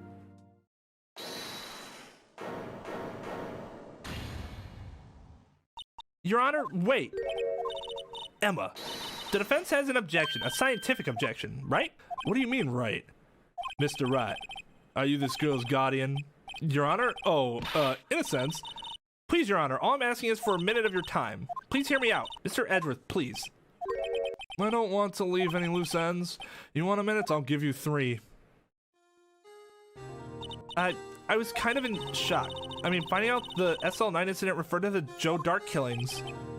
Now that she mentions it, the names of both Sky sisters were in that file. But that's when I figured it out. I mean, what Officer Marshall was trying to do that day, so I knew his fingerprint had nothing to do with the crime. That left only one thing, the other handprint. You mean the traces of blood found on Detective Gumshoe's locker? But no fingerprints were found on it, right? No, but I figured if I examined it scientifically, I'd be sure to find a clue. So, I ran over there and looked again. So did you find something? No. Huh? Sorry, I guess I'm not much of a scientific investigator after all. Is that all? Please don't be mad, I'm just a high school student. And I'm just an attorney. But Mr. Wright, those traces of blood are the only clue we have. If we can't find something wrong with them, please, Mr. Wright, you're a professional. If anyone can save Lana, it's you. Me? Oh boy. Time's up. Now then, Mr. Wright. With regard to the incident at the police department, does any reasonable doubt remain? It appears the defense is troubled by the other blood mark. Looking at the floor plans, a handprint was discovered around here. Is there a problem with this? Mr. Wright, I'm sorry I can't be of more use, but still, if you can't find anything wrong with that blood mark, Lana will be— Please answer my question, Mr. Wright. We don't have all day. Yes, Your Honor. If I ever needed to concentrate, it's now. What could be wrong with that handprint on Detective Gumshoe's locker? Could there be something I'm missing? Objection! The handprint left at the crime scene clearly shows a contradiction. The only thing that seems clear is your grasping, Mr. Wright. You've been staring pretty intently at those floor plans. Tell me, is there a problem with them? Yes, this is strange. Take a good look at these floor plans. Something is missing. Missing? You mean something hasn't been drawn on there? Yes, something that, when drawn, will completely change the meaning of the blood mark. Let us pray the defense isn't simply trying to buy time. Very well, Mr. Wright. With all this evidence here, it's got to be something I can use. The question is, which item can prove something is missing on these floor plans? What about that piece of plywood? The Blue Badger mascot of the police force. Defender of truth, guardian of proof. Explain yourself, Mr. Wright. Please look at the floor plans of the crime scene. The Blue Badger is not here. So watch what happens when you put him in. This is where he was dancing at the time of the crime. Well, what? That's right. So long as the Blue Badger is dancing here, it would be impossible to place a handprint on this at this spot on the locker. What?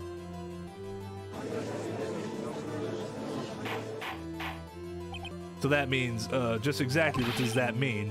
It means it can't be done. What are you saying? Blood traces were undeniably found on that locker. Don't look at me, I didn't put it there. What a response. Mr. Wright, think it through scientifically. Emma, on that afternoon, Officer Meekins was the one who brought the Blue Badger to the evidence room, right? After he put it down, it'd be impossible to leave a handprint on that locker. So that must mean this blood mark was left there before the Blue Badger was brought in. Just one moment. I will now not allow such far-fetched balderdash in my courtroom. It may sound far-fetched, Your Honor, but it's the only possible explanation. On February 21st, in the police department's evidence room, blood was spilled not once, but twice. But how? One time was captured on this tape, taken by the security camera. Officer Meekins cut his hands, from which a trivial amount of blood fell. The problem is the other time. Someone bled prior to the struggle shown on this tape. It had to have been. It had to have been Detective Goodman when he was really murdered. That's ridiculous. I prefer to accept your absurd claim. The murder portrayed in the security tape has been proven to be a fake. However, that does not explain the blood mark found on the locker. You wouldn't need to keep saying objection over and over again. So then, assuming this murder you purport really happened, when did it take place? I demand you show evidence that proves when it occurred. To summarize, the defense claims, prior to the Officer Meekins being cut by Jake Marshall, who was posing as Detective Goodman, another incident took place in that evidence room. That's right, the blood mark on the locker proves it. Very well, then tell us, when did this first incident occur? As Mr. Edgeworth said, proof must be presented. Proof that shows when the murder took place? There's only one piece of evidence that can show that. Now then, will the defense please present its evidence? If the crime took place inside the evidence room, then the killer would have had to have entered it. In order to do so, an ID card would have been required. An ID card. Oh, the ID card record. Officer Meekins brought the Blue Badger panel into the evidence room at, let's see here, 4:50 p.m. If the crime took place before that time, then it would be 4:40 p.m. 4:40 p.m. Mr. Edgeworth, Miles Edgeworth, just what have you done?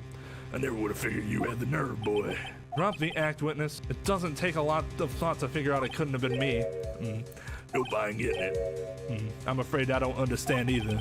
It's clear from the luminol test that blood was there. However, when the second crime took place, both the Officer Meekins and Officer Marshall failed to notice the blood. That means the blood from the first crime was wiped away by the real murderer. I would have had to just 10 minutes to murder the victim, carry his body away, and clean up the blood. Unfortunately, that's physically impossible. That would mean the crime must have been taking place before Mr. Edgeworth entered the room. Let's look at this chart again. There's only one other card card number remaining. 7777. Talk about a lucky number. But wait, that doesn't make sense. How could Detective Goodman have entered the evidence room? Since there's no record of his cards being used beforehand, he must have entered along with the real murderer. That's the only plausible explanation. He went in with 7 Mr. Edgeworth, please look into this ASAP. Find out whose ID number is 7 That's 17 too many, Your Honor. Unfortunately, I'm unable to look up the owner of that ID card, at least at present. What? Explain yourself, son. The ID number 7 belongs to someone with a rank of captain or higher, someone who is a so-called executive officer. We don't have the authority to inquire into such a person's identity. I mean, I've been thinking it's been Gant for a while. Kind of obvious at this point. It's gotta be Gant, right? But that's ridiculous. Just how... I'm not finished talking, Mr. Wright. There's one situation in which we can be granted such authority if an official charge filed against an executive is accepted. Official charge? You're all alike, aren't you? With your cover-ups and your forgeries. That's how the prosecutor's office operates. I take pride in my work, Officer Marshall. I would appreciate it if you would keep your slander to yourself. Slander isn't okay. Let me ask a question. Yes? No, not to you, to her, the defendant sitting over there. Your own little executive. Lana? Don't be stupid. She's in charge of murder. Of course we look up her ID number, and it's not 7's. Don't play me for a fool, partner. That's not what I want to ask. All I want to know is one thing about that incident. The SL9 incident. Answer me this, Chief Prosecutor. In that trial 2 years ago, did you really only use legitimate evidence?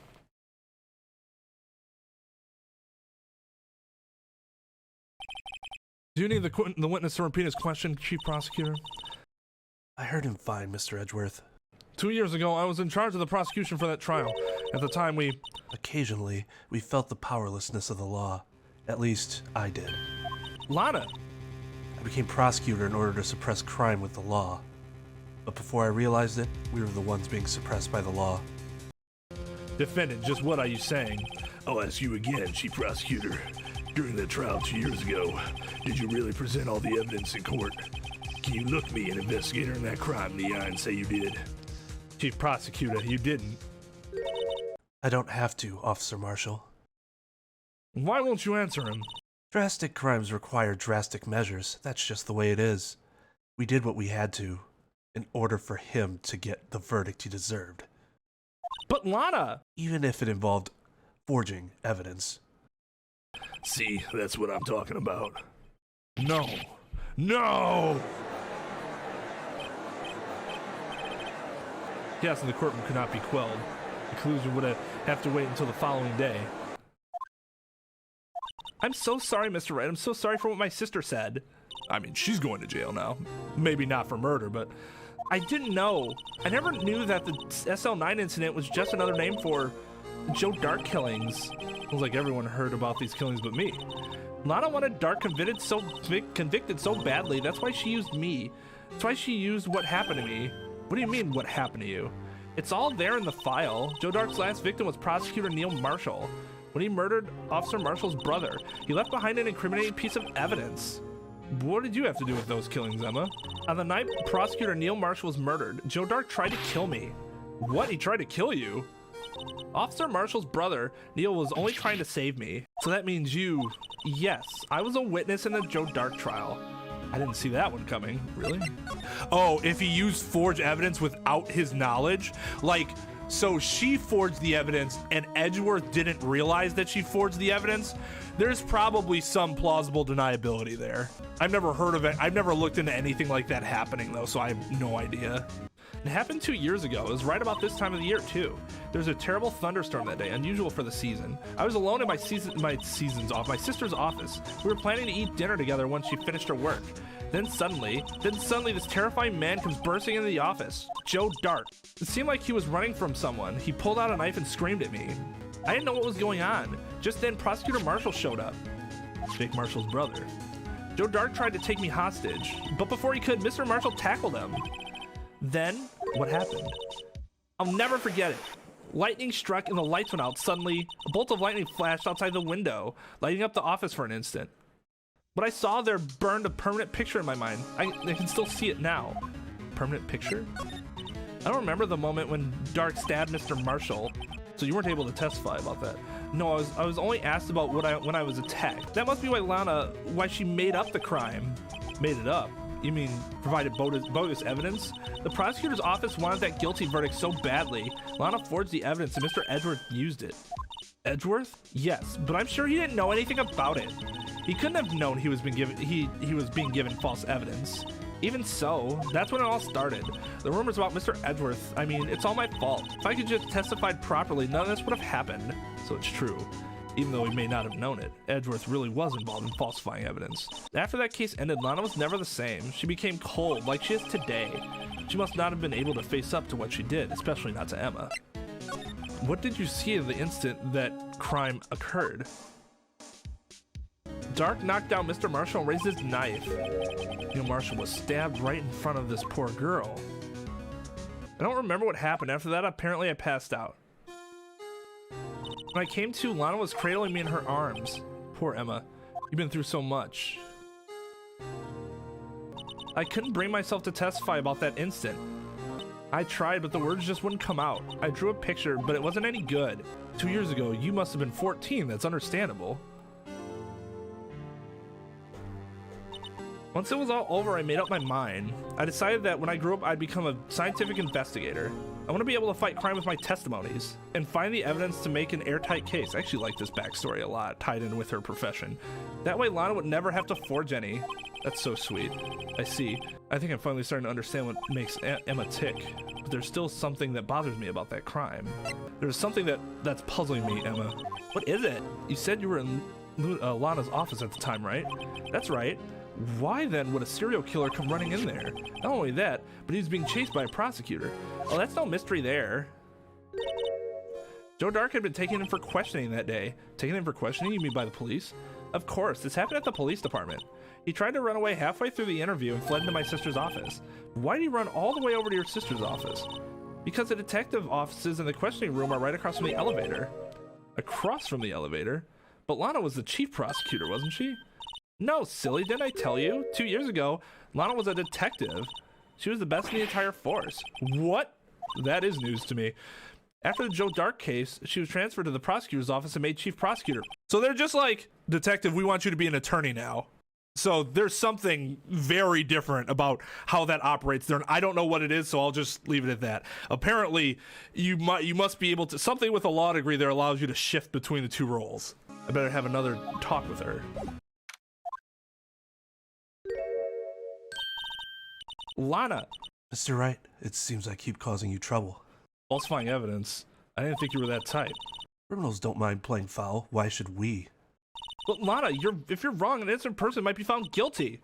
Believe me, I understand the risks. Lana, Emma told me about you. Oh? About how you were a detective 2 years ago, and how the SL9 incident was the reason for your transfer to the prosecutor's office. That's right. Can you fill me in on the details, especially about the unusual change of jobs? I suppose you have a right to know, Mr. Wright. A lot of revelations were uncovered at the trial today, not the least of which was the fact that this case is largely connected to another one 2 years ago. Evidence from that case was stolen as well, though I expected as much. I know how obsessive Officer Marshall can be. That trial, it really wasn't fair, was it? I believed in you, Lana. I believed that no matter what happened, you'd always stick to the truth. It couldn't be helped, Emma. At that trial 2 years ago, I sold my soul. Well, all the drama aside, the fact of the matter is at 5:15 there was no murder at the police department. Tell me it's not true, Lana. What the witness, Miss Starr, said about you stabbing Mr. Goodman with a knife. Lana, I don't understand. Why won't you tell us? Emma, this doesn't involve just me. I don't think I've ever seen Lana look so phased before. It's true. I was a member of the police force 2 years ago. She with amazeballs. They still talk about all the cases she and Chief Gant cracked together. Chief Gant? He was the deputy chief of police back then, but he still worked the crime scenes. Damon Gant. He was everything I aspired to be. They were the best team ever. They solved crimes before the reports could even be filed. Emma really idolizes her big sister. But now you're chief prosecutor. What happened? I always planned on becoming a prosecutor. The reason I became a detective was... to gain experience investigating crime scenes so you could use that experience in court, right? Gant's help in the SL9 case was crucial to its resolution. After that, he became chief of police and arranged my transfer to the prosecutor's office. Maybe we should ask more about this investigation of theirs 2 years ago. 2 years ago, I was second in command of the detectives investigating Dark. Second in command?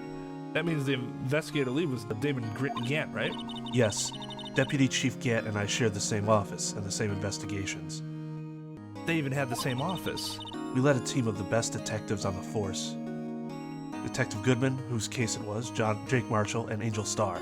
It was the first time Marshall worked with his brother. He was quite gung-ho. Without a doubt, Joe Dark was the serial killer. We asked him to come in for questioning. We were desperate for evidence. That was when his final murder took place. When he tried to murder Emma. Prosecutor Marshall was trying to save me from Dark. You see, the first person who happened upon the scene of the crime was me. Now you tell us. Damon Gant and Neil Marshall were the ones questioning Dark that day. The investigation was in its final stages, and Dark must have suddenly panicked. So he waited until Gant and Marshall let their guards down, and then fled the room. From there, he ran straight to the office shared by Deputy Chief Gant and myself. That's where he found me. So you were the first person to run to the scene, Lana? It appears so. I was filing some papers while Gant and Marshall were questioning Dark.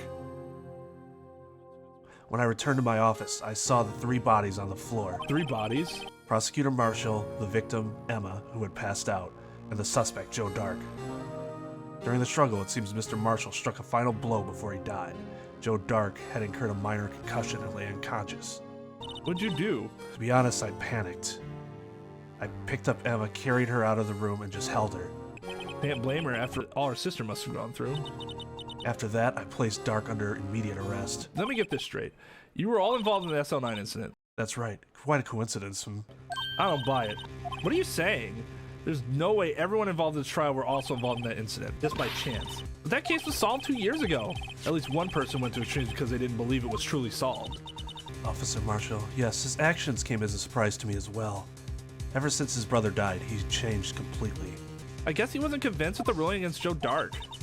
Life doesn't end with the closing of a case. Everyone has to live the rest of their lives with their memories. That case just might not be over yet. Emma was assaulted by Dark at the police program, right? Yes, in the office that Damon Gant and I shared. The office that Mr. Gant now occupies by himself, the Chief's office. Maybe we should have a look at the Chief's office, the site of the SL9 murder.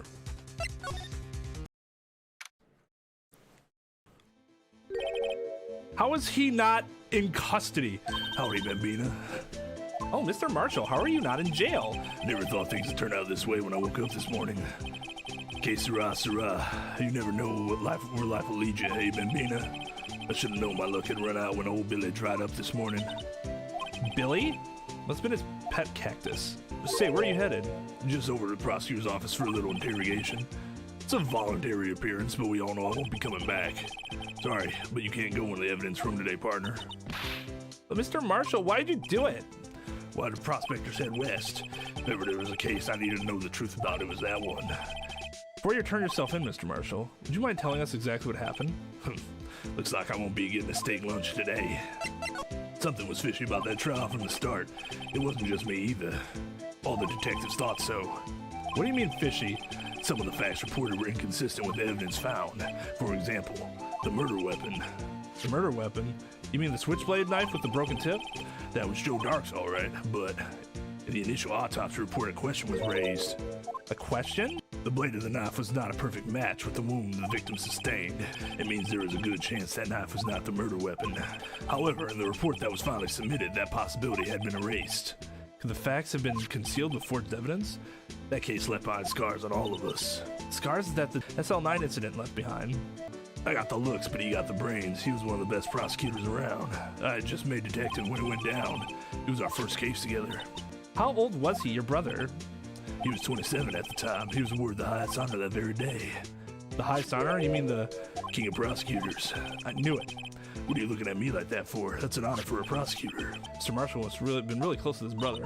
The day that SL9 incident took place, well, that wasn't the same day as... That's right. It was the same day of the evidence transferal. Interesting. It was drizzling that morning. By nightfall, there was thunder. I can't believe 2 years have gone by already. I tried to steal the evidence so the case wouldn't die. Apparently someone tried to stop you. Tef Goodman was murdered and the evidence locker was empty. There was something going on behind the scenes in that case. We all knew that later. Every detective involved in that investigation, save one, was taken care of.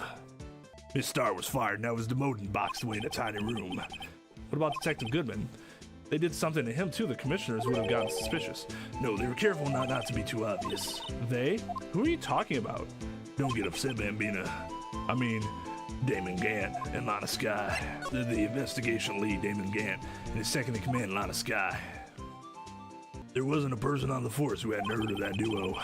That case is the biggest step in both of their careers. After the case, Lana transferred to the prosecutor's office, right? Yeah, Damon Gant, the new chief of police, arranged for that to happen. She's never been the same since she left. Everyone knew or said so. Chief Prosecutor Scott was totally different when she was a detective. Now that he mentions it, Emma said something like that too. Tell me what happened to my sister. Sorry, Bambina, but her sister is too well guarded. I never found out. Lana's secret. All started 2 years ago. So there you have it.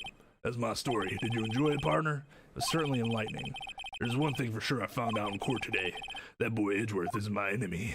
He was the one who used falsified evidence to get a guilty verdict, but someone else was the one who gave him that evidence and planned everything. That someone is Damon Gant. Don't believe me? Well, I don't blame you. I won't even be a patrolman after today. Or a free citizen. Too bad I won't be around to work with you when you become a real scientific investigator. Adios, Bambina. Place is pretty interesting. Today it's deserted. That must mean everyone's busy solving crimes. Well, if you're looking for the others, they're all in the conference room. Thanks. Molly actually talked to us.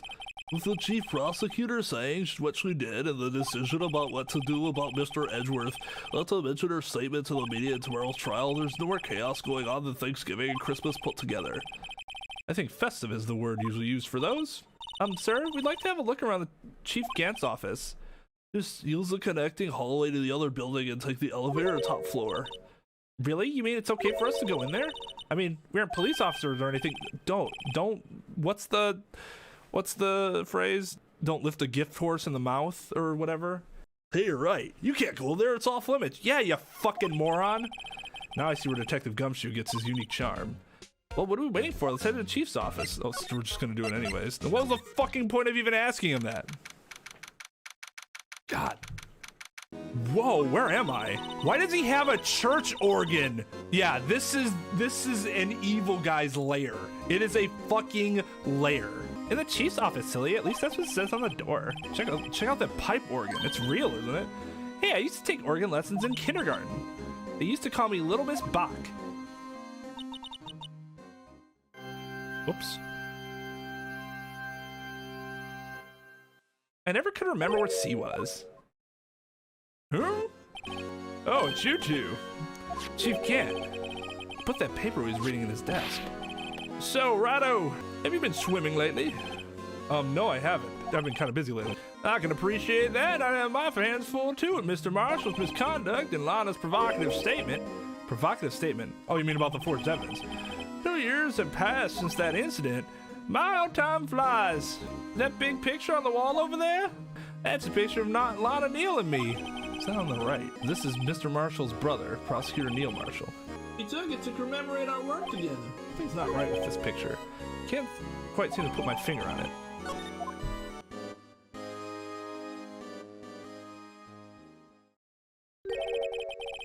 Anyway, I'd like to reminisce all day, but there are matters that need my attention. I'm going to lock up here, so let's go out together.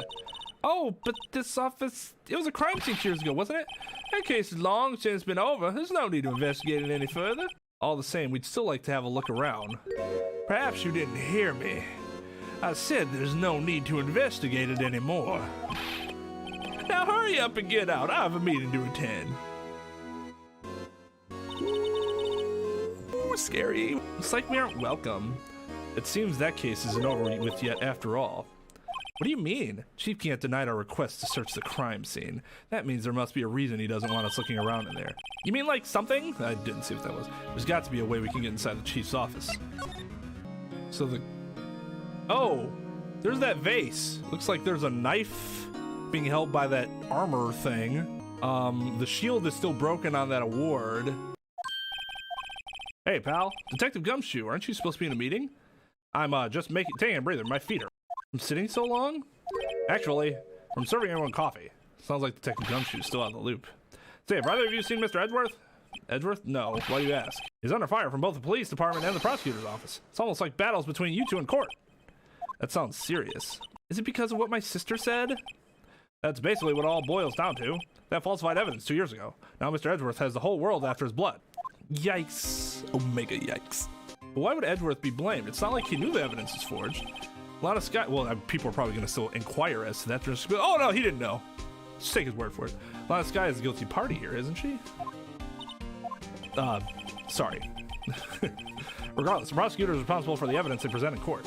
Not only that, but as you know, there have been a lot of rumors going around about Mr. Edgeworth. His amazing talent as a prosecutor kept him safe from those who don't like him. But now, with this, are there really so many people who hate him? In our world, only those with talent rise to the top. Mr. Edgeworth not only has that, but he's young. There's no better recipe I know for making enemies. Hey, Dick, keep up the good work. Yes, sir. Let's go out for lunch again sometime. My treat. Yes, sir. You gotta take me back to that joint sometime, okay, Dick? Yes, sir. Seems you don't have any problems with enemies. Yeah, well, I'm careful not to stick out. Anyway, I'm a bit worried about him. Under all that pressure, I'm afraid Mr. Edgeworth just might crack. You mean, as opposed to when he was under pressure for having been accused of murdering somebody? Actually, I took a look at the file earlier while the coffee was brewing. Seemed genuinely concerned for Edgeworth. Well, did you find out anything? The only evidence Dark left behind was during his final attack. His final attack? You mean when he killed Prosecutor Marshall, who was trying to protect some girl? Me. Seems Detective Gumshoe never realized Emma was the girl. That's when he left the most incriminating evidence at all. Well, what was it? The murder weapon. Well, let's see. I think it had something to do with the murder weapon. Oh, I forget. Look, it's all written somewhere in here, okay? His powers of recollection never fail to impress. Maybe we should show him the murder weapon. It might jog his memory. Joe Dark was 42 at the time of the crime. He was just a run-of-the-mill businessman. A businessman? What made him take to serial killing? Craziness. Insanity. One day on his way home from work, he hit someone with his car. It his car, so it was an accident? An accident, yes, but it transformed him into an animal. An animal. He killed the man that witnessed the incident. A kid walked by just then, so he killed him too. Then, a driver coming to the scene to kill her as well. Finally turned himself in. Seems like he was a pretty careless animal. Of course, this is all conjecture. There wasn't a single shred of evidence, except for the fact that he turned himself in. So he turned himself in. Yes, but in the middle of his questioning, he fled, murdered his final victim. He's Why? Okay, none of this is making sense anymore. Why are you going to have to put together this forged evidence when dude was literally there to confess his crime? I mean, I guess he was running, but like, what else did he say in the questioning that he suddenly freaked out and ran? After he was turning himself in. That's weird. The last witness, aka Emma. About this. Hey, is that? There's a tag attached to it, the label SL9 incident on it. I believe this would be the broken murder weapon you were speaking of. What are you doing with that? Ever since the case was closed, that knife's been locked away in a locker. On the day Detective Goodman was murdered, this suddenly disappeared from the locker and was found in Mr. Edwards' car muffler. That's it. Now I remember what that incriminating piece of evidence was. When you showed me that knife, it all came back to me. Well, what is it, Detective? Quick, before you forget again. This knife, it was Joe Dark's, wasn't it? That's right. We traced it back to the store he bought it at. Plus, it has fingerprints on it too. But no one actually witnessed him using it to murder anyone, right? That's where his luck ran out. When you take a good look at the knife, you'll see it's broken. You don't have to take a good look to notice that. Yeah, well, anyway, take a guess where the broken off tip of the knife was found. That's what did him in. Where was it? The victim, Neil Marshall, was carrying it. Inside his own body. It was found deep inside the stab wound. Did it match Dark's knife? You bet. Down to the last fiber. That's pretty conclusive. Well, there you have it in a nutshell. That's all I know. Can I ask you one more thing? What is it? If it's money you need, you should ask Chief Gann. It's not money, but it does concern the chief. His office is a crime scene, right? It's where Prosecutor Neil Marshall was murdered. The chief's out now and his office is locked, but we'd like to have a look around if that's okay. Well, any detective's ID card can unlock the door. What, really? But if I let a civilian in there, I'd be charged with breach of trust. Breach of trust? Simply put, I'd be canned. Oh, sorry, pal. I don't plan on getting fired because of you. How about this ID card? It was Detective Goodman's. That wouldn't work either. The data was deleted the day he died. That makes sense. Oh. So in other words, Gumshoe is our only chance of getting into that office. I wonder if there's something we could show him that would make him change his mind. I wonder if Edgeworth's back yet. There he is. Looks like he's writing something. What are you doing here? He sure was quick to throw that paper on the floor. Tough day in court, huh? I've had to live the past 2 years with rumors flying around. What's another allegation to me? Cheer up, Mr. Edgeworth. I'm rooting for you. That's Edgeworth for you. Always trying to hide his real feelings. So what do you want? Unlike some people, I don't have all day. There's no excuse for what I've done. 2 years ago, I used false evidence to obtain a guilty verdict. That's what it all boils down to, and nothing I do can erase that fact. But you didn't know, did you? I mean, that the evidence was falsified? The police department and the prosecution's office share a bond of trust. If that bond is broken, we stand to lose everything. The police department's error is my error, my responsibility as the prosecutor in charge. That fact remains the same no matter what excuses I might have. Mr. Edgeworth, I take pride in my work, so tell me why. Why has it all come down to this? Are you up for tomorrow's trial? First last year's trial, now this one, it seems all you do is worry about me. To be honest, you're getting on my nerves. But Mr. Edgeworth, you can't just get wad out on the trial. Tomorrow's the last day. It's too late to change prosecutors. I'll bet that's why my superiors are banking on. I never thought the case would come back to haunt me like this. What do you mean? The list of evidence, it seems too short. Most lists run twice as long. Only half as long as most lists? That is odd. After Neil Marshall was murdered, I became prosecutor for that case. I may not have been part of the investigation, but I knew what I had to do. Use the evidence I was given to prove the suspect guilty. That was really the only thing on my mind at the time. Say, we just saw a picture taken around that time. That picture, something seems strange about it. Can you tell us again about what happened that day? The day Detective Goodman was murdered? You were participating in a ceremony over at the station, right? I've never cared for ceremonies, but I had to attend that one. Because you were awarded this! Those receiving awards can't exactly skip out on the ceremony. I finished up at the office in the morning, then drove over to the police department. You finished up at the office? Yes, just odds and ends, clerical stuff. I didn't plan on returning to the office that day. That is until I was asked to take something back. Take something back? This. Oh yeah, Chief Gant asked you to hold on to that, didn't he? Yeah, still was a piece of evidence in a case that was closed half a year ago. He asked me to bring it back to the prosecutor's office. That's the story we heard yesterday. You came back here to the prosecutor's office because the chief asked you to? That's right. This picture was hanging on the wall in Chief Gant's office. Looks like this was taken when he received the King of Prosecutors Award. Speaking of that, there's something that bothers me. Yes? The trophy that Mr. Marshall is holding. It's a little different than yours. Yes, you're right. I remember now. Remember what? That was when the official prosecutor's trophy looked like until 2 years ago. There's a story behind this design. A story? Sounds interesting. Would you mind telling it to us? It's simple, really. Contradiction. That's what the award's based on. This award originates from an ancient Chinese tale. In Chinese, the word contradiction is written with 2 characters. The first means halberd, and the second means shield. Have you heard this story? Me? Oh, sure, everyone knows that. Why don't you tell it, though, for Emma's sake? Very well. Long ago in the kingdom of Chu, there was an arms merchant. One day, he presented the king with 2 items. The first was a halberd he claimed could slice through any shield or armor. The second was a shield he claimed could withstand any weapon. Wait a minute, those claims contradict each other. Very perceptive, but then again, you've heard this story before, right? Anyway, as you mentioned, the very descriptions of these items discredit them both. When the king pointed this out, the merchant was left speechless, and thus the Chinese word for contradiction was born. Oh, I see. So the chipped shield and broken knife symbolize... Precisely so. They symbolize the merchant's items. The ancient tale ends with the merchant at a loss for words.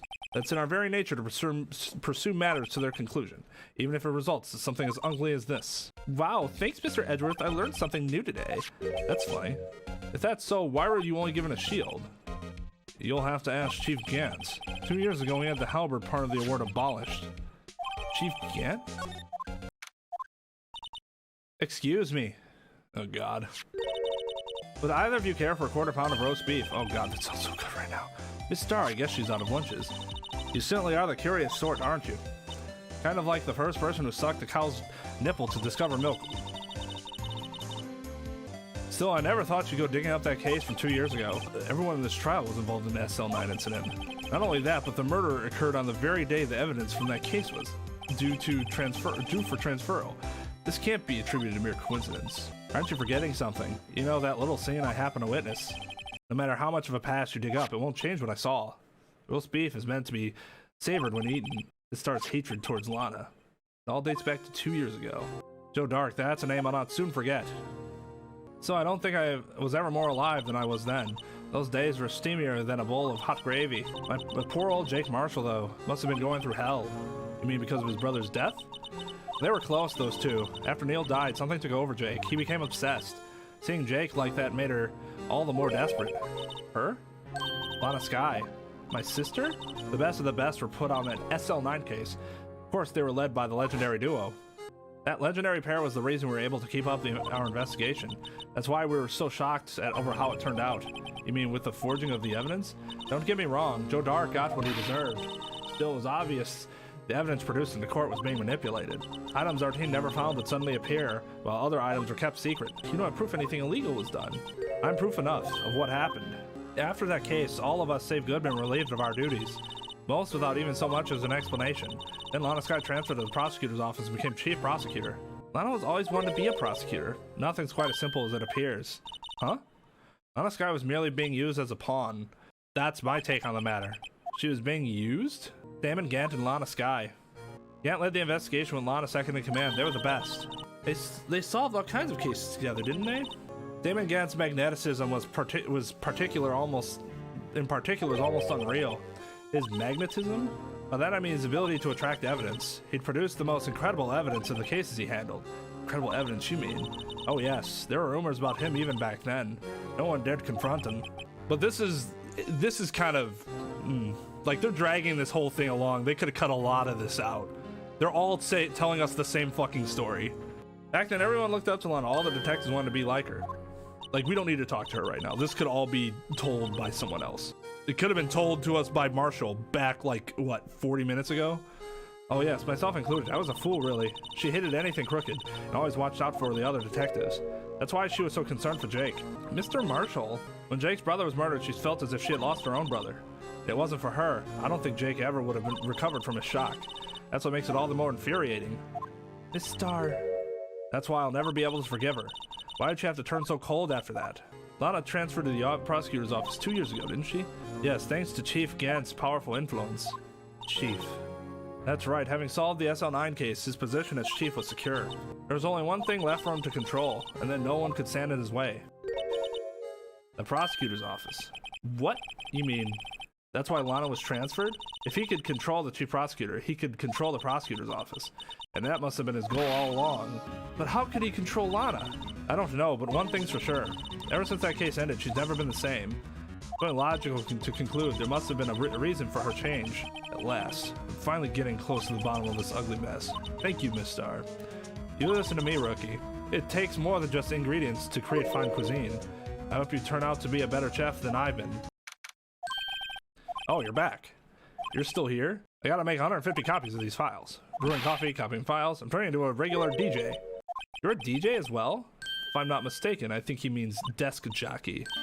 Oh, that DJ. I gotta admire your persistence, but my answer's still no. I'm not letting you in the chief's office, period. But my electron line, blah blah blah. That office is the last crime scene, the SL9 incident. I have to take a look in there. There's gotta be something we can do to make the detective change his mind. I guess I didn't think to do it while he was in the room. I wonder what he was writing before. Come on, Mr. Wright, let's take a look. Are you crazy? Edgeworth is sitting right there. In fact, he hears us talking about it right now. That's what I thought. Just distract him. I'll check it out. Hey, Edgeworth. Is that Detective Gumshoe out the window there? Oh, no, he's fallen to the ground. Hold on. First, let me see what this girl's doing crawling around my feet. He didn't even look. What? Letter of You're having trouble reading it. I'll read it for you. It says letter of resignation. Resignation? Edgeworth, you don't mean... I'm tired, right? I feel as if something inside me has died. Mr. Edgeworth, none of it is your fault. I know the path I've walked. This lonely road, the only road that I have ever known. You don't need to tell me. And the path I've walked just hasn't been a just one. I can't forgive myself for what I've done. And no one else should forgive me either. Uh-oh, I think he's serious. Mr. Wright, please, you have to do something. This letter of resignation, I wonder if it can be used for anything. Yes, it can. What's this criminal piece of paper? No way! Mr. Edgeworth can't be serious. Is he ever not serious? I can't believe they pushed him this far. Mr. Edgeworth really feels responsible. When I first met him, I thought he was as cold as ice, too. But I know different now. He trusted us detectives to provide him with sound evidence. We betrayed him. Detective? That's it. I made up my mind. But, here, take my ID card. We can't do that if someone found out. They won't let you off the hook with another lost item report. Look at me. It's no secret I'm already out of the loop. After all, I'm friends with Mr. Edgeworth. Depending on how this case turns out, I may already be as good as terminated. What? So at least let me do this, for Mr. Edgeworth's sake. Alright, detective, thank you.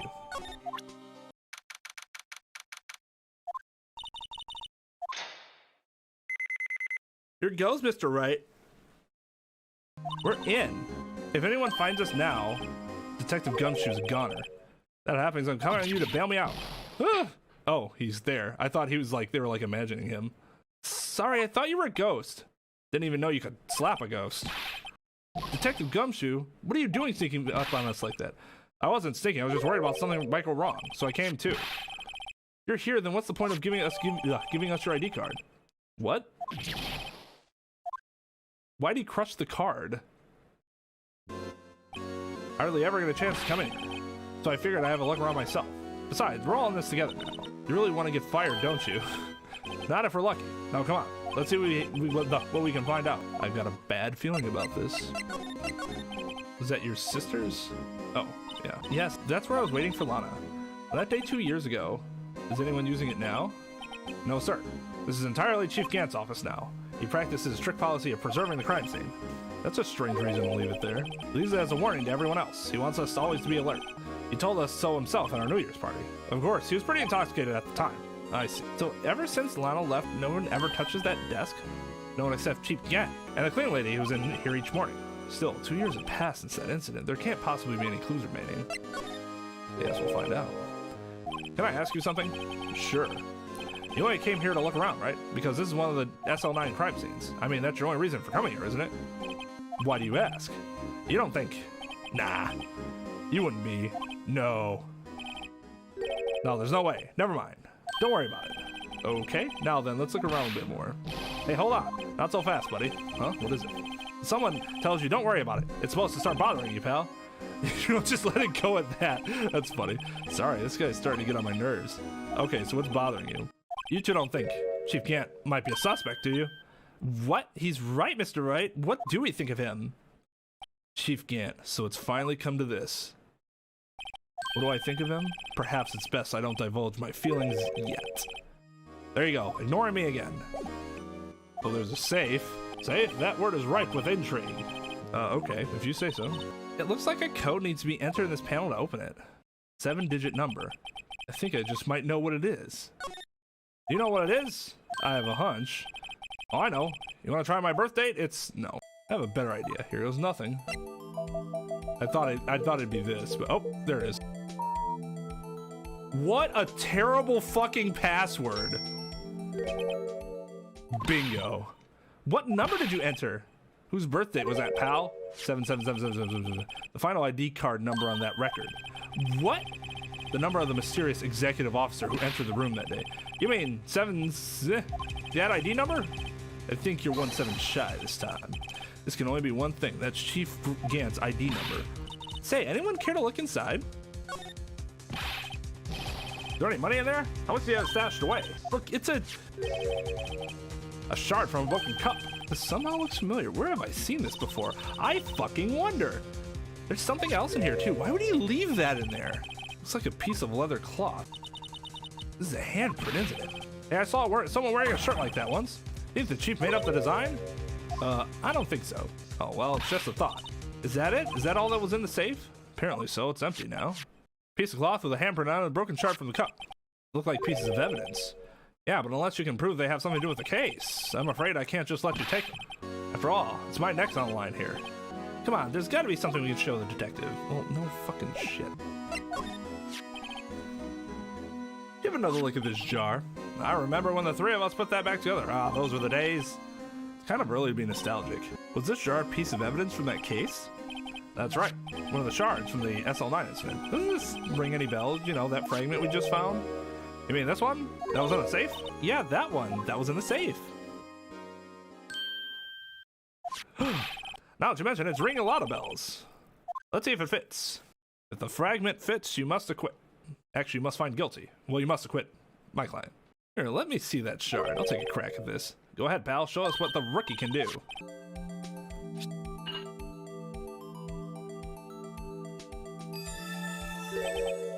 There. Fits like a charm. That, of course, means Chief Gant willingly and knowingly hid a piece of this jar in his safe. In other words, he concealed a piece of evidence from the SL9 incident.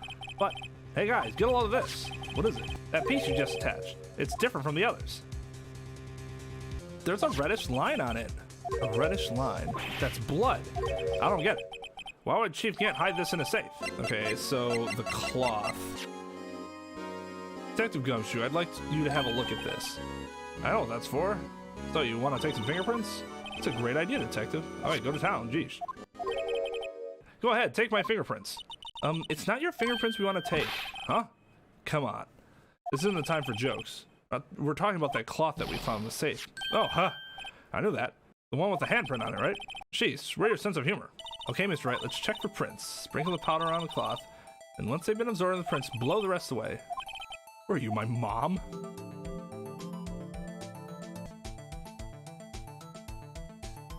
There we go.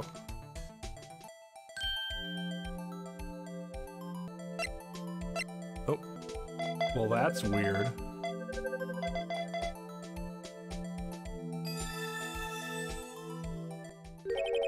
No, how can this be? What are Emma's fingerprints doing here? Have you found a match? What fingerprints were they? Oh, it seems the prints are too old. They aren't clear enough to get a match. Oh, that's too bad. I thought they'd be Dark's prints. That's kind of crazy. I wasn't expecting that. Hey, you, over here. What's going on here? What are the kids' prints doing inside the chief's safe? Don't ask me. Let's just keep this information from Emma for now. Here, maybe you should hold on to this. I wonder what he was reading. This looks like a list of evidence. A list of evidence. In most cases, the list runs twice as long as this, though. Hey, look at the case name. Huh? SL9 incidents. I wonder what this is doing here. Hold on, detective. What did you just say? I said, I wonder what... No, about the evidence list. Normally they're twice as long? That's right. I guess there wasn't a lot of evidence. Half-size list of evidence. Did dude really just take half of the evidence list and was like, I won't need this. It's fine. Oh, weather will be fine. I knew it. The chief must be hiding something about that case. It would appear so. Well, was I any help? Of course. Thanks to your ID card, we were able to get some hard evidence. Well, that's not very kind, is it? In other words, if it wasn't for his ID card, he would have been useless. Isn't that right, you in the coat? Oh, shit. Chief Gant. Fortunately, I'm a man who believes in signs. As I was walking to my meeting, I happened to look out a window and saw a stray dog run right into a pole. Just then I thought of a certain detective. You mean me, sir? Now then, I'm afraid I'm gonna have to ask you all to leave. Yes, sir, sorry. Oh, you in the coat. Me, sir? Top off your ID on the way out. You won't be needing it anymore. But, sir! Now get out. Yes, sir. We'll be on our way too then. Wait, you, the one without the spiky hair. Don't go yet. Me, sir? I'd like a word with you. But sir, I'm not a licensed scientific investigator yet. You with the spiky hair, you're free to go. Mr. Wright, what am I just gonna fucking leave her there? I do. Phoenix just says, all right, I'll leave you with the man that probably covered up some evidence and might be very angry right now that we're in his office. Look, pal. I told you once, I told you 1,000 times. The chief's office is off limits. But no, you just had to go sneaking in there like that, didn't you? Thought you said you didn't care anymore if you were fired. Yeah, but if I knew it'd be like this, I never would have said it. Now that I've seen the evidence Chief Gant was hiding in his office, I think I'm finally starting to get the picture. Why has she kept eerily silent about it all this time? Anyway, you listening to me? I'm gonna try to smooth things over with the chief again. Later, pal. After that, I heard from Emma. She said the police wanted to ask her some questions. So she'll be busy for the rest of the day. I see, so the chief asked Emma to come in for questioning. It's no use thinking about it. Tomorrow's the final day in court. I'm committed to doing everything I can to defend you, which is why I'm here. But I've already told you all I can. What you've told me over these past couple days is absolutely nothing. Not a single useful thing. Really? I believe I did mention something quite important. Something I told you right at the beginning. I said that I was the one who stabbed Detective Goodman. No, I think I've finally figured it out. I know who it is that's lurking behind your words. Mia did a good job mentoring you. I'm rather jealous. It seems Edgeworth was right. Edgeworth? Once you've convinced you know something, no one can persuade you otherwise. Thick-headed is the term he used, I believe. Now's my chance to get her to tell me the rest of the story. I have to admit, I was more than a little perplexed at first. You insisted you did it, yet there was no incriminating evidence. That's when it hit me. It's not that you're unwilling to tell the truth. It's that you're incapable of doing so because of a certain individual. What an intriguing notion. A certain individual, you say? So you think I'm protecting this person? Protecting? No. Nothing so quaint. I think afraid of is more like it. I'm not mistaken, the person in question may have persuaded you to silence. For argument's sake, Mr. Wright, whom, may I ask, is this person you're speaking of? The one I'm supposedly so frightened of? What is this person's name? I mean, you don't take that to your client. Well, Miss Guy? Mr. Wright, you are addressing the chief prosecutor. Do not forget your place. Take it she's still not ready to spill the beans. My apologies. Could you please tell me a bit more about what you think you know? We were partners until 2 years ago. I respected him as a police officer. Assuming he is respectable, then tell me some God. Why would he try to hide his crimes? His crimes? Both you and Edgeworth will be brought before a board of inquiry for what you did, specifically hiding and forging evidence. Of course, these are serious offenses. Why is it, though, that Chief Gant's name was never mentioned? Chief Gant? Edgeworth didn't know the truth behind the forgery. The only party who could have possibly tampered with the evidence was... me. I had access because I was second in command of that investigation. Yes, you, but also one other, Damon Gant. If you intend to accuse Chief Gant, you'll need more than just words. Show me proof that Chief Gant falsified evidence in that case. Take that! I just found this in a safe in the chief's office. This jar piece and this piece of cloth. Do you know what these are? They are pieces of evidence from the SL9 incident. The person concealing evidence was none other than Chief Gant himself. Now tell me, why are you taking all the blame for him? Touché, Mr. Wright. It is as you surmised. I cannot disobey the Chief's orders, even if it means being found guilty for murder. Why not? Come now, Mr. Wright. You can't possibly expect me to be able to tell you that. 3 days ago, I had no choice but to cooperate. In the murder of Detective Goodman. Or perhaps I should say, follow orders. Yes, that's more accurate than cooperate. Although I can't tell you the details, I can say that I was given an order that day. I need you to dispose of Bruce Goodman's body. You'll find it inside the trunk of Mylon Edgeworth's car. Or just as I suspected, despite what everyone believes, you are not the one who murdered Detective Goodman. Correct. I was trying to take the body out of Edgeworth's car. The trunk's lock was broken, and I discovered that murder weapon while inspecting the body. The murder weapon? You mean Edgeworth's knife? No, when I found the body, this was the knife stuck in it. The knife from the SL9 incident, serial killer Joe Dark's knife. I couldn't just leave that knife in him. So I took it out and stabbed him with another knife. That would be Edgeworth's knife. That's right. Even though he was already dead, my hands were shaking at the thought of stabbing him. That's why I ended up cutting my hand. And that is the reason for the bandage on your right hand. Yes, it seems that I got blood on the victim's shoes as well. And then, she saw me just as I plunged the knife. Miss Starr, huh? And why did you need to hide Dark's knife so badly? It took a lot of work to finally close the Dark case 2 years ago. It was over with. I didn't ever want it to be opened again. My intent was to prevent that by whatever means possible. So you hid Dark's knife. The weapon used to stab the detective was evidence in the Joe Dark case. If word got out, which it would, the reporters would have a field day with that. So you wrapped the knife in your scarf and hid it. In Edgeworth's exhaust pipe. Right. Then I called my sister to tell her what happened and to ask her to hide the knife that was inside my muffler. You asked Emma? I didn't want anyone in the force to know about this. That would explain why Emma's so confident about Lana's innocence. Speaking of phone calls, I had a bad feeling about one of them that day. A bad feeling? The truth is, after I received those orders from Chief Gant, the first thing I did was make a phone call. A phone call to Patrolman Jake Marshall. To Marshall? Why on earth did you call him? The lead investigator for the SL9 incident had been murdered. I wanted that fact to be kept hidden, and I needed help. He was the only other person I could trust, or at least I thought I could trust him at the time. However, it seems that after I spoke to him, he went off on an escapade of his own. Oh, you mean... Not wanting the case to die, he decided to take things into his own hands. He disguised himself as Detective Goodman and tried to steal the evidence. He'd already stolen the ID card, but it seemed he still hadn't made up his mind to break into the evidence room. After my phone call, any remaining doubts he had must have disappeared. Did your phone call cause the incident in the evidence room? I'm afraid that's all I can tell you. You've earned my respect, Mr. Wright, both as a defense attorney and as an investigator. Now please, don't pursue this any further in court tomorrow. Tomorrow's trial. There's only one way to drive off Lana's demons. I've got to get to the bottom of everything. Detective Goodman's real murderer. And what went down in the chief's office 2 years ago.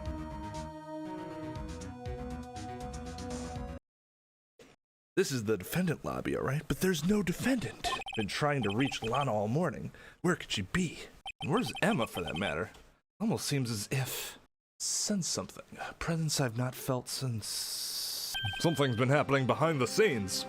Edgeworth! Knowing you, you've already figured it out. Who the owner of the 7777777 ID number is, that is. Well, I have a pretty strong hunch. Looks like I'm not the only one who's figured it out.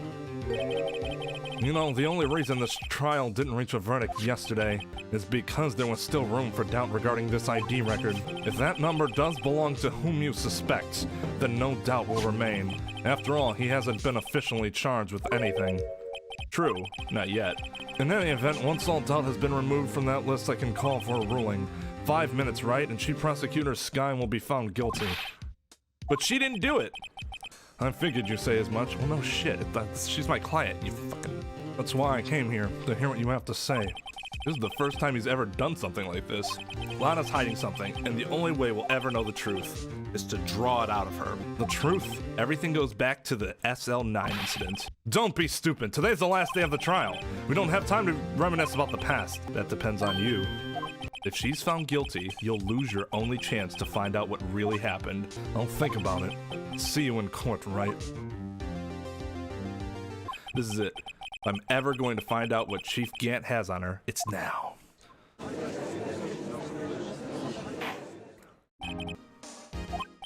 The defense is ready, Your Honor. The prosecution is ready, Your Honor. Normally, this is when the prosecution puts forth its opening statement. You don't have to do that every day. But before that, the police chief has a proposal to make. Oh, does he? Chief Gant. Yeah, morning, folks. How's everyone doing? Hey, you been back to the pool yet?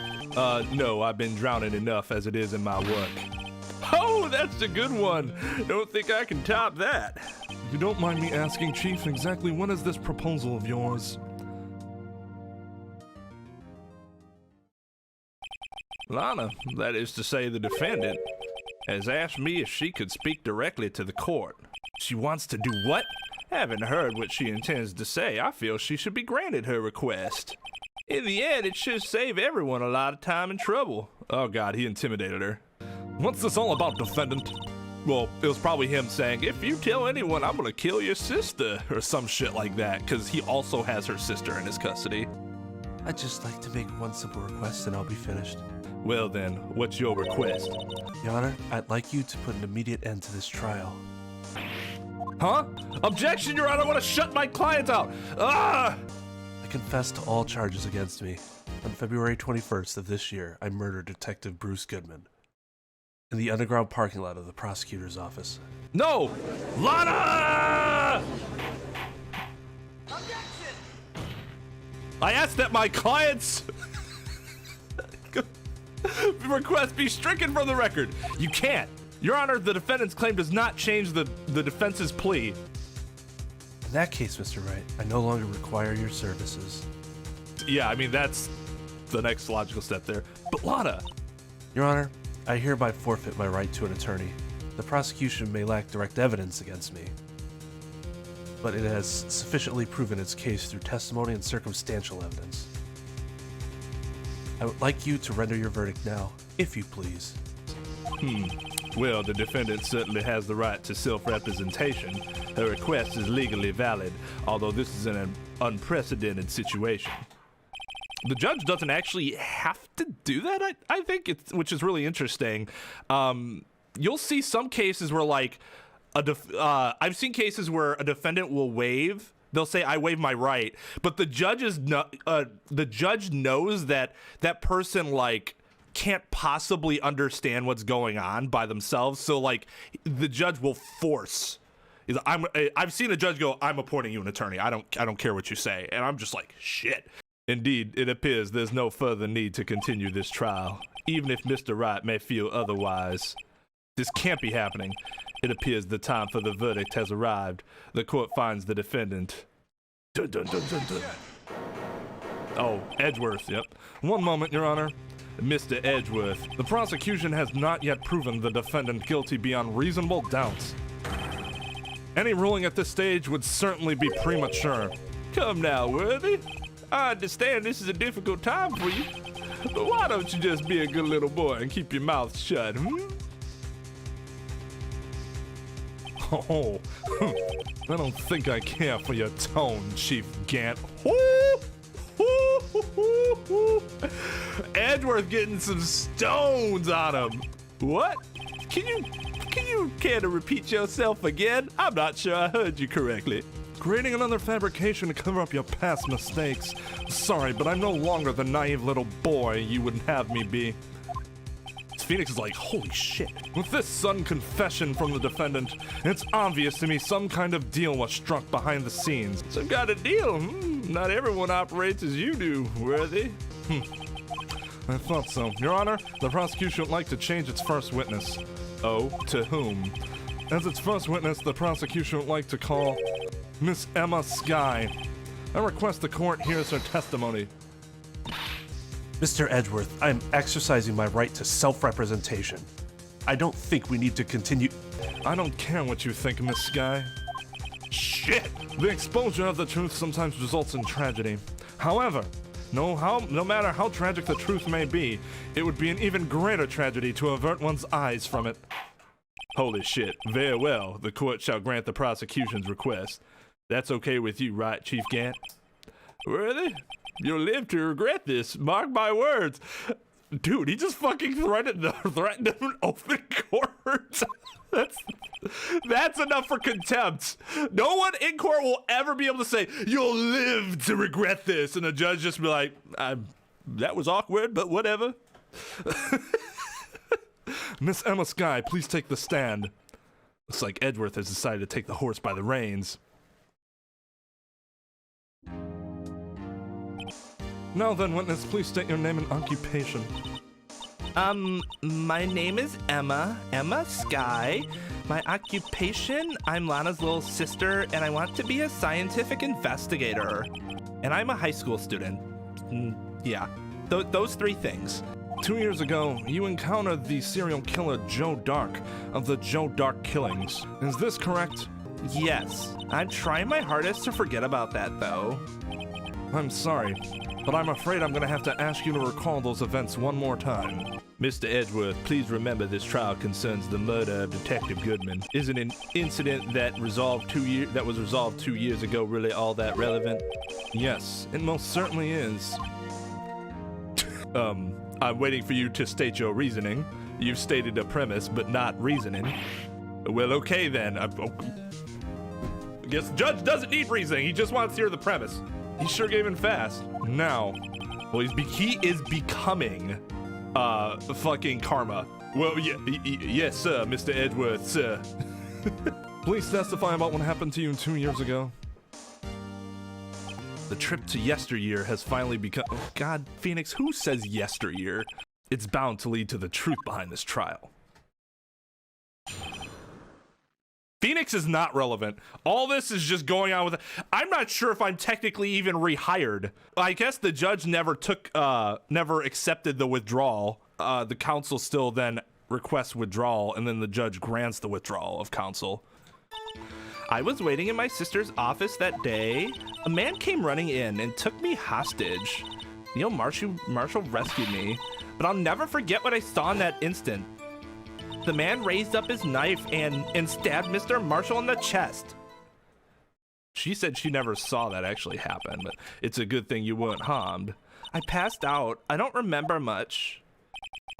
That's understandable. However, please tell me, Mr. Edgeworth, what does this testimony have to do with Detective Goodman's murder? That will soon become apparent, Your Honor. You've got to admire him for his courage, considering he has no evidence. The testimony's evidence. It's just how good of evidence it is depends. Very well, the defense may begin its cross-examination. Your Honor, I'm not sure if I'm still on the case, but anyways, 2 years ago, the defendant was a detective at the police department, correct? Yes, she was second in command under then Deputy Chief of Police Gant. My sister, she was the best detective ever. Yes, I remember. Agreed. Best detective ever. Deputy Chief Gant and Miss Skye used to be quite the pair. I believe they shared the same office. Other things in the evenings. That's right. I'd always sit at my sister's desk and dream about playing that organ. That thing is ridiculous. I would just like to state again, dude is a supervillain for having such a gigantic organ in his office. I wanted to play it that day too. The police department and the prosecutor's office held a ceremony that day. Lana promised to take me to dinner after she finished her work. A man? Yes, Joe Dark. He was a serial killer. Joe Dark was brought in for questioning on the day of that ceremony. We were desperate to get anything on him that would lead to an arrest. Gee, these are all things that he would make in his actual argument, not in the middle of testimony. the exposition part of it at least. And then he would have his client essentially restate all of that, at least from what the client knows. I mean, you could do it this way, but it's very odd, especially since it's not Edgeworth who's questioning. This is cross-examination. Because it's cross-examination, Edgeworth wouldn't be saying much of anything at all other than his own objections.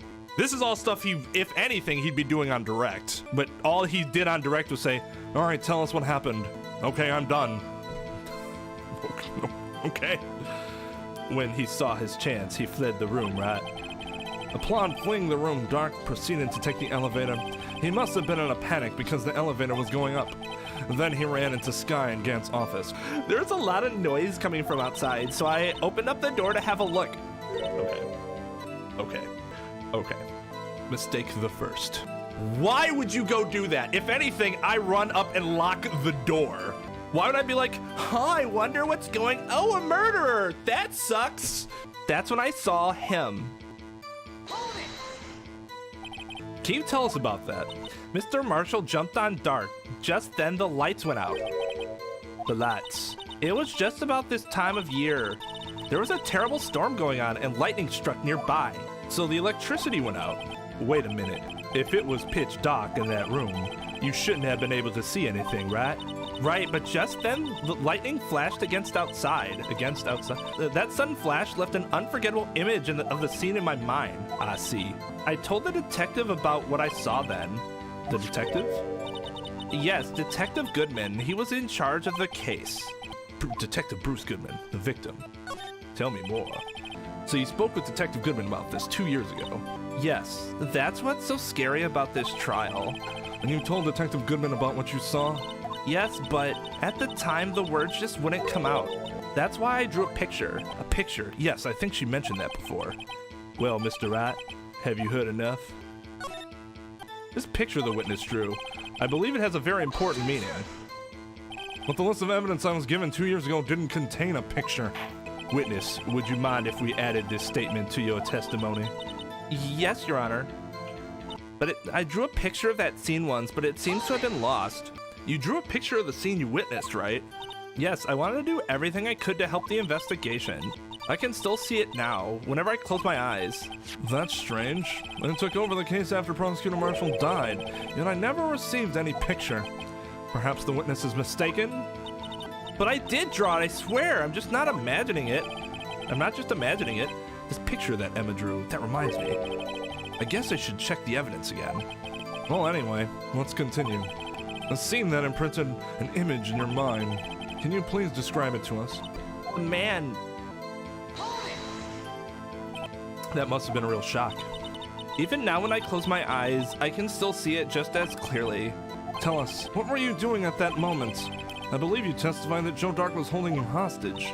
When lightning struck and the lights went out, Mr. Marshall jumped on Dark. I was thrown aside and the two began wrestling each other.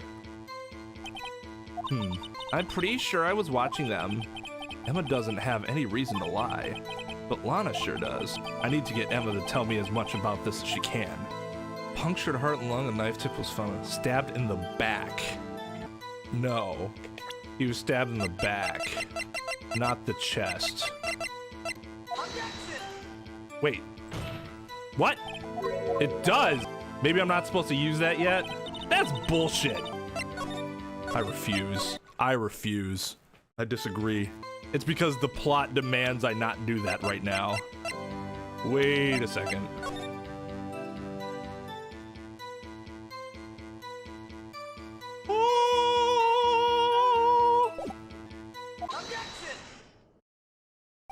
Mr. Edgeworth, this little girl put all her heart into drawing that picture. And yet you would insist on denying its existence? Huh?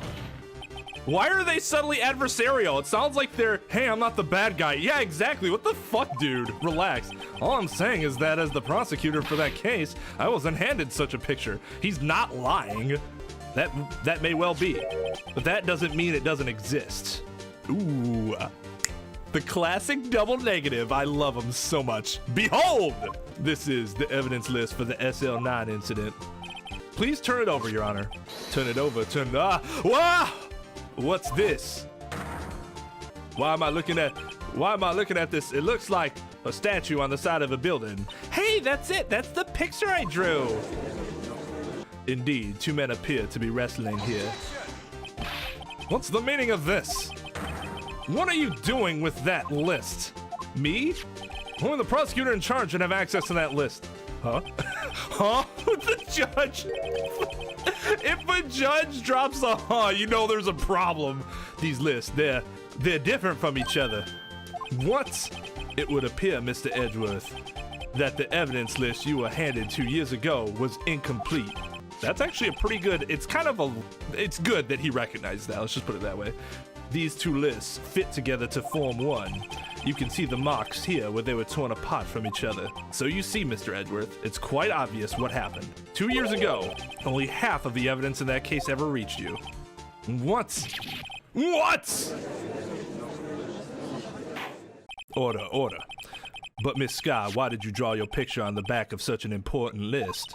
Because that's what Detective Goodman handed me in the questioning room, Your Honor. What a moron. Wait a minute. If this list was torn in half, then that means... Your Honor? Are you all right, Mr. Wright? Your eyes are bulging from your head. If the evidence list was torn in half, then there might be more of the drawing on the back of Mr. Edgeworth's list. How would Edgeworth not have noticed that? Yes, that's quite conceivable. Mr. Edgeworth? It's possible. Let's see. I never bothered to turn the paper over before! Is something wrong? Do you even have to ask? Wow. Sorry, Your Honor. There is indeed something drawn on the back of my list. Is that thing? Wait a second! Oh god. The nightmares! It's invading my head! That's that thing.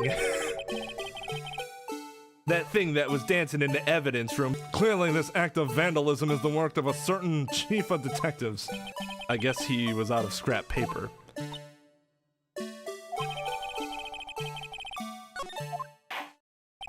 Very well, witness. Will you please testify about this picture you drew 2 years ago? Huh? Oh, yes, Your Honor. Yes, sir, Your Honor. What's wrong with Emma? She seems to be thinking about something when she was looking at the picture. This is the picture I drew 2 years ago. The flash of lightning was so bright all I could see were shadows.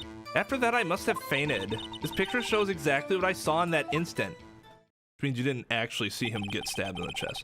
To think a flash of lightning could burn such an image in your mind. Thanks to that, though, she was able to show us exactly what she saw. Well, I don't see any contradictions here. This clearly shows Joe Dark about to murder Prosecutor Neil Marshall. The defense may now begin its cross-examination.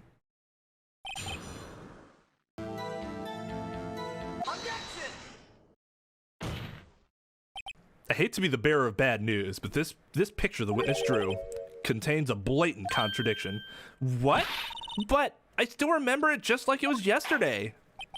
Perhaps it would be faster if you simply pointed out this contradiction for us. Yes, please. Phoenix always has to be so melodramatic about everything. And I get why, obviously, but it's like, just fucking tell us, Phoenix. What part of this picture?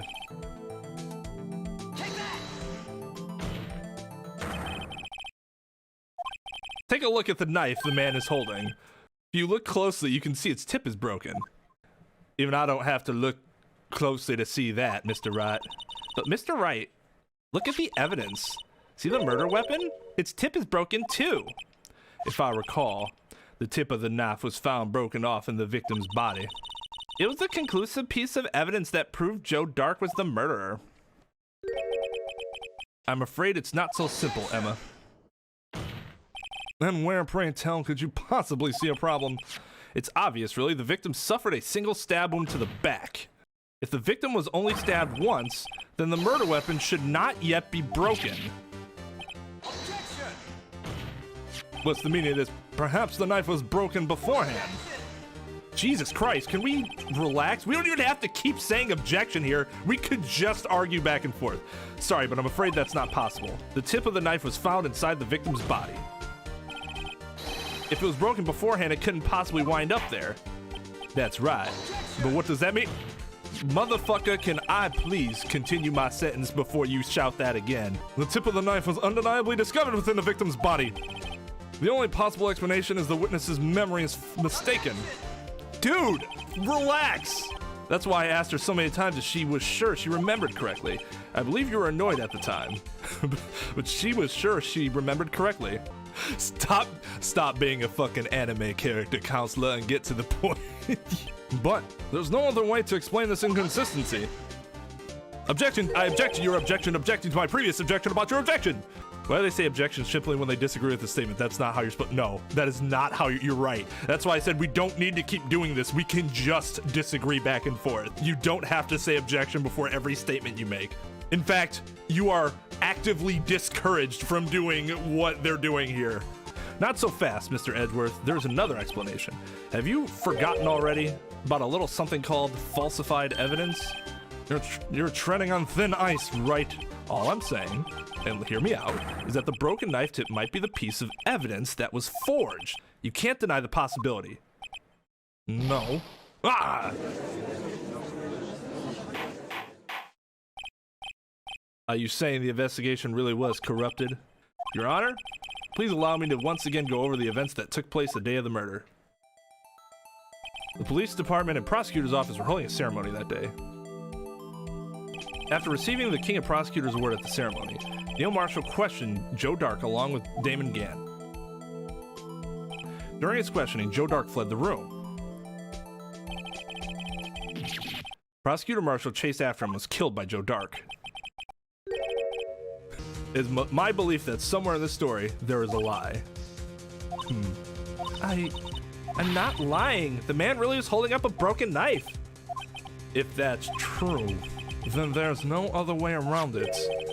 This could not have been the actual murder weapon.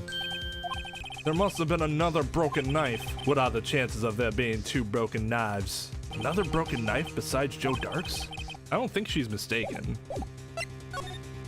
If the witness is this adamant about the accuracy of what she saw, it can't just be explained away by a simple observational error. Mr. Wright. In that instant, Emma really did see a broken knife. I assume then that you have some information about this other broken knife. If so, please feel free to enlighten us. The murder weapon was already broken prior to the murder. There's only one way.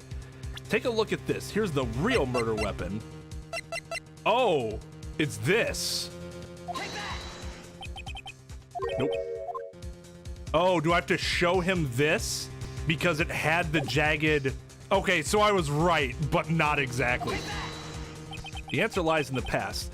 2 years in the past. Right here inside this picture. This is a picture of the word ceremony. Ah! What is it, Mr. Edgeworth? It's the broken murder weapon.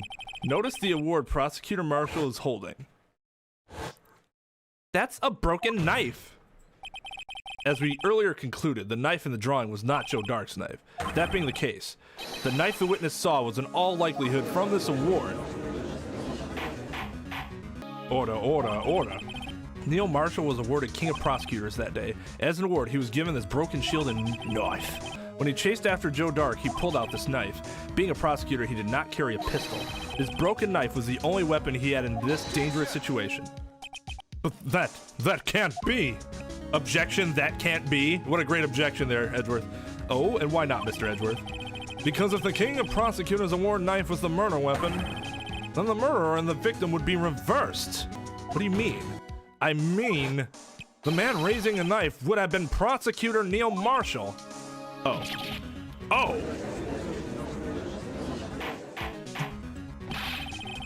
But the prosecutor was the one who actually died. That's true. What's going on here? It seems Mr. Wright has been a bit too eager to jump to conclusions. Wait, I remember now. I remember everything. Witness, Mr. Edgeworth. What is it? Could you show me your evidence list again, please? His list, the one with that picture scribbled on the back.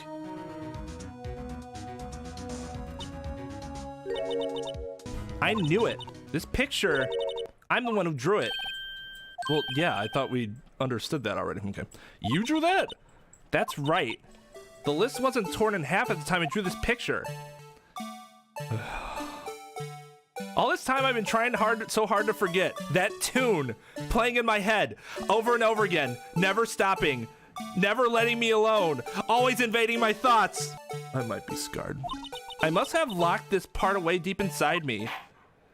Perhaps you are correct. Perhaps it would be best if we added this to the witness's testimony. Would you please tell us what you recalled, Miss Sky?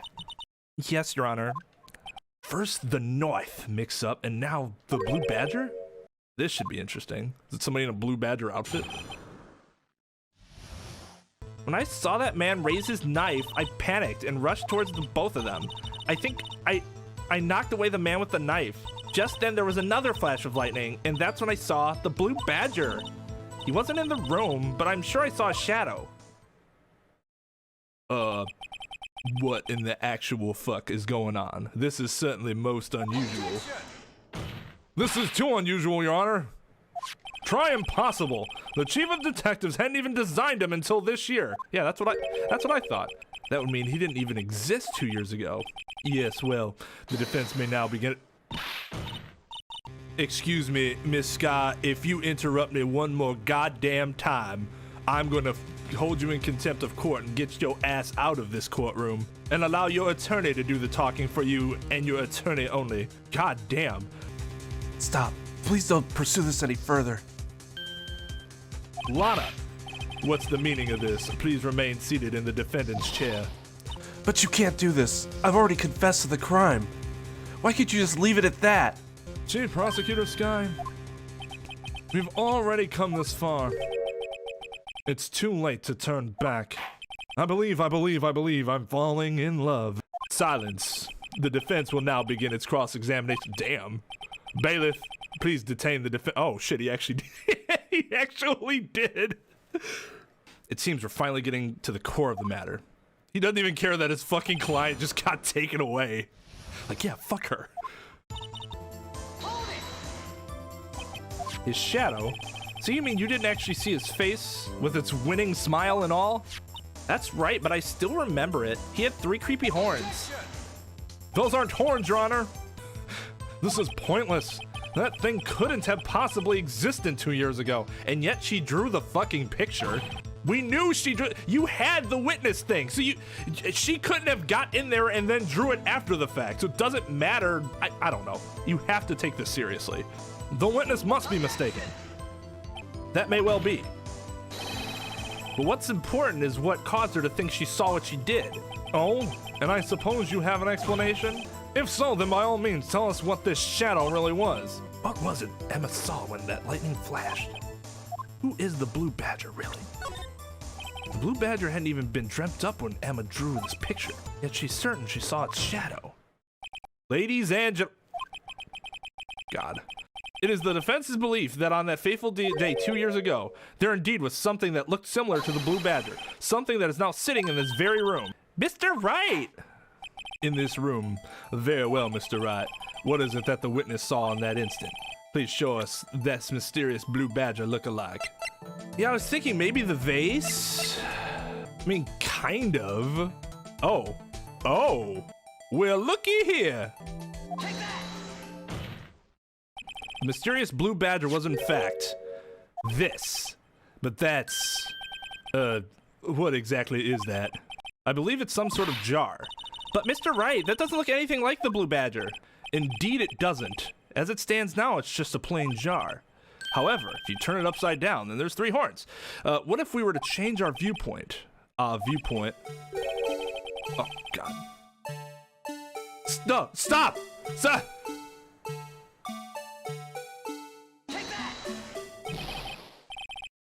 What? They give you, this game's evil. Unlike all the other things, they give you infinite chances at this, so you can continue to listen to the goddamn song over and over and over again. God, thank God. Well, is this a miracle or what? No one can possibly deny this jar resembles the resemblance to the blue badger. Huh. Order. The defense has proven its claim. The mysterious blue badger witnessed on the day of the crime was actually this.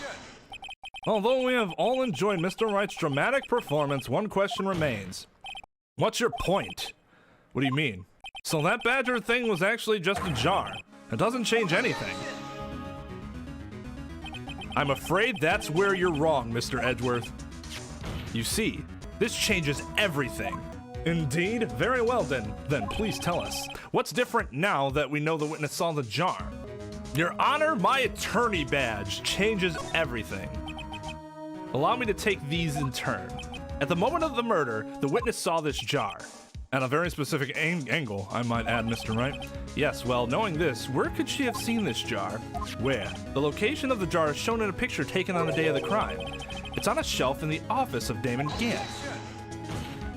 But the body was found lying near Lana Sky's desk. The witness testified so herself. Here we go again. Yes, and it is these two facts that reveal what actually transpired. You see, the struggle between Dark and Marshall did not take place in Lana Sky's office. It happened on the other side of the room, in Chief Gant's office. Isn't that one office, technically, with just two different sides? Whatever. Are you implying the murderer moved the victim's body from Damon Gant's office to Lana Sky's office? Yes. Why would he do that? There's no reason. Exactly. If there wasn't a reason, he wouldn't have gone through the trouble. The only logical conclusion is that there was a reason. Do you know what that reason was, Mr. Wright? I finally figured it out. So this is why Lana tried to stop the trial. It's too late to quit now, though.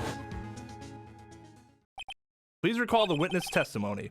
She said she knocked away the man who was holding the knife.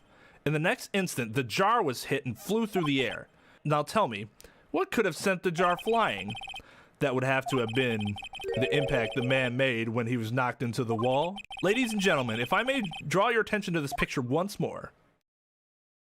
If the man was knocked in the direction of the shelf the jar was sitting on, what would he have hit? Ah! The suit of armor holding a very sharp and dangerous looking sword. Yes. And since the man who was knocked in the armor was carrying a broken knife, he would have had to have been Neil Marshall wielding the King of Prosecutors trophy. No, Mr. Wright, you can't be thinking. Yes, there is another possibility of what actually transpired in that room. Another possibility. Of course the perpetrator would have had no idea, but nevertheless. I don't know if I can go through with this. Mr. Wright, what's the matter? If events took place as the defense theorizes, then the other outcome is obvious. In that moment, assuming the man Emma Sky knocked away was actually Prosecutor Neil Marshall.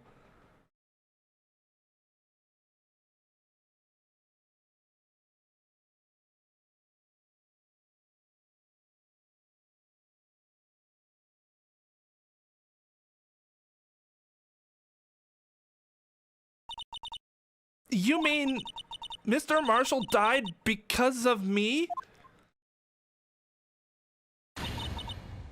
No!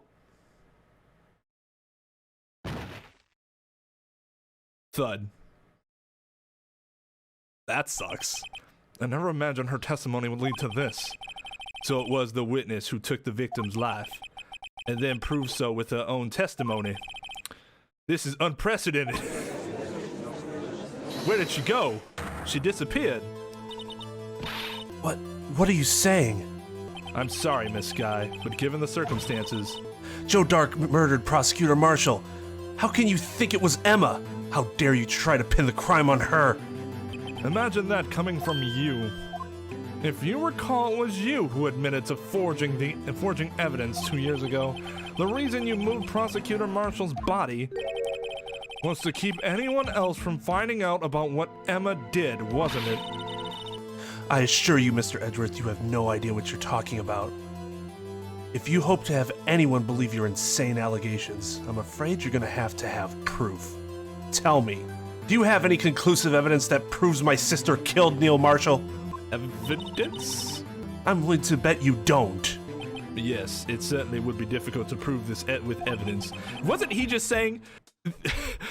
The witness proved that she killed the man with her own testimony. If we don't have evidence, then we'll have to rely on testimony. I'm afraid that won't work in this case. Both parties involved in the incident are dead.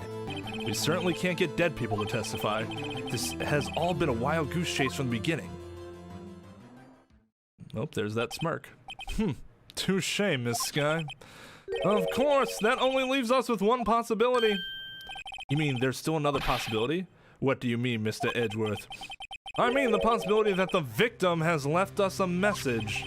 For better or for worse, Mr. Marshall did not die instantly. He may have left behind the name of the person who took his life, in one matter or another. That's impossible. Well, Mr. Wright, this is the only possibility left to you. A message from the deceased. Does such a message exist? You have to think back to the court record. The real murderer's name that the victim may have left behind. This message from the deceased is already in our possession. Mr. Wright, will you stop at nothing to prove my sister's a murderer? Do not be mistaken, Miss Sky. Our purpose is not to accuse Emma of any crime. There is only one thing we seek, the truth. No matter how painful it may be. Now then, Mr. Wright. Oops, I didn't mean to do that. Oh, was that right? I was trying to look at it. This is that blue badger from before, right? Oh, is he going to just speak the killer's name? That thing could, I'm sure it would. It's like everyone's forgotten this is just a jar. A message was left here. I've got to connect these dots to make letters. There's only one thing the victim would have written, given the circumstance. His murderer's name. M-E, or I should say E.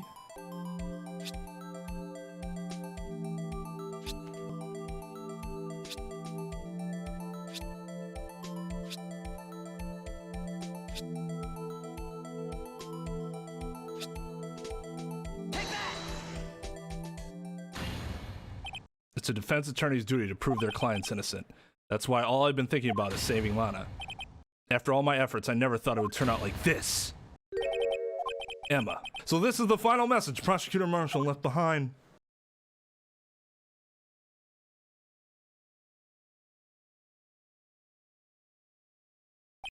Of all people, she may not have meant it, but in the end, the one who took the victim's life was Emma Sky.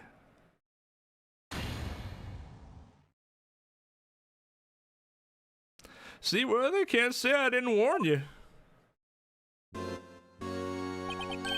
Chief Gat, you understand the implications of what you've done? What are you talking about? 2 years ago, Joe Dark was sentenced to death. He was convicted because of his final murder. I believe you were the prosecutor in the case, were you not? Yes, Worthy. Because of you, an innocent man was sentenced to death. Well, innocent of the last murder, at least.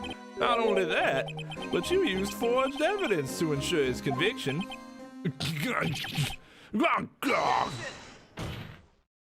But Joe Dark really was a serial murderer. That's undeniable.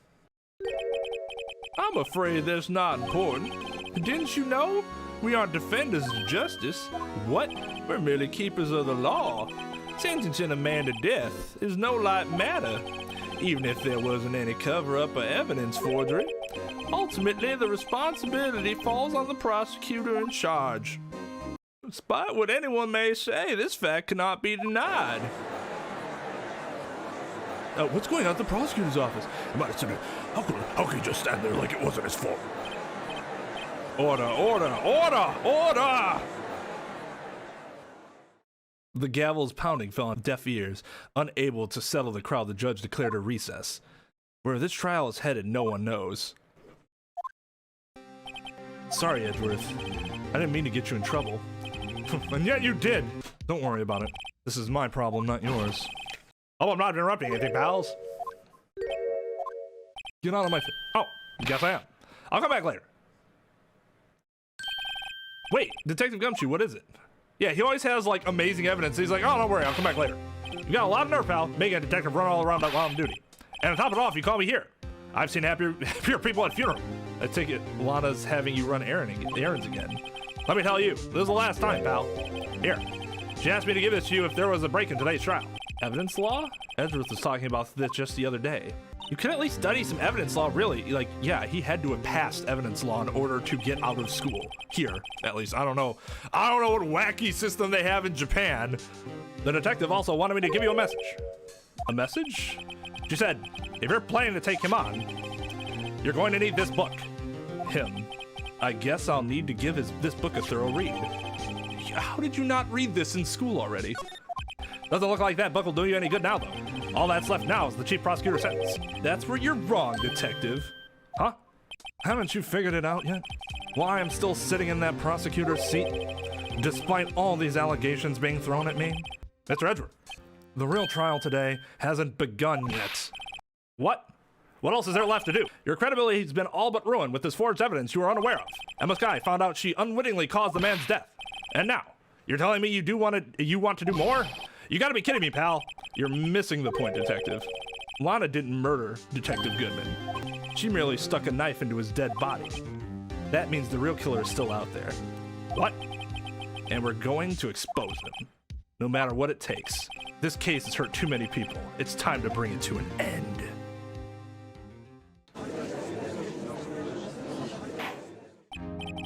Court will now reconvene for the trial of Miss Lana Skye. Mr. Edgeworth. Yes, Your Honor. The inquiry committee is planning to impose harsh penalties for your actions. Well, thank you. Thank you for the news, Your Honor. He actually said it. I appreciate you telling me how I'm about to be punished. Yes, well, normally this is where the prosecution calls forth the witness, but, this isn't easy to say. You see, there is some concern that you, Mr. Edgeworth, may have, struck a bargain? You think I may have manipulated the witness. I didn't say that. It's just, you see, everyone has been talking, and, yes, because the judge should be influenced by that. Very well, Your Honor. I have a solution. A solution? That being the case, the prosecution will allow the defense to call forth all further witnesses. What? But there's no precedent for what you're proposing. Undeniably, this is an unusual arrangement. It's not at all, because the defense can definitely call their own witnesses in the US. Very much so. But a very effective one. It would prove that I haven't struck any deals with the witnesses. Japan has an inquisitional system, so like here, where they're like, I'll let the defense call all the witnesses, and the judge is like, this is most unusual. In the US, it'd be like, no, it's not unusual. In fact, it happens almost all the time, because the defense has the right to call their own witnesses. Well, Mr. Wright, what do you say? Unbelievable. Edgeworth has found a way to continue the trial. Very well. The defense accepts the prosecution's proposal. Why wouldn't I? Then it's settled. The defense may now call forth the next witness. Mr. Wright, you do realize this is your last chance. If you call the wrong witness, this trial is as good as over. The defense calls... Yeah, it's Gant, right? It's fucking Gant. Take that!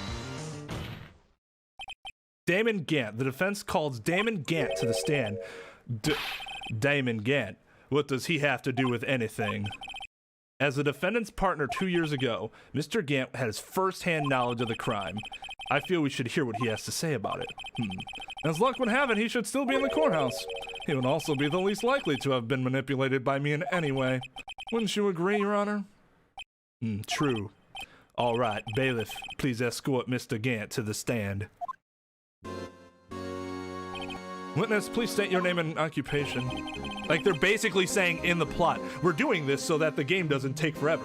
What is this, some kind of practical joke? I was just on my way to lunch. Your name and occupation, sir. Really? Are you sure you want to do this?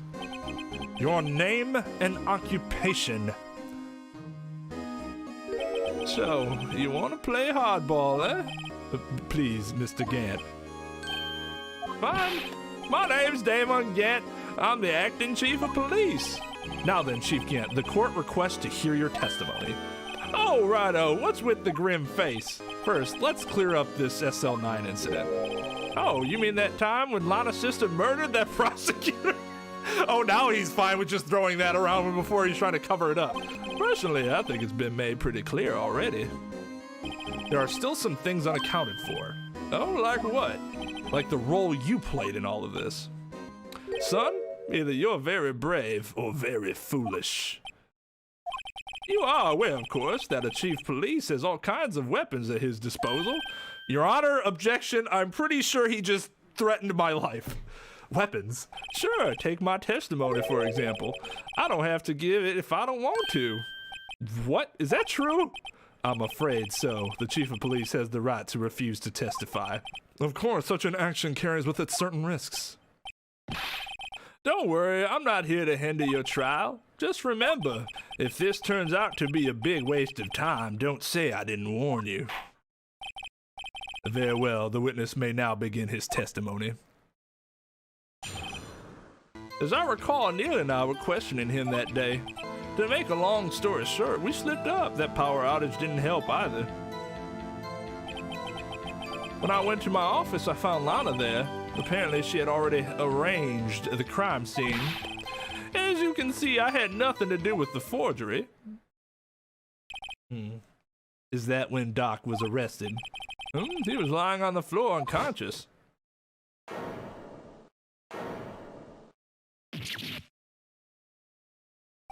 When Emma sent Neil flying, it seems Doc bumped his head. I see. Everything seems pretty clear-cut. The police chief has the right to refuse to testify. Then I'd better hit him hard and fast. So, there's a few things we can show here. He had nothing to do with the forgery, the act itself, but he definitely had something to do with the cover-up. Because you have this, which says no evidence shall be shown without the approval of the police department. And then you have the fact that the evidence was ripped in half. Objection! Yeah, I thought so. You claim you had nothing to do with the forgery, but I'm afraid that is a claim you cannot back up. Explain yourself. Several pieces of evidence were found in your office.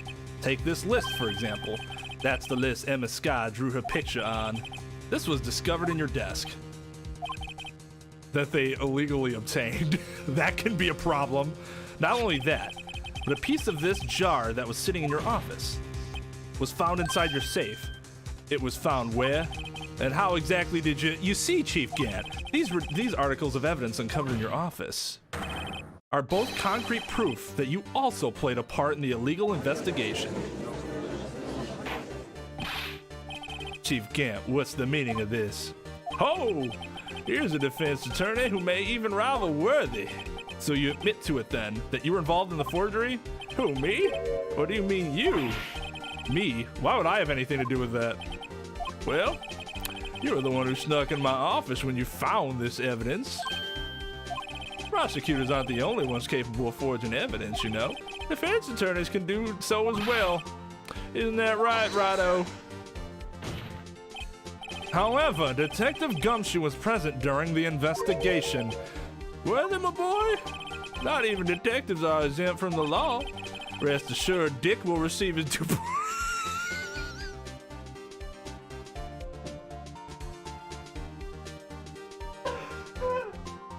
I'm sorry. That was rather immature of me. But nonetheless, hilarious. That's what she said!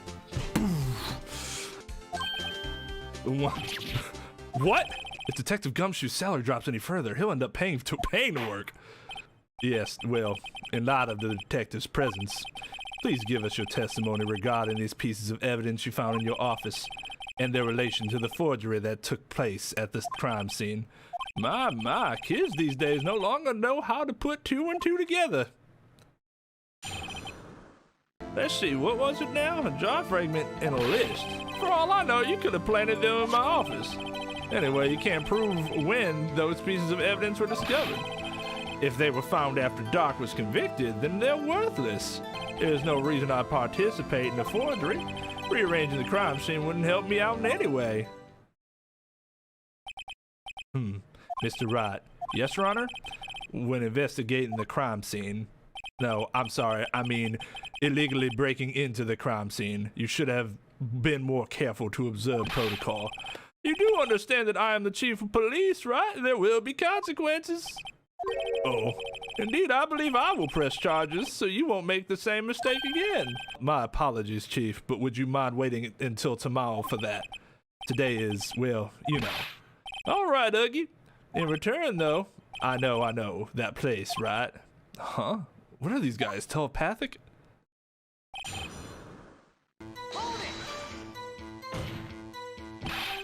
I'd appreciate if you stopped making these ridiculous allegations. Yes, you do have a point. You wouldn't have the guts to do something like that. What? I'll have you know, back in the day, I once broke into a cattle ranch and tipped Mr. Wright. What are you saying? Anyway, you can't prove you didn't carry in the evidence, can you? If you have proof to the contrary, you're going to need it later. Later? What are you talking about? What else? I'm talking about when Righto's prints are found.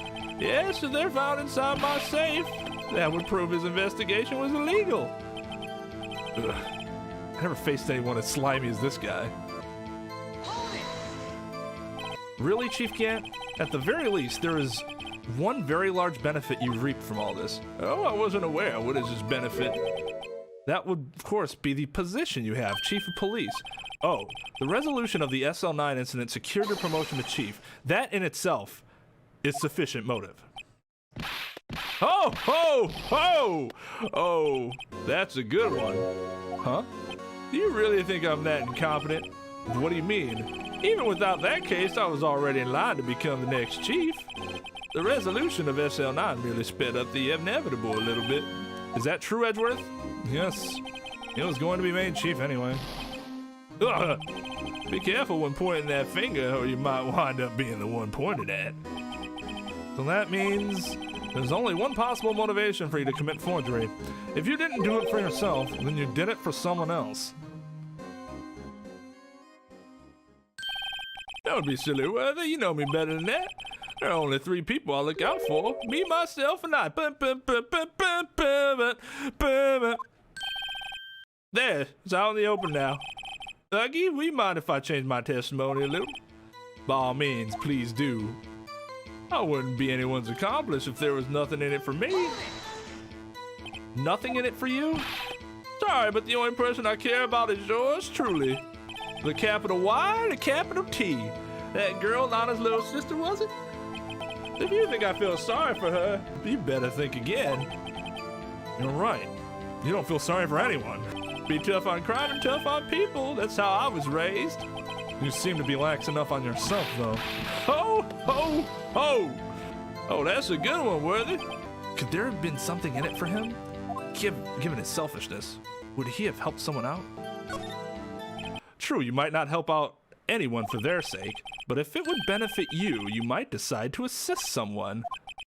Mr. Wright, it appears you're positively determined to portray the chief as a nice man who likes to lend people a hand. That's not what I mean.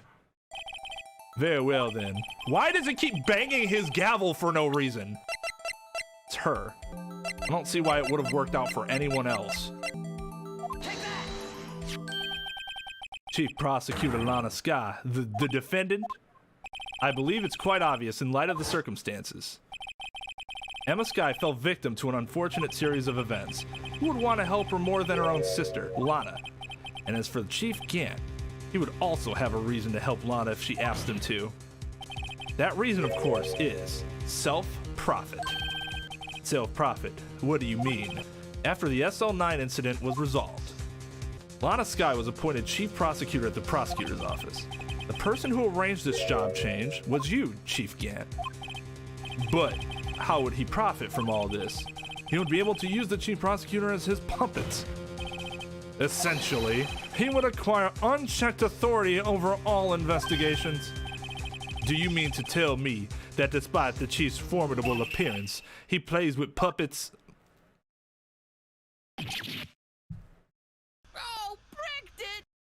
Oh, wait. Admit it, Chief. You assisted Lana Sky in forging evidence. Your motive to appoint her as chief prosecutor so you could control her. Right on, my boy, you have quite an imagination. Let me ask you something. What? Do you have any proof of this? That I control Lana? For example, is Lana testifying that I've done such a thing? Lana. She's keeping quiet to protect Emma. There's no way she'd testify against Gant. I'm afraid without any proof, this all amounts to nothing more than mere conjecture. Unless, that is also what happened in this incident. This incident with, which one would that be? Of course, I'm talking about the fucking trial that we're doing. The murder of Detective Bruce Goodman. The chief prosecutor has been acting strange throughout this entire trial. Almost as if someone has been controlling her. Well, you better watch your tongue. I wouldn't want you to get hurt. Just, what do you mean? You know you can't be threatening people's lives in front of my presence, right? That just seems entirely stupid. What he means, Your Honor, is that Chief Gant is involved in the murder of Detective Goodman. Not only that, but the chief is now making Lana take the rap to cover up his involvement. What? Order! I said order! Mr. Wright, you can't be serious. Huh? This is an affront to the highest ranking officer in our law enforcement agency to accuse the chief of police of blackmail and murder? That's impossible. That sounds very biased, Judge. Very biased. Your Honor, I was merely reiterating what Mr. Edgeworth said in easier to understand language. That's funny. It's too late, Mr. Wright. There's no turning back for us now. Looks like he's the one who's decided to go through with this. Have I ever seen someone threaten a judge in court? Yeah, but it wasn't. What I saw was more of like a, you probably shouldn't have said that sort of thing, because the judge just kind of like yelled at him, but didn't like. It wasn't the point where he had him detained or anything like that. But it was more like a snapback as opposed to like a I'm going to kill you sort of thing. I've seen an attorney threaten the judge, but threaten in a way where like he's like, this is ridiculous. We'll just have to have this overturned on appeal then. Like threatening, we're gonna appeal your case if you don't find in our favor, which means absolutely fucking nothing. Judge is gonna change his mind because of that. Can you prove this, Mr. Wright, that the chief, a high-ranking officer of the law, is involved in this murder? Good question. Regardless of his rank or title, Chief Gant is just a man. The question is he a criminal? I believe the evidence will tell. I see. All right then. Let's see what Mr. Wright's got, and it better be good. This is the first thing that comes to mind, is this. Take that! This is the ID card list. Yes, the one that shows who entered the evidence room on the day of the crime. There was one ID on the list who we couldn't determine the owner of yesterday. 7777s. Sorry, but there's no way you can prove that's my card number. It's your number. What? How do you know that? The safe in Chief Gant's office requires a code to open, and when I broke into it, I used this 7-digit code. 7 digits, you don't mean... I'm afraid so, Your Honor. The code was 7s. Same as the remaining ID card number on that list. Chief Gant, this is so incredibly stupid of you to have done such a thing. You entered the evidence room on the day of the crime.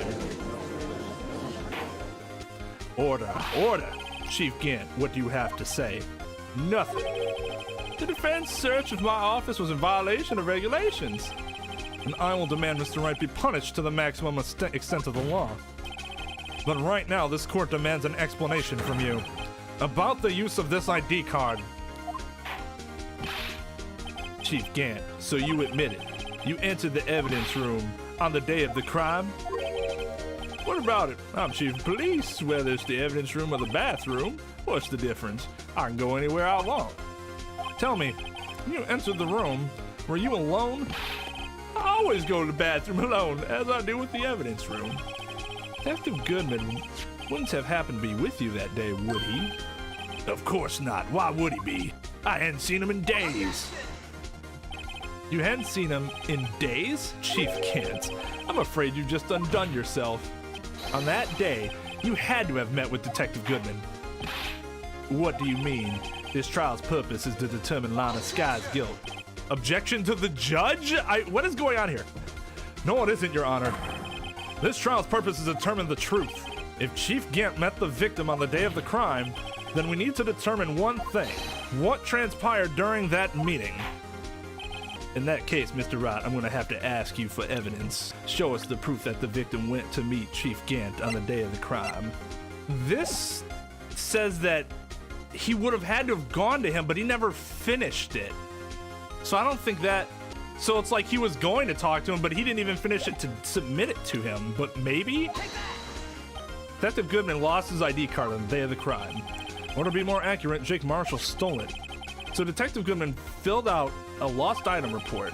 He would have had to have given that report to the chief of police. Yet you are in possession of the report, which means you can't be sure if he filed it. He filed it. How do I know, you ask? Because he needed to enter the evidence room that day. He needed to? Yes, to transfer the evidence. Oh, yeah. Okay. Oh.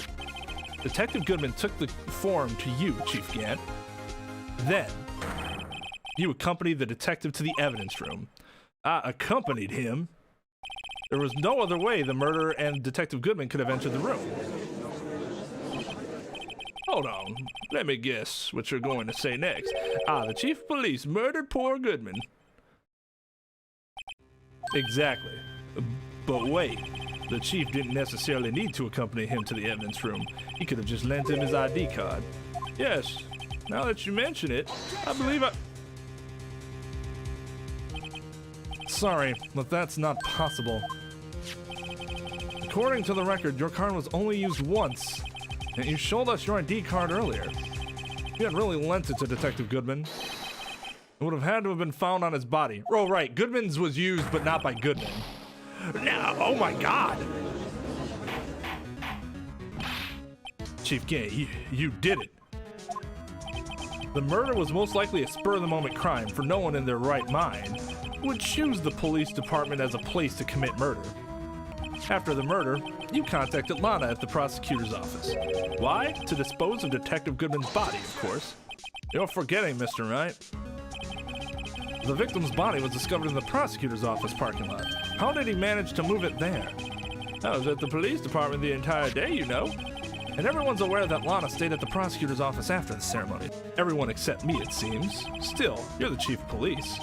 You have an entire police force at your disposal. Oh, so you think I just ordered an officer to do it? Hey, you take this here dead body over to the prosecutor's office. I don't think so. Chief Gant, you left all the evidence we need to prove how you moved the body to the prosecutor's office. And all this time I thought it was a useless clue just taking up space. How could the chief have moved the body? Mr. Wright, show us this evidence.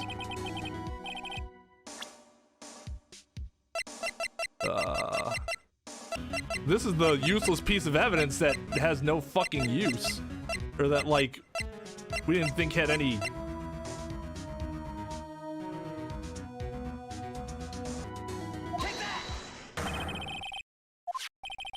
A pocket stub? Miles Edgeworth. You mean the body was found in the trunk of Miles Edgeworth's car? I think it's obvious what happened. The body was moved by that car. You mean I carried the victim's body? Precisely so. But wait, even you know, I didn't plan on returning to my office after the ceremony finished that day. But you did return. Tell me, why? I was asked to go. By Chief Gant, no less. What you were really taking to the prosecutor's office wasn't the screwdriver, but the victim's body in your trunk. Detective Goodman's body was carried in the trunk of Mr. Edgeworth's car. Yes, unless, of course, you have another explanation, Chief? Why else would you have asked Mr. Edgeworth to transport evidence from a closed case? There's only one plausible explanation: to transport the body to your accomplice, Miss Lana Skye. Order, order, order! What's going on here? Is there no room for rebuttal to the defense's outrageous accusations? Think back to the photograph Miss Starr took at the prosecutor's office. This was not a photo of the body being stuffed in the trunk to be taken away. It was exactly the opposite. It was a photo of the body being taken from the trunk. Chief Gant, please say something. I believe your time's up. My time's up. Sorry, Rado, but I'm having lunch with the District Attorney General after this. We have to get going if we're to make it in time for the early bird special. But the cross-examination isn't finished yet. Remember what I told you earlier? Police chief has all kinds of weapons at his disposal. Weapons? Like the right to refuse to testify. I'm invoking that right now. What? This is not a right to be casually invoked. There are certain risks to be considered. So you're going to just run away after all this? Run away? Don't make me laugh, Worthy. I stabbed old Goodman. That's what you're saying, right? But if you had any conclusive evidence, you would have presented it by now. Well, you think I had Lana dispose of the body? If so, then show your proof and get it over with. I'll say it again, Mr. Wright. Damon Gann is the current chief of police. This court will not tolerate any accusations against him without concrete proof. Well, Mr. Wright, Your Honor, do you have any concrete proof? Proof that Chief Gant murdered Detective Goodman and made Miss Sky dispose of his body? Do I have any concrete proof? It's no use showing evidence I'm not even sure of myself. No, Your Honor. At present, I have no conclusive evidence. Shiyagi? In that case, this court is forced to penalize you for your allegations against... Yeah, here's a tip. Never gamble what you can't afford to lose, Righto. It seems Lady Luck was on my side again today. Okay, I'll leave the rest to you. I warned you earlier, Mr. Wright. This is an affront to the senior officer in our nation's law enforcement. What? Lady Luck, huh? Maybe we shouldn't have a word with her. Mr. Edgeworth, what do you mean? There's one lady who knows the real truth. Yeah, it'd be Lana. There's one lady who knows the real truth behind this trial. We haven't yet had the honor of hearing her testimony. A lady who knows the truth, another witness. In the evidence of conclusive evidence, the only other method of proof is testimony. The Chief Cannon has invoked his right to refuse to testify. There's still someone else, one more witness who can answer all the questions raised in this trial. Someone right in this very room. Mr. Edgeworth, who is this person? Why are you asking me, Your Honor? Have you forgotten? The defense is the one calling the witnesses today. God damn it, Edgeworth. Stop being a little prick. Does such a witness exist? She may not be willing to tell the truth. We can't just stop now. Yes, Your Honor. The defense calls forth... the defendant, Miss Lana Sky. She was in the underground parking lot at 5:15 p.m. on February 21st. Her task to dispose of the victim's body, in accordance with a certain someone's orders. Mr. Edgeworth. The prosecution has no objections, Your Honor. Very well. The court will now take its final recess for the day. In 15 minutes, we will reconvene it to hear the defendant's testimony. This court is... Hold on. Hold on. Chief Gant, I thought you were going to eat. Listen good, Lana. I don't think you need me to tell you this, but if you accept Mr. Wright's claims, there will be terrible consequences. Are you fucking kidding me? He's just outright threatening her in open court. That's right. Your sister will be found guilty for Neil Marshall's murder.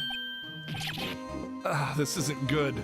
Of course, you never support such outrageous claims anyways, right? Just something to think about. He's literally blackmailing her. He is literally blackmailing her. All right, then. I've got a lunch date to meet. Oh, like Udgy. No, yeah, that's what I thought it was earlier. I'm like, what do you guys think it is? Because it's almost like he's doing Pig Latin, right? Udgy? Okay, if there aren't any further objections, this court is now in recess. Yeah, he's just openly fucking blackmailing, and the judge is like, all right, court is in recess. Looks like we managed to stay in the game. Yeah, thanks to your help, Edgeworth. That chief, he's something else, eh, pals? Detective Gumshoe? Haha, I'm not a detective anymore. Oh yeah, sorry about that. Don't worry, I've already decided where to work now. At your office. At my office? Sure. I'll take the place of that top-knotted girl you used to work with. Could he mean... He would actually be a pretty good... Well, no he wouldn't. But you could hire him as your personal PI. Like the firm's personal PI. Could he mean Maya? Still, looks like we're all out of moves now. Chief Gant's done it again. How is it he always gets the upper hand? Because he just says, I'm chief of police. And everybody just goes, yes, you are. It's not fair he has the right to refuse to testify. Settle down, right? Remember what the judge said? Risks. What do you mean by that? It's simple. If the chief refuses to testify, the opposite also holds true. You mean he forfeits his right to say anything too? I'm guessing this is Emma. I could be totally wrong. Yep, I was right. Emma, are you okay? Happy music! Yeah, when I came to, I was in the medical office. When I came to, I was still in the courtroom. How'd you guys all leave me in there? I've been listening to the trial from the gallery. So she heard everything that's been going on. Emma, I'm sorry for what I said before. No, don't be. It was the truth. You know, it's funny. I almost feel somehow relieved. Relieved? Yeah, now I finally know what really happened. And I think all this time, my sister was being blackmailed by that terrible man and is still actually being blackmailed by that terrible man. And the judge just like, whatever, sucks to suck, get good.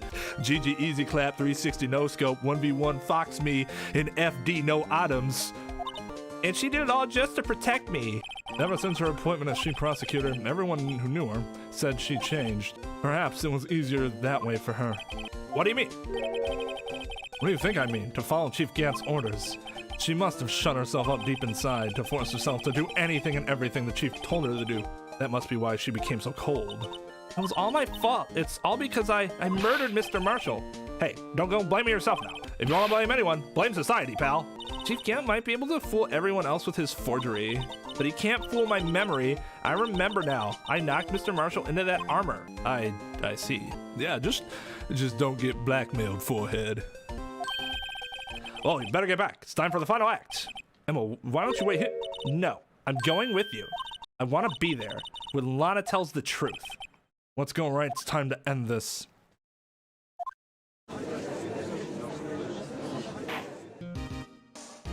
Now then, will the defendant, Miss Lana Scott? Miss Lana Sky, you are the chief prosecutor. I'm sure you're aware of what is required of you. But Mr. Edgeworth, you already know everything. You know all that I've done these past 2 years. Please provide the court with your testimony, Miss Sky. And remember, you are under oath. We want to hear the truth. Of course, the truth. Lana, no matter what happens, I'll always be your sister. I mean, legally, duh.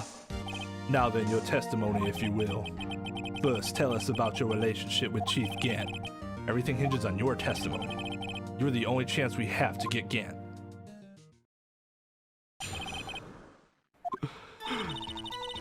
I worked alongside Gant for years. There is no truth to this blackmail theory. I fabricated the evidence 2 years ago all by myself. When I found Prosecutor Marshall's body, I rearranged the crime scene. My only motivation was to get Dark convicted. It had nothing to do with Emma. Are you sure about this testimony? Your Honor, I'm confessing to a capital offense. Of course I'm sure. But Lana! If this is true, then that means Chief Gant has nothing to do with this. That's what I've been telling you from the beginning. Please, Mr. Wright, you've got to help her. Show her that she's a fucking liar. She's sacrificing herself because of me. She's literally committing perjury. Show them that. Show that she's committing another offense of committing perjury. What if she's telling the truth? She's not. Wait, did he think that or did he actually say that to her? Because the quotations normally mean he's thinking it. And she's just like, I know what you're fucking thinking, and she's not. I know my own sister. Whenever she speaks stiffly like that, she's hiding something inside. Deep down, she's really screaming in agony. Yeah, this is no time to start second-guessing myself. The defense may now begin its cross-examination.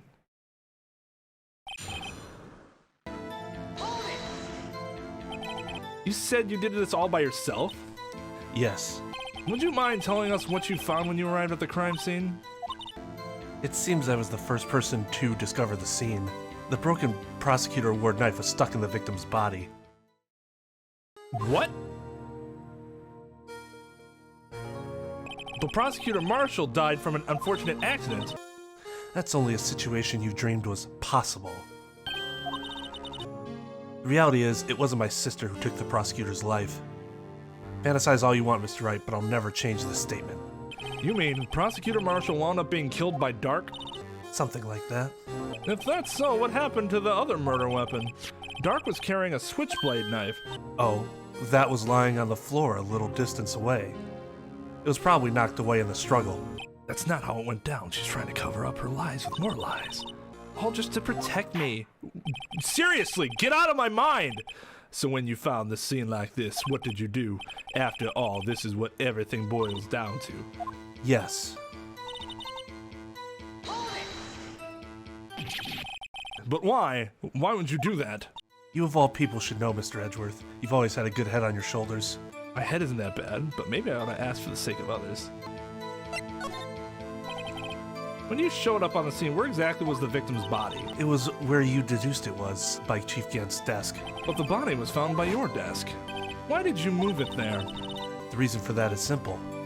Let's have the witness explain this in more detail. The reason Miss Sky moved the body. The pieces of the jar that shattered during the events threatened my plan. Pieces of the jar, you mean? Yes, that wretched jar you showed us earlier, in order to show that Dark committed the crime. I felt it would be more expedient to move the body. So, when you first found the body, the jar was already... Of course, it had been shattered to pieces. If you looked at the crime scene, it would be clear right away what happened. Neil Marshall was dead and Dark was lying unconscious. In other words, the jar must have been broken during their struggle. I see. What's the matter, Emma? Apparently the jar shattered at the time the crime was committed, but I have a feeling there is more to it than that. There must be contradictions here somewhere. Anyway, I committed this fabrication completely alone. Miss Sky, I understand how you feel. You committed that crime 2 years ago to protect your sister. You mean the forgery at the scene where Neil Marshall was murdered? If that truth were to be exposed now, the past 2 years of your life will have been in vain. Even so, I am compelled to bring to everyone's attention a significant contradiction within your testimony. A contradiction in my testimony? You testified, and I quote, "The pieces of the jar that shattered during the events threatened my plan." That's right. Do you have a problem with that? It's a simple oversight, really. You see, a message was written on this jar with the victim's blood. Yes, the prosecutor must have written it in his final moments. Exactly so. And this is where your contradiction lies. In order for the victim to be able to write his message on the jar, it must not yet have been broken before he died. He couldn't have written Emma's name on a shattered jar. Order, order. Your Honor, it would appear more information is needed in regard to this jar and its bloody message. We may be missing something critical here. Chief Prosecutor, it seems you're as in the dark as we are about the truth towards which we're headed. What? Just tell us exactly what you saw. We'll piece together the information to arrive at the truth. Very well, the witness may now continue her testimony. I immediately noticed the blood traces on the jar, but it was dark in the room and I didn't have time to check it out. To be safe, I wiped away the blood. The fragments were large, so I'm sure I got them all. All I could think about was wiping them clean before they were discovered. You mean you were the one who wiped away the message in blood? I wasn't chief prosecutor at the time. She didn't think Dark was the real murderer. That's why she tried to erase the real evidence. Very well, the defense may now begin its cross-examination. Yeah, okay, so you just use that again. Miss Sky, I believe this jar conceals a truth even you were unaware of. What? We found the final piece of this jar in Chief Gant's safe. In the chief's safe? But how? I knew it, she really didn't know. There's something even more disturbing about that final piece. There was still blood on it. But the witness just testified that she gathered every last piece and wiped the blood off of them. Yes, which leaves us with only one explanation. On the night Prosecutor Marshall was murdered, you were not the first one to show up on the scene. Chief Gant got there before you. Could just mean she missed this piece. But couldn't the defendant have simply missed a piece? I'm afraid that's unlikely. I don't know. It's still really dark. One could have went flying elsewhere, even if it was big. Could have went under one of the desks, for all we know. The pieces are this. I'm not sure. This kind of seems like a stretch. The pieces are too big for anyone to miss, let alone an ace detective. That may well be, but everyone makes mistakes. Even I once wasted an entire day looking for my dentures. They were in my mouth all along. Ha! Can you believe that? No one cares, Your Honor. Have you forgotten, Your Honor? No one gives a shit. When this witness arrived at the scene, the jar was already broken. Oh, that. There's no way a name could have been written on a shattered jar. Another person discovered the scene prior to the witness. I hope you're not implying this person was Chief Gant. At the time, he was looking for Doc downstairs. Besides, even if he was there first, why would he break the jar? The question is, if he did arrive there first, why did he hide that fact for 2 years? He was talking and nothing came out of his mouth. Well, Honor, Your Honor, can you answer that? No. No. She could say whatever, like she's an ace detective and she was sure she got them all, but she mentioned herself that it was dark and she had to do it really fast. I'm not the one on trial here. Actually, you kind of are.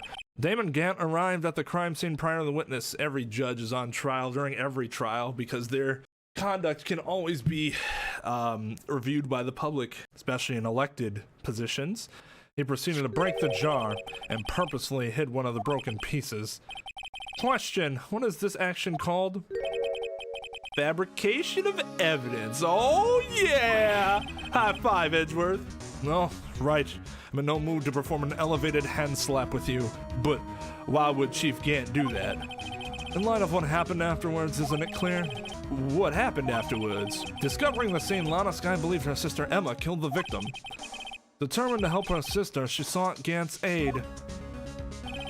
Lending her his aid, Gant helped her create evidence that incriminated Dark, sparing Emma. And therein lies the reason why Miss Skye became the Chief's puppet.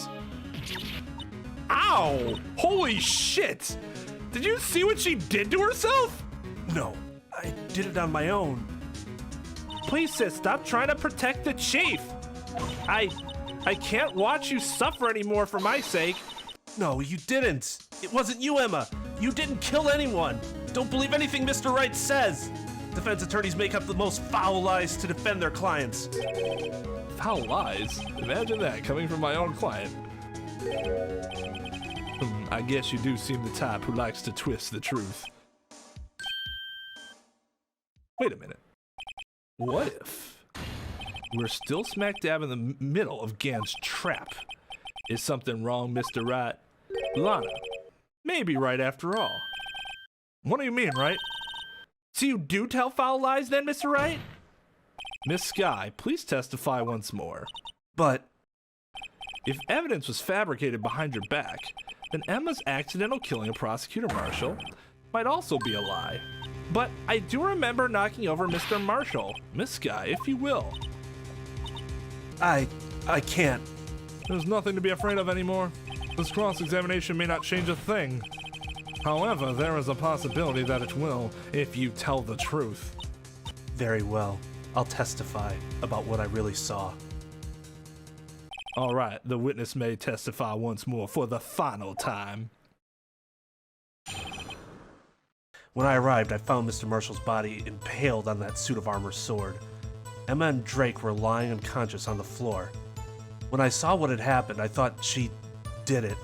That's why I erased all the evidence that linked her to the murder. I had Chief Gant help me remove the body from the sword and carry it.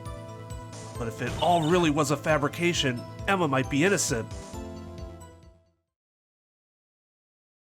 Unbelievable. The body was impaled on the armor sword. You were the only one who saw that. If only you had proof. Actually, I do have proof. I gave it to Mr. Wright just this morning. What? To me? It's a picture I took of the crime scene as I encountered it. I thought it might be needed. But I don't remember receiving a picture like that. Lana must have known. See, Mr. Wright? She really does have faith in you. Very well, Mr. Wright. Please present this picture. It's got to be in the evidence book, right? I don't remember receiving any pictures from Lana. Lana said she gave it to you this morning, right? I seem to remember getting something from her then. Let's check that evidence again. There must be a picture in there somewhere. Let's open this. That's the most fucking adorable law book I have ever seen in my life. Yo. Oh, shucky duck. Hey, there's a picture here. Oh my.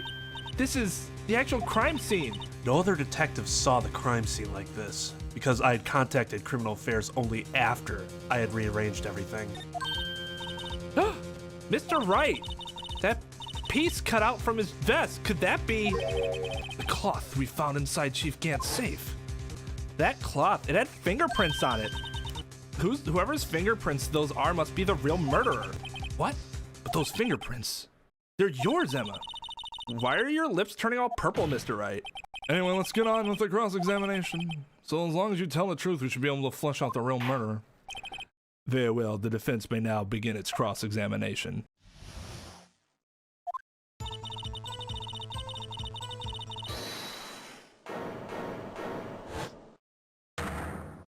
Hold it! Come now, Udgy. This is the poorest excuse for a trial I've ever seen. Chief Gant, what, now you want to make me out as the bad guy too? If so, I'd like to put in a word or two in my defense. I'm afraid it's too late for that. What? You already declined to testify. That means you've forfeited your right to make statements of any sort. This must be the risk we were talking about earlier. Just sit back, relax, and enjoy the sound of the noose tightening around your own neck. Good God, Edgeworth! Holy shit! I do believe Worthy just threatened my life. Man, he has the best, like, death animation. So what? You think I'm worried? Sorry to disappoint you, but I don't need to make any statements. What do you mean? The evidence will do all the talking for me. Even if I can't testify, I can still present evidence. Yes, that's true. Wait, you mean you still have some conclusive evidence? No, I don't, but someone else does. Shit. Someone. So, what's your excuse, Rado? Fuck. Why have you been keeping quiet about it? You do have something to show us, right? Something that proves who knocked over Neil Marshall, causing his death. Conclusive evidence that leaves no room for doubt. Is this true, Mr. Wright?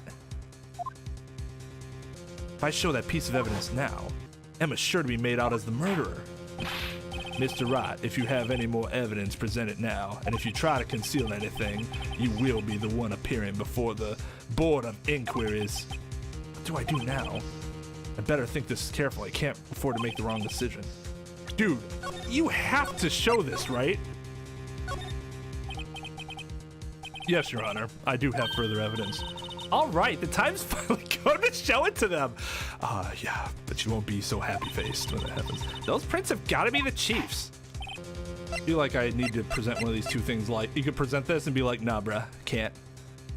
I have evidence to show that I can't show you this evidence. Take that! No.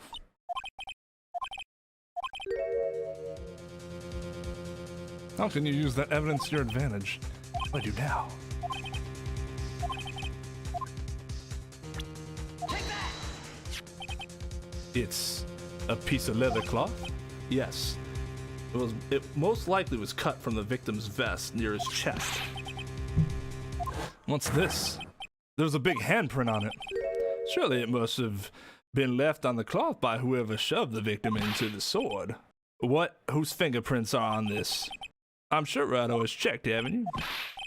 Well, whose are they? They're Miss Guy's, Miss Emma Guy's. What? They're mine? So I really did do it. See, I told you it was conclusive. But this was found in your safe. This means it was possible you forged it. I don't know what you're talking about. I don't remember any cloth in my safe. You really expect me to believe that? Yeah, I guess that's the problem with that defense. But, giving up, Mr. Wright, it's over. You shouldn't have presented that. By presenting that evidence, you tied Emma Scott and Neil Marshall's death. It appears we have our killer. No! Guilty. No! No! Do not want!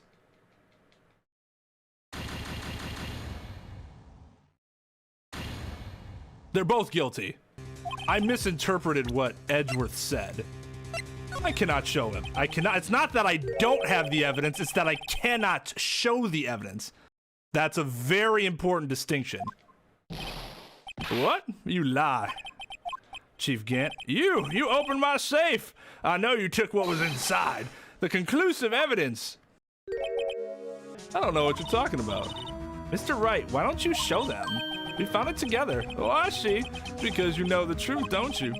You know whose fingerprints are on it. That's why you won't present it. What are you talking about, Chief Gant? Can't you figure it out? Take a good look at this picture. See the victim's vest? Notice anything odd about the chest area?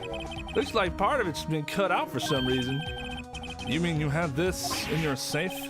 What? That means you, the chief of police, have been concealing evidence? This is going to be the biggest scandal in the history of the police department. Impressive. To be honest, I didn't think you had the gall, Righto. Well, I can't just let you pin me up as the murderer. I'll tell you what really happened. What? You mean you admit to it? I was the first person to arrive at the crime scene that day. It then occurred to me that I could use the situation to control Lana. So you really were manipulating her. I knew Lana.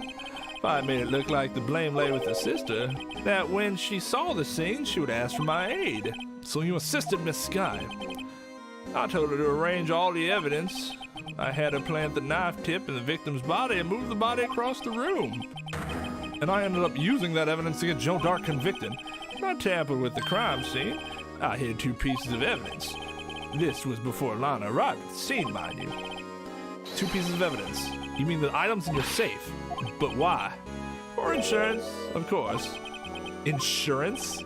I was sure my plan would work, but it's always best to be prepared for the worst. I wasn't about to let anyone blame me for a murder that girl committed. You mean you were calculating that far ahead while forging the evidence? What do you take me for, a fool? I didn't make police chief by dumb luck. See this jaw fragment? I hid the most legible part of Emma's name.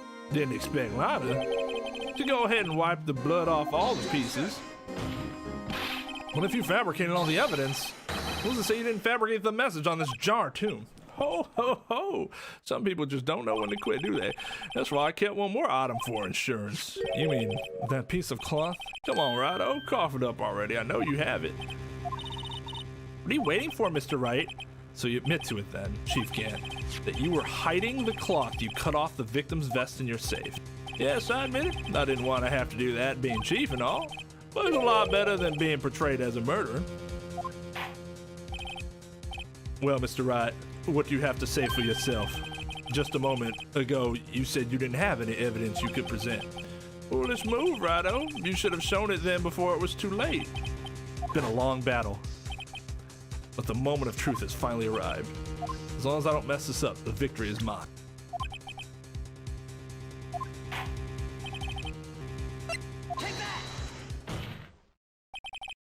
Let me verify this once more. On the day of the crime, you personally cut out this piece of the victim's vest. Oh yes, at last you finally brought it out into the open. There's a handprint on this piece of cloth. Your Honor, the prosecution requests that be immediately sent to the lab for analysis. His handprint on the leather. There must have been a strong impact for it to be left so clearly. You mean, it could not have been forged. It must be authentic, conclusive evidence.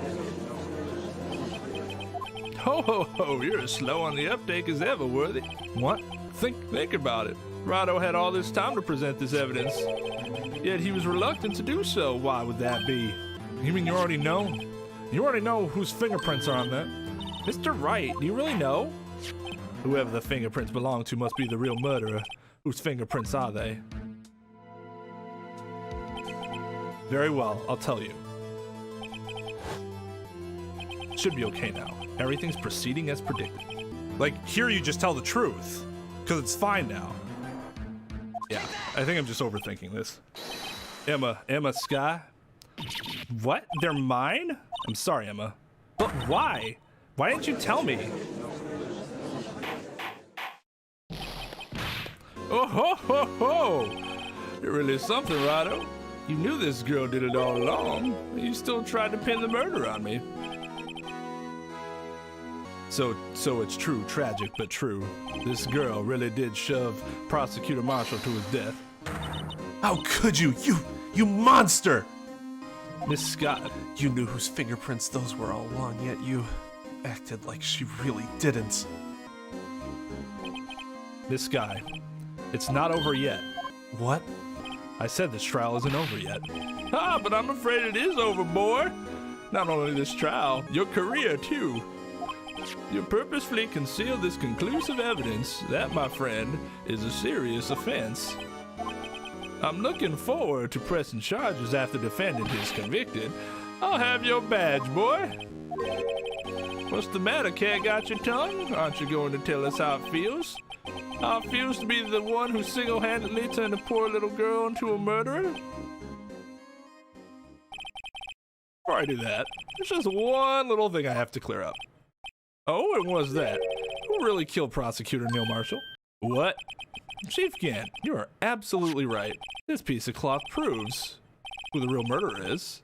Who killed Neil Marshall, you ask? It was Emma Scott, wasn't it? I'm afraid that's not possible. You see, this piece of cloth contains a critical contradiction. What? A contradiction? What is this fool babbling about? I'm talking about a contradiction, one that proves who the real killer is. Mr. Wright, this piece of cloth, what could it possibly contradict? Chief Gant, your tyranny here. Behold! The piece of evidence that contradicts the cloth. Huh. Take that! And what exactly is this supposed to be? This is the picture Miss Sky took. Take a good look at it. See where the piece of cloth was cut out? The vest? Yes, his shirt is showing underneath. It's hard to make out with all the blood in his vest, though. Exactly my point. His chest is soaked with blood. That's only natural. His lungs were no doubt punctured, blood pouring out of his mouth, and yet... But that piece of cloth... Pretty bloodless, I'd say. There's no blood on it. Ah! Since Emma Sky's fingerprints are on the cloth, there's no doubt that she shoved the prosecutor aside. However, Mr. Marshall was not impaled on the sword at that time. Oh, this is nonsense! Now then, Chief Gant, let me ask you something. Prosecutor Marshall was not impaled when he was shoved aside. He most likely hit his head on the ground and was knocked out. If so, then tell me, who could it have been? Who could have arrived at the scene before Miss Lana Sky, picked up the unconscious prosecutor, and impaled them on the armored sword? Oh my god! Just hearing it's like, man, that's brutal. Ugh. Then to make it look like Emma was responsible for the prosecutor's death, said person proceeded to write her name on the jar with the victim's blood. A jar that they then broke on purpose to leave behind a clue. And make Lana believe her sister did it. Remember what you admitted only moments before? That you personally cut out this bloodless piece of the victim's vest? Ironic, isn't it? Through the very act of creating insurance, you prove that you were the actual murderer. Now! It's finally all over.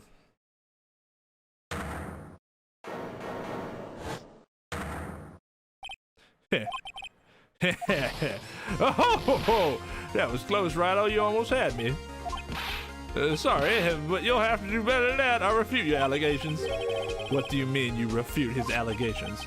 You see, that piece of cloth is illegal evidence.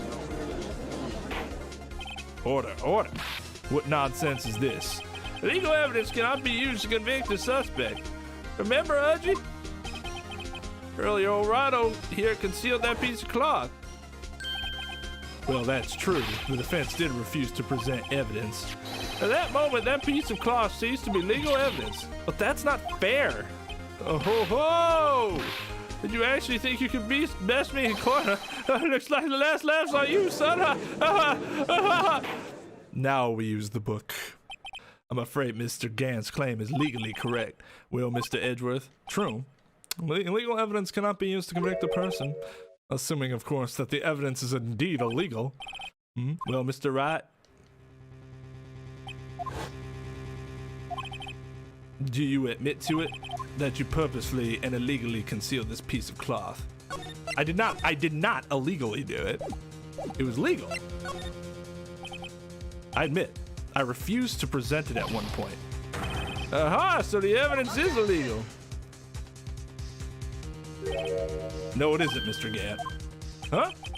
It's not that I didn't present the evidence then. It's that I couldn't.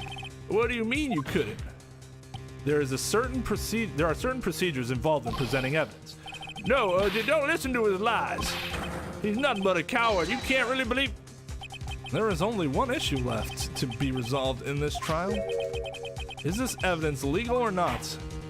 Very well, let us settle this once and for all. Earlier, you refused to present evidence. If you can prove your conduct was not in violation of the law, then do so now. Take that! This is my proof, Your Honor. Evidence law. What's this? I've done my homework too, Chief, even though I should have known these things long before I actually became an attorney. Indeed, Emma Sky's fingerprints were on this piece of cloth. However, at that point in time, this was merely a piece of cloth, nothing more. What? You see, it's written right here in the book, the second rule of evidence law. Rule number 1, no evidence shall be shown without the approval of the police department. I found this piece of evidence myself inside your safe. It goes without saying. I did not have approval from the police department. Rule number 2, unregistered evidence presented must be relevant to the case on trial. And here's the crux of the matter. You see, at the time, it was impossible for me to prove the relevance between the cloth and the SL9 incident. What kind of nonsense is this? You want relevancy? Just take one look at his picture. Sorry, but can you recall, when was that picture presented? That was shown only a few minutes ago. No. He's right. At the beginning of today's trial, that piece of cloth was still meaningless. The person who gave it value as evidence was you, Damon Gant. You yourself confessed to a certain truth.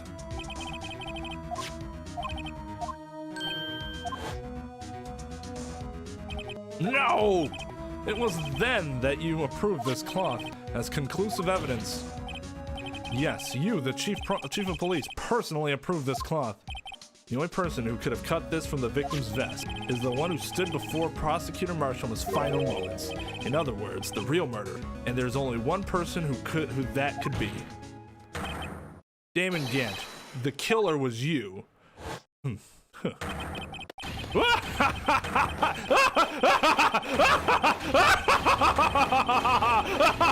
my god.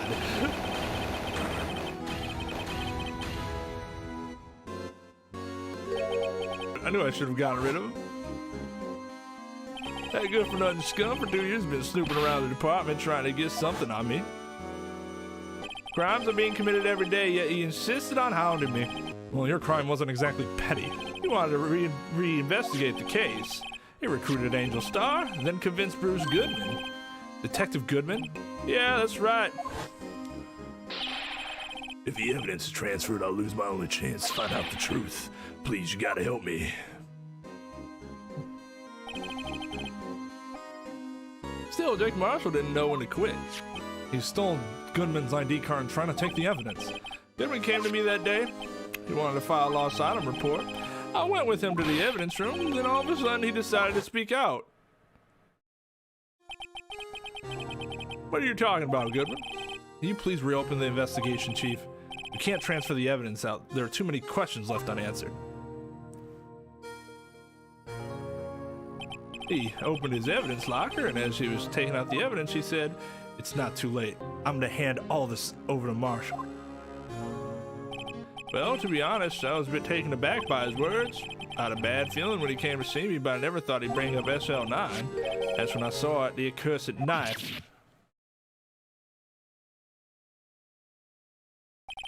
I couldn't just pull it out. Doing so would have only led to more blood, making it near impossible for you to hide your crime. Even so, the blood was just pouring out. I didn't know who might stumble in, so I hurried to wipe it up. I was worrying so much about the floor, I didn't realize my fatal mistake. The bloody handprint. Detective Gumshoe's locker. I used to be known as the crime computer, but everyone has to start somewhere, I guess. I was too nervous. I had no business doing any of it. Then you put the body in my car? I'm sorry, I couldn't think of any other way to move the body. I broke your trunk, but what's the big deal? You make a lot more than us detectives ever will. Leaving the prosecutor's car aside, how? How could you get Miss Sky involved in all this? Well, she had as much to lose as I did if the truth came out. So you took the evidence from Detective Goodman's locker? I felt bad for having to do it. I also didn't have the time to pick and choose what to take. So, you left the jar fragments in the glove? Yeah, looks like I was better off being an investigator of crimes than a committer. They all did their best to get in my way. I've got to hand it to them. They do their jobs well, much to my dismay. I think evidence doesn't hold up very well upon close examination. You must have known that. Tell me, Worthy, why do you stand in court? Me? You despise criminals. I can feel it. You and me, we're the same. One day you'll understand. Oh, believe me, you will. You're just one man. You'll see what it takes to bring them down once you try to go it alone.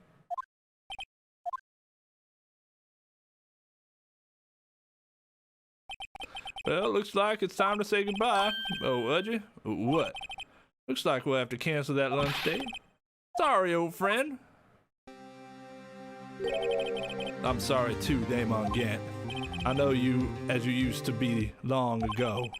You were once a fine investigator and an example to others on the force. I'm sorry to learn that you are no longer that person. Those days are gone now, Udgy. Thanks for all the memories, though. Don't worry, you'll be fine. Now you have Righto here, and Worthy. With these two around, you can't go wrong.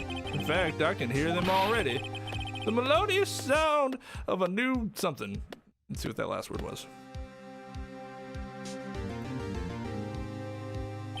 There are two things I want you to understand. Yes? First, your sister never hurt anyone. Second, Damon Gant betrayed you from the beginning. You see, Miss Sky, you no longer have any reason to keep silent. You're right. When this trial is over, I'll tell everything.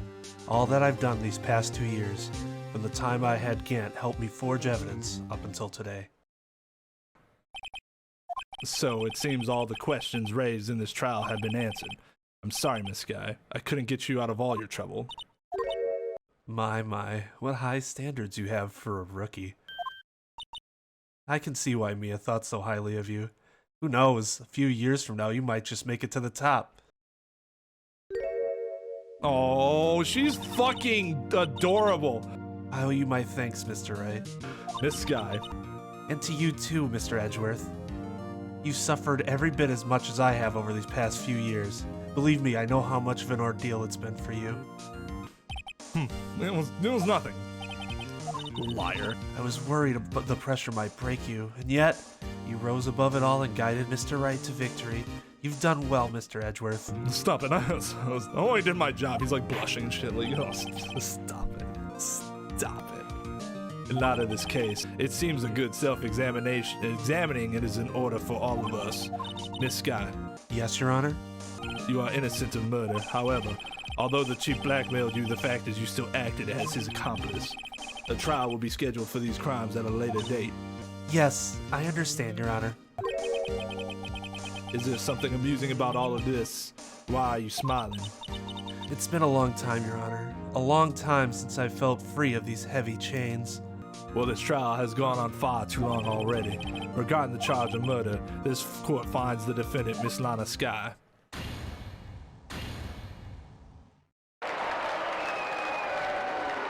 You can still get some hefty jail time.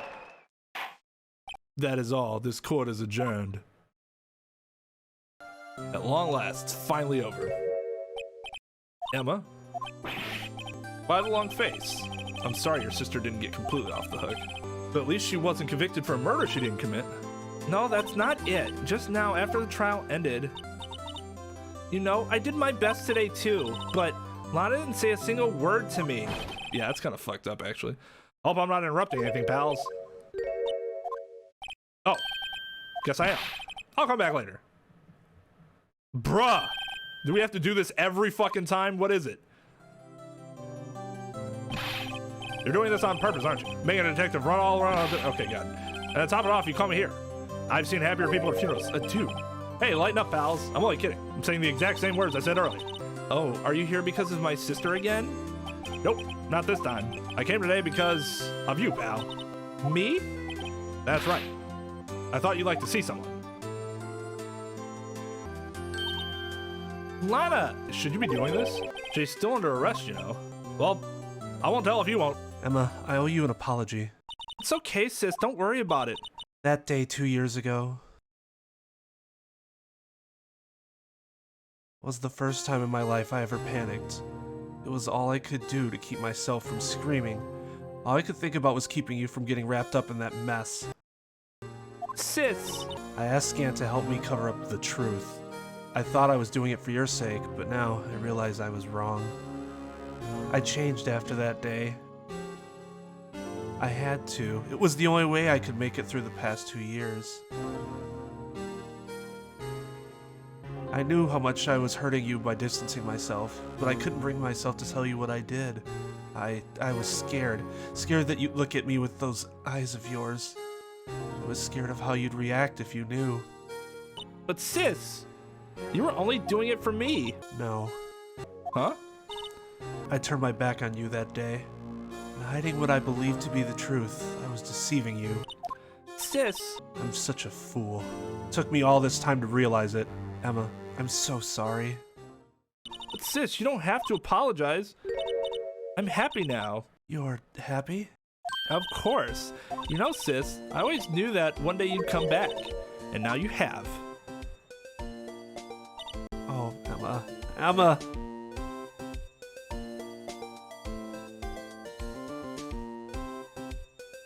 No one can change the past. The only thing we can do is strive to make up for our mistakes. Why must we make up for our mistakes, you ask? Because in so doing, we can find the way back to our rightful path. And it is from there that we can move on to a brighter future. At least that's what I have. Watching the two sisters make up. Mr. Wright, Mr. Gumshoe, Me? thank you both for all that you've done. I'm sure we'll meet again someday. Isn't that right? Edgeworth? Edgeworth? Stop hiding and come over here. Is he hiding behind the plant? He's angry. Where was he hiding? I am very sneaky. I just came to say congratulations. Thank you. Thank you, Mr. Edgeworth. Right, well, I'll be going now. Bye. Mr. Edgeworth, I hope you don't blame yourself for what happened. We were the ones who acted corruptly, not you. It's too late for me. No matter what anyone may say, I realize today that I can't correct my mistakes. Mr. Edgeworth. Not only that, but I don't even trust myself anymore. Chief Gant was right. I do despise criminals. I plan to dedicate my entire life to fighting them, but in order to fight crime on my own, I need a weapon. It's scary, but I've known that to be true for quite some time now. But Edgeworth, who knows? Given enough time, I might have tried to pull something like Chief Gant did. That thought terrifies me. That's why I can't continue on as a prosecutor. Edgeworth, don't you understand? Damon Gant and your mentor, Manfred von Karma, were both the best of the best when it came to fighting crime, but they both made the same mistake. You said, in order to fight crime on my own, I'd need a weapon. That may be true, but think back to today's trial. You weren't alone. You were working together with Mr. Wright, and because of that partnership, you were able to present evidence that otherwise would have gone undiscovered. Isn't that right, Mr. Wright? Huh? Wait, yeah. What is this, a pop quiz? Come on, Mr. Wright. Show him what Lana's talking about. The evidence list. That's the picture I drew. Our car attack began with this. You had one half of the evidence list and I had the other. Apart, we wouldn't have been able to completely restore Emma's picture. That didn't just happen by chance, Mr. Edgeworth. It's time for me to go. Oh God, I love Edgeworth. He's so angsty. I must leave. Mr. Edgeworth! If you'll excuse me, there are still some loose ends that need wrapping up. Take care, Chief Prosecutor. Edgeworth, what will you do now? Well, whatever you do, just remember, you can let what happened kill the prosecutor in you, or you can let it help you grow. In the end, it's up to you. I know. It seems I owe you my things too, right? But what I face now is my problem. Edgeworth, I'll be waiting for you in court. Oh God, that's such a corny fucking thing to say. Farewell. I'd better be going too. Okay, but I'll be by to visit soon. It seems we both have a lot to learn and catching up to do. Here, this is a little something for you. Scientific investigation! It's the first book I ever bought. Study it well. And so another case came to a close. As for the sisters, I have faith. Faith that their lives have only just begun. And as for me, I think it's time I started on a journey of my own. A journey to rediscover myself. Before I come back in the next game. Well, don't go trekking off just yet, pal. Huh? What is it, detective? There's just a little matter to be resolved with the chief prosecutor. You see, she isn't supposed to be out of jail like this. What? I thought you just said it was okay. Yeah, well, it may be okay with me, but the folks at the prison are a different story. Huh? Basically, I had to bribe a guard in order to sneak her out for 30 minutes. Believe me, it wasn't cheap either. Huh? Way to go, detective. I didn't know you had a wild side. Super illegal wild side. Oh, yeah, well, you see, Mr. Wright here is the one who will be footing the bill. Oh, fuck. What, you think I can afford it with my salary? You gotta be kidding me, pal. Huh? Huh? Huh? Thank you, Mr. Wright. You're the best. Why is it I suddenly feel like I want to scream? Hey, I got an idea. Why don't we go all pay it off together? Yeah, that's a great idea. Come on, guys, let's go. Objection. Ha ha ha ha ha ha ha ha ha ha. I arranged for a friend of mine in Europe to take care of Emma. I hope she'll be pleased to study under a top coroner.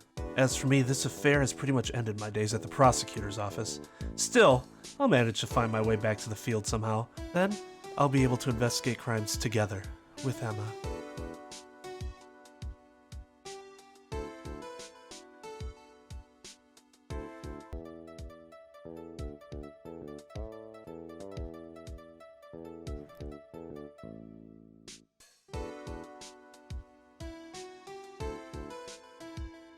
If I don't like you anymore, it'll be worse than firing you. Yep, that's what I said. Just goes to show. You can't shake me off that easily.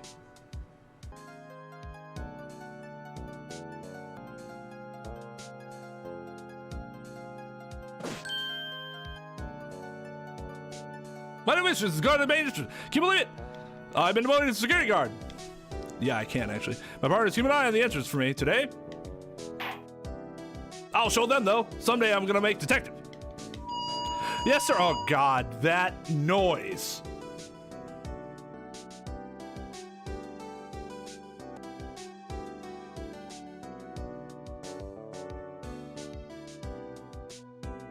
Oh.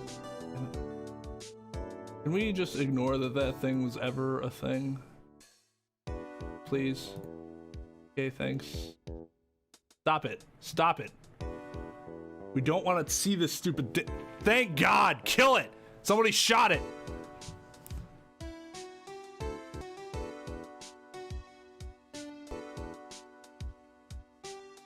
El Diablo! Yeah, right? What is it? Can't you see I'm having me a showdown with a steak lunch partner? Miss Star managed to sneak this in for me. She's seeing one of the guards, it seems. Little cowboy, looks like you did it. You even gave Bambina back her smile. Can you make sure Billy and the gang get their water? Wasn't Billy dying?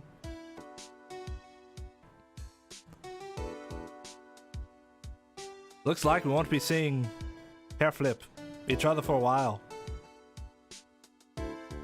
As a farewell gift, I put a new meal on the menu, the Right Way lunch. The top layer tastes as bitter as defeat, but the bottom's layer sweet as victory. Kids seem to dig the turnabout theme. It's hot seller around exam time. Just make sure not to eat it backwards. I get it.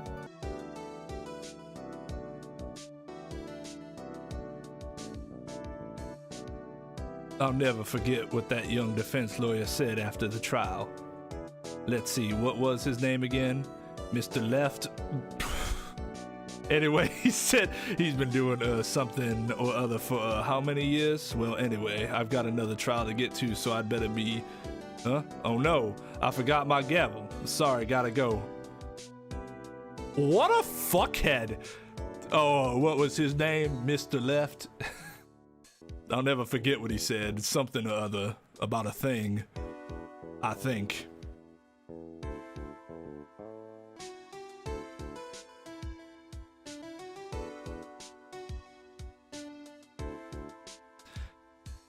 Nothing. Still, sometimes I do miss hearing you in your objection. Still, I can't go back until I'm a full-fledged spirit medium. Mystic, my afternoon's train's about to begin. Coming. But see you around, Nick. Oh, I miss Maya.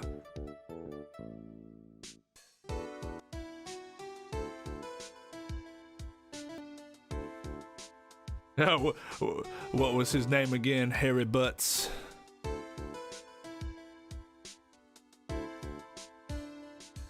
Mr. Edgeworth, Mr. Edgeworth, I brought you your tea. What's going on?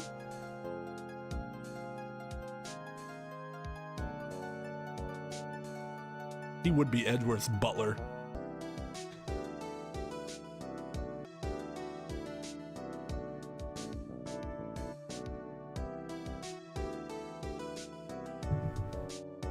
Can't believe I'm going to Europe. Thank you, Mr. Wright. Thank you so much for everything. I'm a little sad, but I'll be all right. Whenever I want to see Lana, all I have to do is open this book.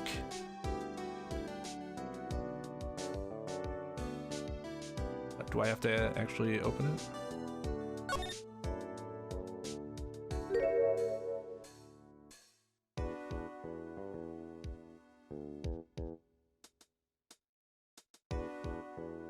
Oh, that's a cute picture.